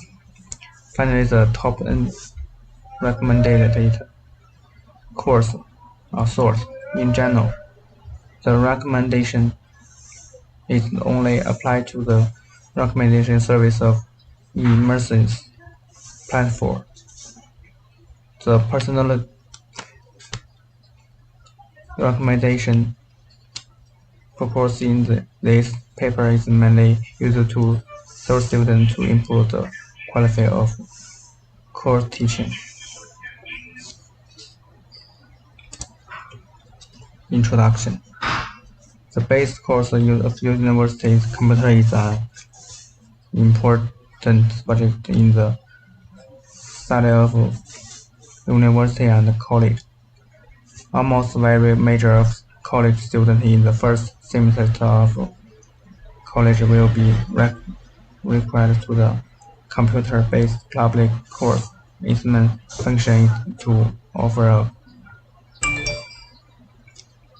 course for some non-computer major students who don't know how to operate computers.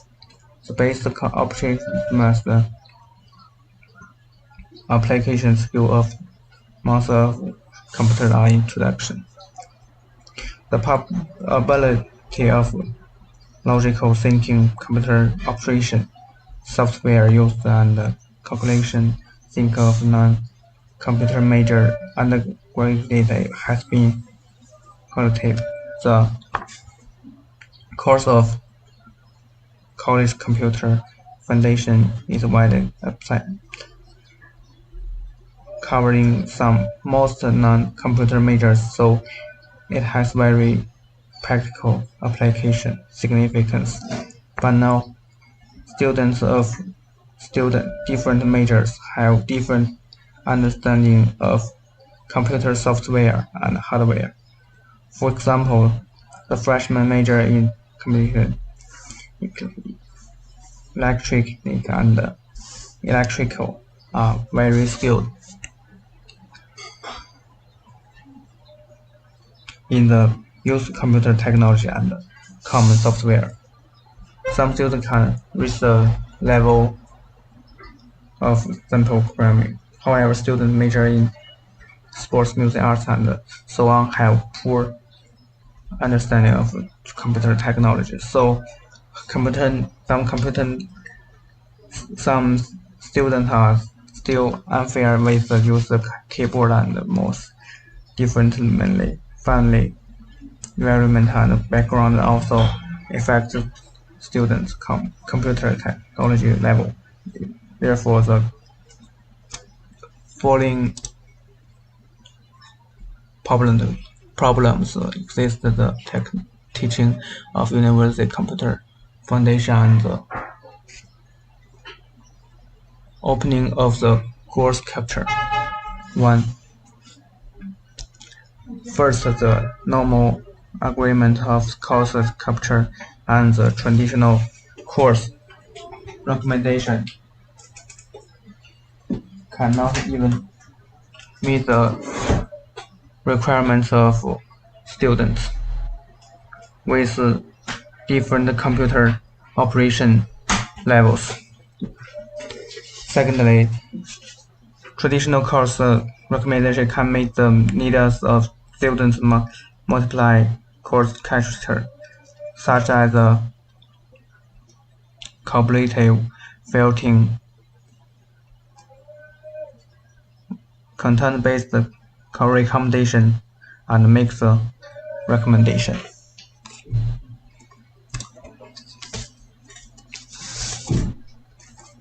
Related research. Knowledge graph embedding in a dimensional spatial network representation.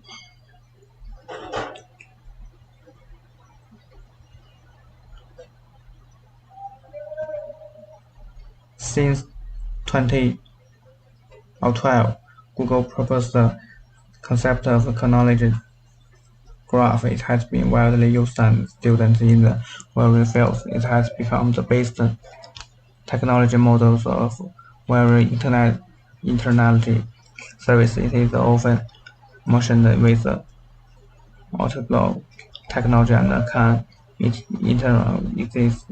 entity can contain the information to address the timeline of the course starts and recommendation course captures. Now the technologies of a knowledge graph is developing communicatedly. It is displayed and accumulated many open automatic-based database. This is a significant improvement in improving the performance of the logic. Further, at the introduction, introduce deep learning technology into the next work for the first time. The deep work actually which makes it represent fields in learning. Treat each node as a word in natural language. NLP, more randomly in the network. Exactly the generated mobile route. Take the moving path sentence. The result obtained is used as the input of word2vec. The result obtained is used as the input of word2vec. In this way, the node network are inserted into an dimensional space, as shown in Figure 1. With a distributed representation method, we can find the relationship connecting between entities more intuitively. Gray and other changed the generation of the moving sequences by further deep work. The ray moved method with the as shown of Figure 2, it meant two compartments P and Q can be used with a neighbor deep movement, deep first switches, and breadth first movement. The Figure 2 is busy and deep first movement of the node.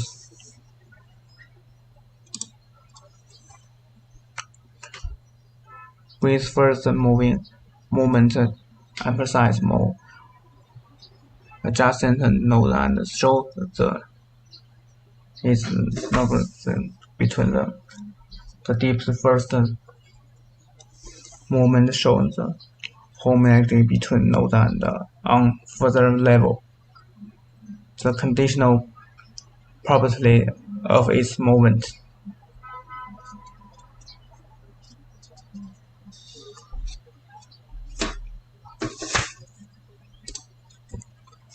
Where LTX is the nearly distance between node T and XP is the return compartment. Q is in and out compartment. To embedding method has high computing effect and adaptively get the characteristics of the nodes in the network. It can take into account and knowledge information in the network, shown as Figure 3. Node to evac loss. Student interest transfer model. The difference of students' interest in different chapters, different university computer foundation course, but adding different value to different nodes in the knowledge graph model. Students' interest dynamically update the connection between nodes and the knowledge graph by the number and the time of student behaviors towards the system in order to effect the student interest transform the more similar student behavior in the system into the correct time. The more time the same behavior occurs, the more weight is allocated between the nodes. The more interest at the node equals the less weight between nodes. Find between student S and course C is 3. Recommendation system and presently recommendation of the run to learn.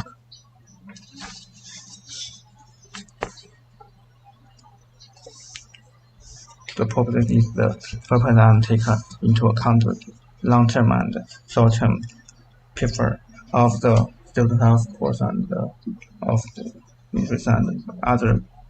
It can also come to head between the vertical features of knowledge. graph as shown as a figure. Show the simple flow chart can effectively improve the personality recommendation effect. It seems effectively improve the personality recommendation effect.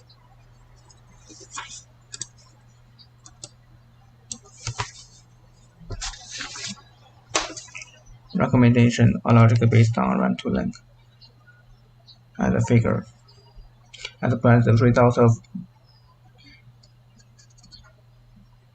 G and research are only based on user reacting individual projects to results of recommendation for collaborative filtering. The student with special course, code start and so on aim at the problem with traditional recommendation not the relevant disease as the learn to rank technology and recommend for process of the recommendation. The method learn to rank used to transform the calculation of the recommendation course among students user into two actual problems in the multi-feature reaction, which can better solve the problem of multi-problem caused by multi-different features. Simple follow calculate recommendation models as shown in the figure 5.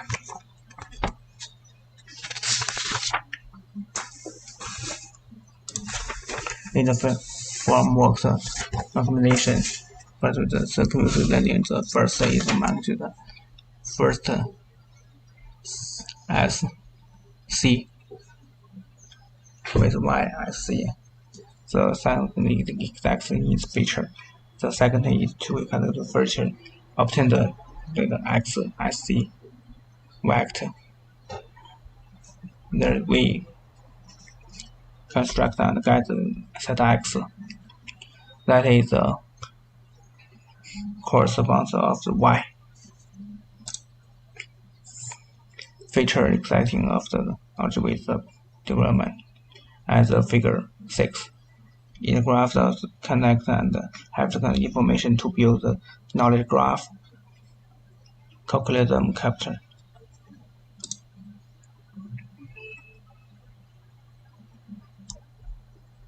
Feature acting the knowledge graph with a deep value.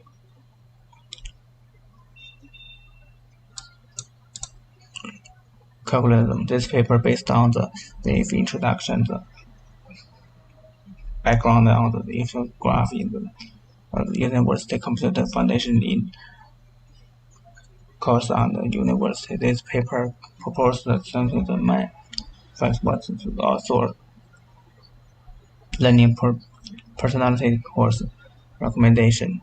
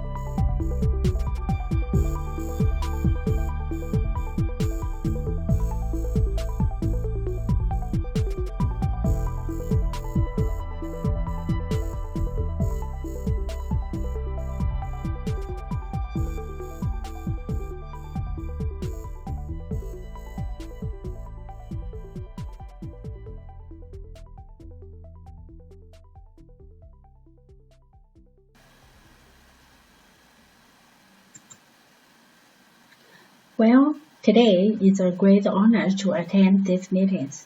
The topics of my papers is as follows: IoT originates, designates, verifies, signatures scheme. Firstly, let me introduce myself. My name is Li Min. I come from Jinchu University of Technology in Hubei Province, China.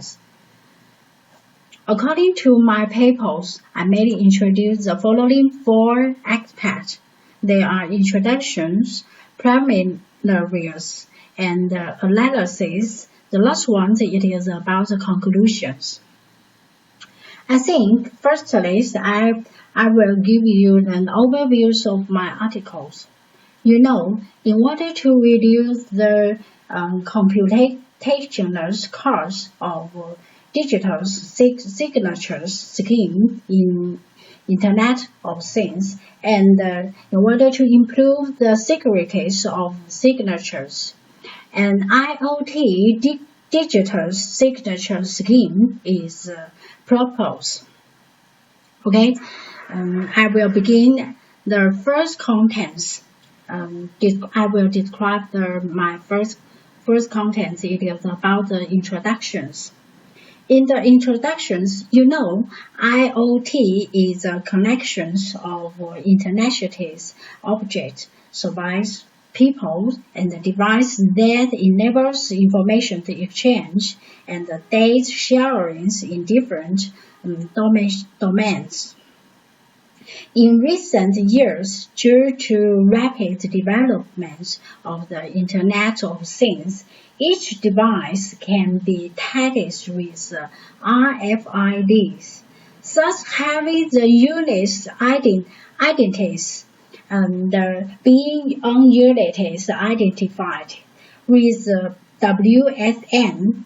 Everything that is means people, device, and so on can be recognized wirelessly and communicate in the physical network and the digital world. Although the Internet of Things have brought convenience to people's life, similar to the traditional Internet systems, all kind of the securities attached come along, which seriously affect the development of the Internet of Things and the people's private securities. These papers first analyze the securities requirements of Internet of Things, then introduce the constructions of SM2 digital signatures scheme, and then give those constructions of the securities digital signatures scheme, and finally analyze the securities of the proposed scheme. Okay, I will continue. I will introduce my second content. It is about the primaries. In the introductions of the primaries, I will describe 2 aspects in the following. The first one, it is about the securities requirements of IoT. The best security scores of the Internet of Things include confidentialities and integrities, and the integrities in general network systems. However, due to the limitations of computing and the communications resource, IoT have different security problems. The security challenges facing the Internet of Things can be probably divided into 2 aspects. They are structural challenges and securities. Chalice resolving structures chalice usually require considerations of wireless communications. Scalabilities, powers, and distributions.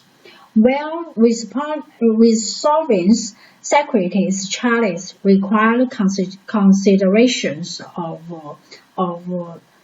confidentialities, end-to-end securities, and so on. I think it must be enforced throughout the life cycles. Common securities requirements include that all softwares running on IoT device must be licensed and that the networks must authenticate IoT device before they can be turned on to collect and save data. Due to the limited computing and the storage resource of IoT devices, it is necessary to use a framework network to filter packets directed to the device. So, overall, the securities need of the Internet of Things include the following aspects. You can see, according to the PPT, there are 5 aspects in the following. The first one ensures that data is synchronous and available only to authorized users. In the second, it is about integrities. The next, it is usabilities. And the next one is authentications. And the last one, it is lightweight. Okay. The second aspect is about SM2 algorithms. You know, SM2 consists of 3 stages, include generations of key, generations of signatures, and verifications of signatures. Okay. The third aspect is about SM2-based signatures of IoT. In order to realize the signatures that can protect the message's content, these papers design the digital signature scheme based on SM2. In the scheme, in addition to the IoT notice, there is a trusted third part called as a Key Generation Centers, KGC, which is the responsibilities for registrants and maintenance the public keys of each node. All nodes in the IoT join the systems by first submitting the public key and other necessary information to the KGC for registrations. The algorithms include systems in initializations, key generations, and signatures generations, and signatures verifications. Okay. Let me continue. I will introduce the next content. It is about the analysis. In the introductions of analysis, I will describe 2 aspects in the following. The first one, it is about the characteristics. You know, if the signatures is not demanded during transmissions, the verifiers can accept the signatures according to the equations in the state signatures verifications. According to the PPT, actually you can see the verifiers can compute V as follows. So you can look at the pictures according to in the PPTs. The next ones I will introduce or I will describe the securities. There are 4 aspects I will describe. The first one, it is about integrities. Because of the use of the secret hash factions edge in these schemes, according to the hash factions, the resulting hash values must be different and the signatures verifications cannot pass. Therefore, the integrities of scheme is guaranteed. The next one, it is about the decides verified abilities.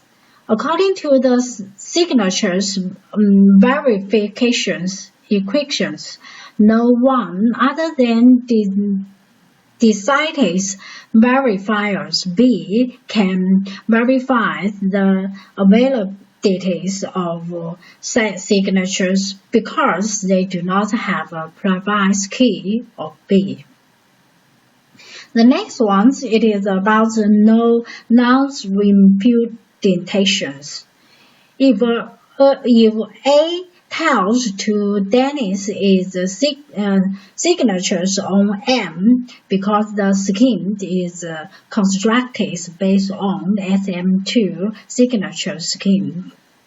It is impossible for anyone but to create another message that is different from the M. Based on this, the scheme realize the non-reputations. The last ones, it is light in the lightweight. The proposed signature scheme is constructed based on SM2 digital signature scheme. As we all know, using 116-bit keys in ECC algorithms, the security strength of 1024-bit keys in RSA can be obtained. Therefore, the scheme is lightweight and suitable for the Internet of Things environment. Okay, let me continue. I will describe the last content. It is about the conclusions. In the filer's conclusions, I think based on the analysis of the securities requirements of Internet of Things, we also can call this IoT. These papers propose the digital signature scheme based on SM2 algorithms, considering the limited computing and communications resource in IoT environment.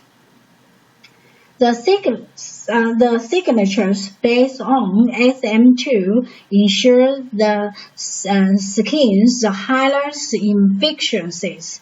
This scheme is suitable for the securities requirements of the digital signatures of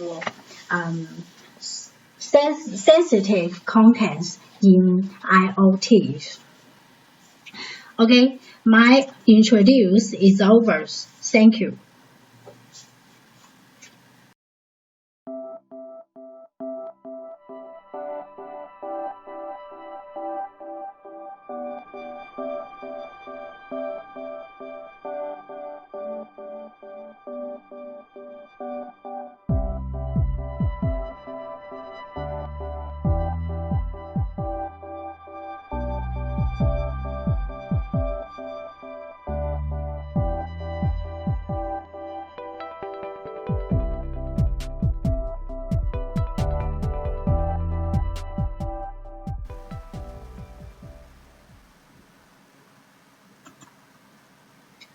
Well, today is a great honor to attend these meetings.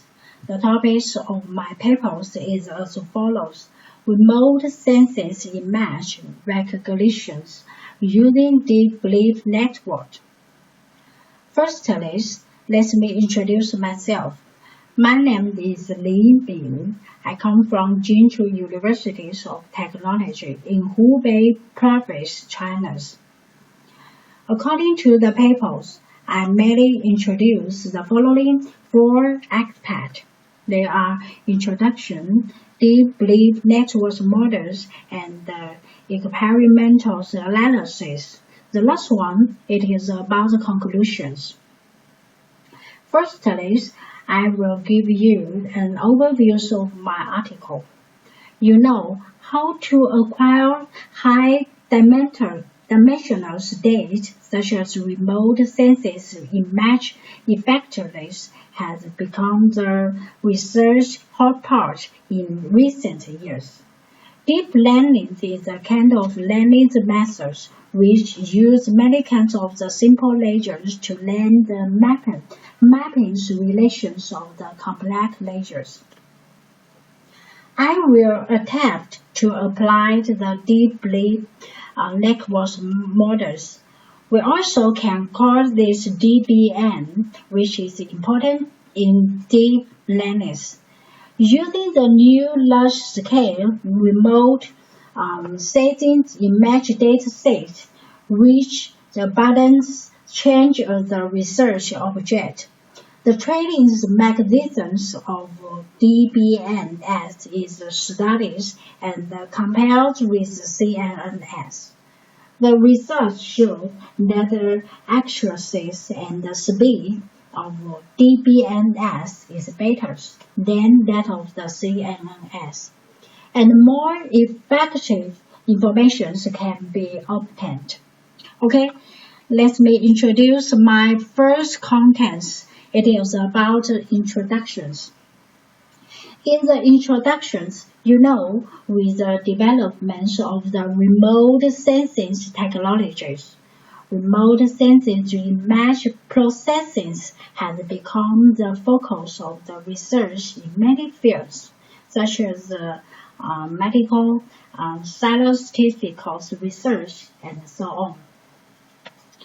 After research, whether in China or abroad, many people have developed many image analysis methods using remote sensing images to analyze each pixel. With the development of remote sensing technologies, the spectral resolutions is getting higher and higher, and the pixels are no longer isolated, but are filled into image, filled with spatial patterns. Okay, you know, for most typical ground use recognition tasks, or existing state set has some limitations. Right? With this in mind, I lead the large-scale benchmark data. This data set overcomes the limitations of the existing data set. So, these papers choose this data set as the research object of the deep belief network models. Okay? As the present, the general machine learning belongs to the categories of shallow learning. In these papers, I introduce the deep leaf network. We also can call this DBM, which use the layers mechanised to improve the trading speed and the ability to deal with complex classifications problems. The most common network methods used in deep learning include SAE, DBM, and CNN. You know, DBM is the most common and the classic models. Okay, let me continue. Next, I will introduce the net content. It is about deep leaf network models. In the introductions of deep leaf network models, I compared DBMS with BP trading processes. Other DL models, DBMS, have been successfully applied in many fields, such as target recognitions, speed recognitions, and so on. For remote settings images, we can understand that the pixels layers correspond to the visible layers, and the features decryption factors corresponds to the hidden layers. In these papers, through the comparisons, we understand the shortcomings of the traditional national network trading models. In view of these shortcomings, DL adopt a new trading method, which is to establish a multi-layers national network on supervised data. As we know, the trading process of DBM adopts layers trading. There is only one layer of RBM at a time. The process is exactly the same as this trading. After one layer of trading, the result is input as the RBM of the next layers, until each layer of RBM trading is complete. Okay? Next, let me introduce the next content. It is about experimental analysis. In this content, first of all, I must choose the experimental object and pre-process it.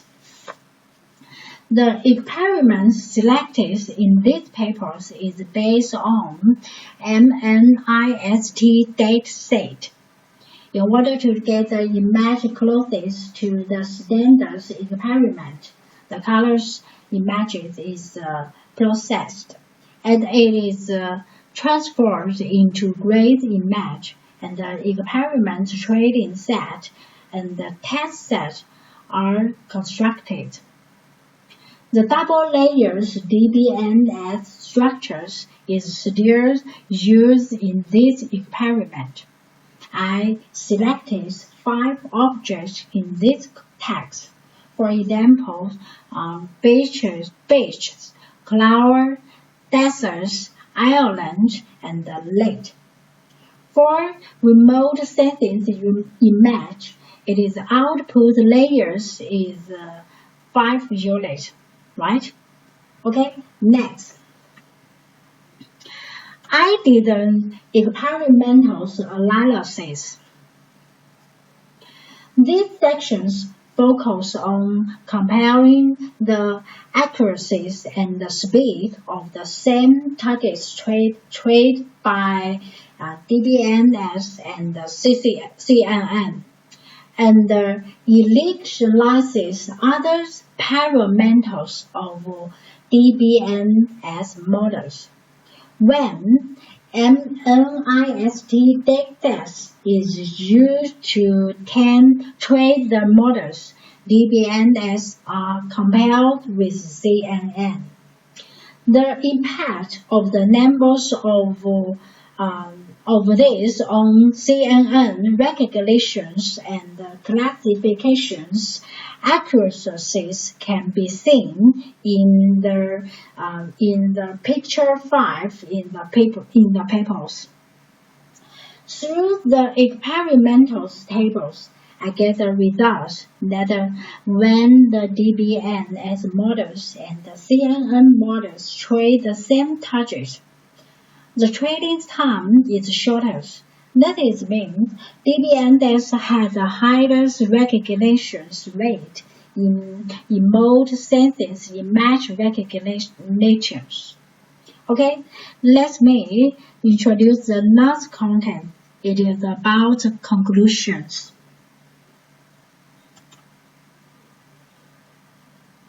In the final conclusions in these papers, the DBNS models is deep studies, is principles, methods, and model structures are analyzed. And the idea structures of RBM is analyzed in details. The DBNS training is discussed and compared with CNNS, which generally reduce the difficulties and the training time of the model trainings. The experiments showed that compared with CNN, DBN models is basically equal in recognition rate, but the obvious advantage in training rate. The recognition accuracies and the speed of the deep leaf network models for remote sensing image are better than the traditional national network learning methods. It is also a attempt and improvement to select a new and the new remote sensing image data set as the research object of DBNS models in image features. Okay, my introduction is over. Thank you.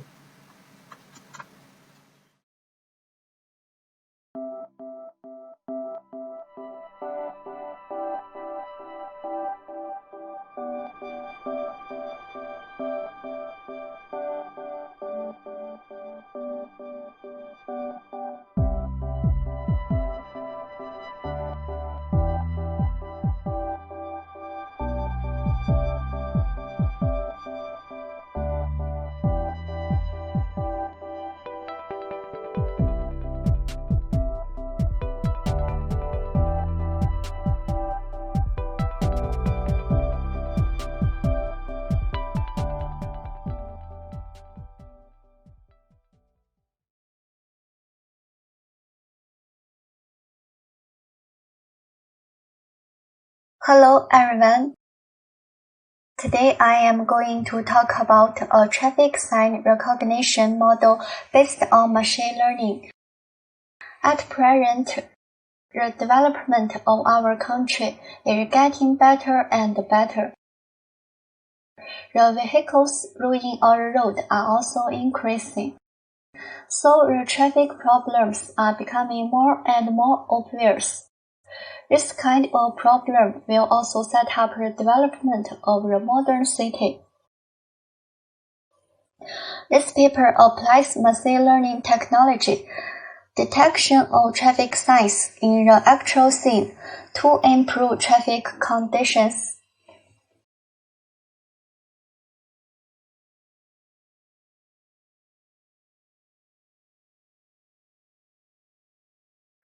This paper is divided into 4 parts. They are introduction, related basic theory, traffic sign recognition, and experiment results. Through consulting the relevant literature, understand the method of machine learning, and the experiment samples were processed differently, get the final results.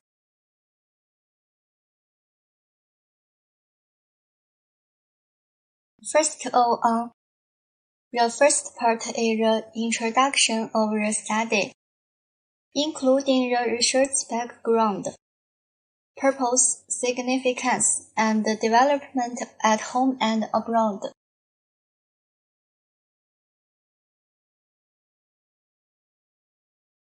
The development of global economy has brought the progress of canal traffic. At the same time, it also brings some difficulties in transportation. To solve these problems, after years of research, researchers found that many vehicles have added new functions in intelligent transportation system. So we should combine the related machine learning technology. Although it is a new concept in the field of machine learning, but it has a good future.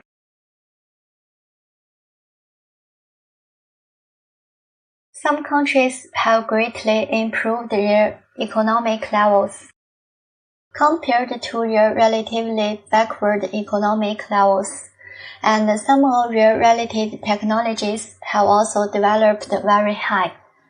Beyond this, due to the improvement of economic level, it has laid a good foundation for this study.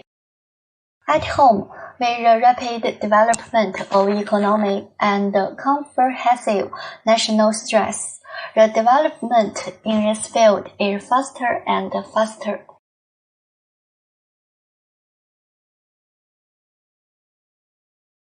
From the introduction of the first part, we have a preliminary understanding of this paper. A research should have a corresponding theoretical basis, so we will introduce the relevant theories used in this paper.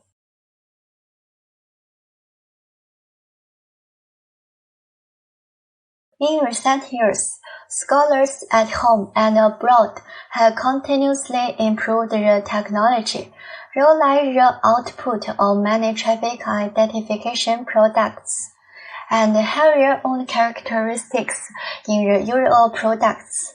Many algorithm models are established. Human beings have a good ability to distinguish the color and shape of objects, so this method can be used in traffic sign detection.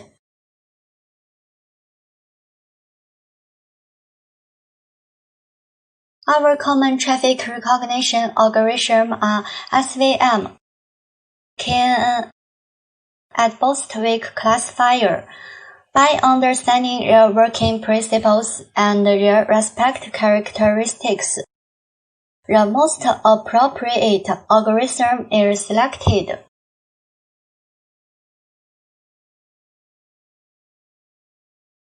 The establishment of a traffic sign sample database is related to the fine recognition result. A good database has rich data. It is important for robustness of the training model, so that the model is more universal. There are several large datasets in foreign countries, which can be used publicly. The following categories are listed: sample of German road signs, a sample of Belgian road signs, samples of Swedish road signs, sample of RUG road signs. For example, the graphs on the left are samples in the dataset.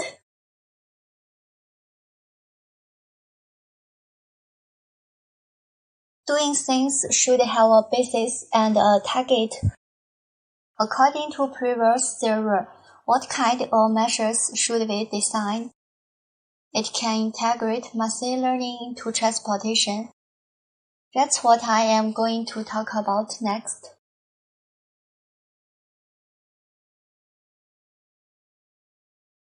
Image recognition in actual object to be detected. It can make good use of its own characteristics in logo detection. The basic image recognition structure is shown in the figure. The following characteristics should be considered in the identification system of traffic signs. Firstly, color differentiation. Secondly, classify and understand the detected traffic signs. Finally, train the classifier to understand the traffic signs.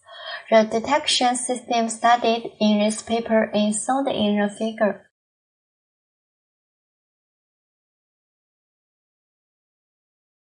We can segment image based on local color feature.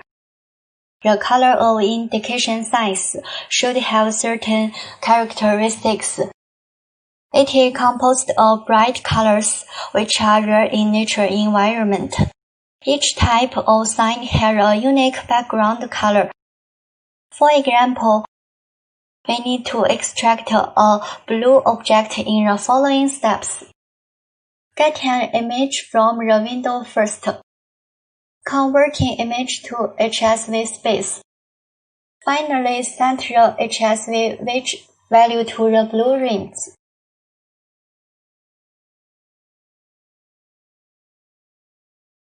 It can remove the interference in the image by performing morphological processing of the image. For example, the morphological processing results of the last image of extracted blue object are as shown in the figure.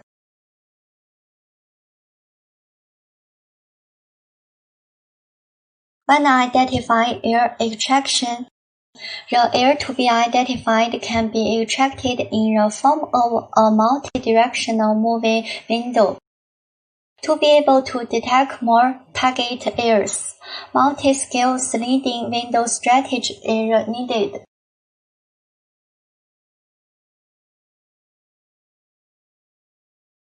We need to understand the classification flowchart firstly. The most important step of traffic sign detection is the overall classification. Due to the variety of traffic signs, it needs to be operated in two steps.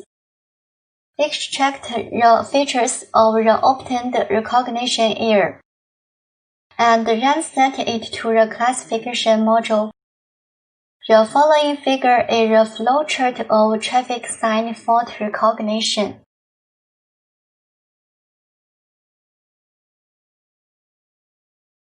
In order to extract the whole feature of a simple image, the following steps are needed. Grayscale. Regard RGB of the image as equal value. Normalize the simple image. Perform the saving operation of the adjacent pixels of the image. Split image into small cells. The characteristics data of each cell is obtained from the histogram data of different cells. Make several units into one block, and combine the features of all the units in a single block to get the whole feature of this sample. Combine the features of all the units in all blocks in the sample to obtain the whole feature data of this sample.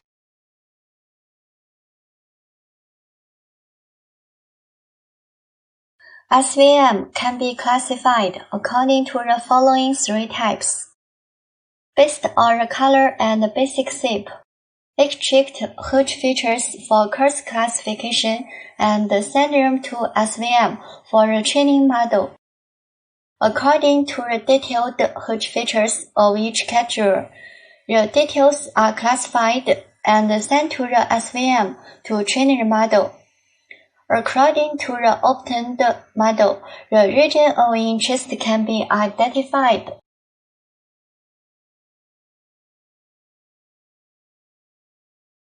Will the final results be what we expected? Next, the experimental results under different conditions are explained.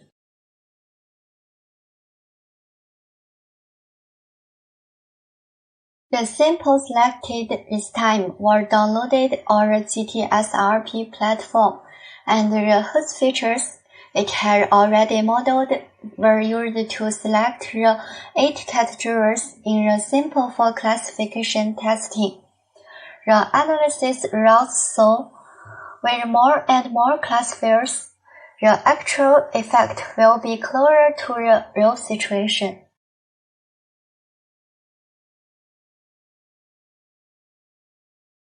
The following figure is the classification result obtained by the KNN algorithm.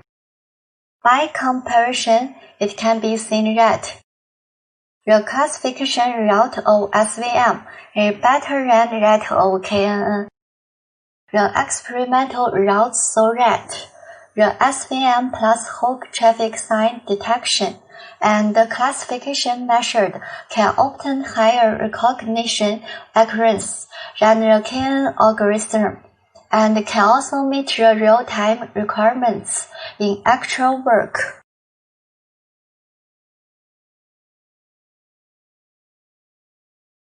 The last part is the overall summary of this paper. A conclusion which can reflect the whole process and its results is put forward.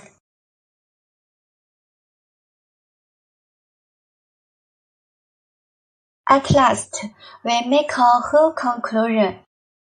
This paper researches traffic sign recognition technology, using the color and shape features of traffic sign, feature extraction of traffic signs in image, and using SVM traffic classifier to classify traffic signs.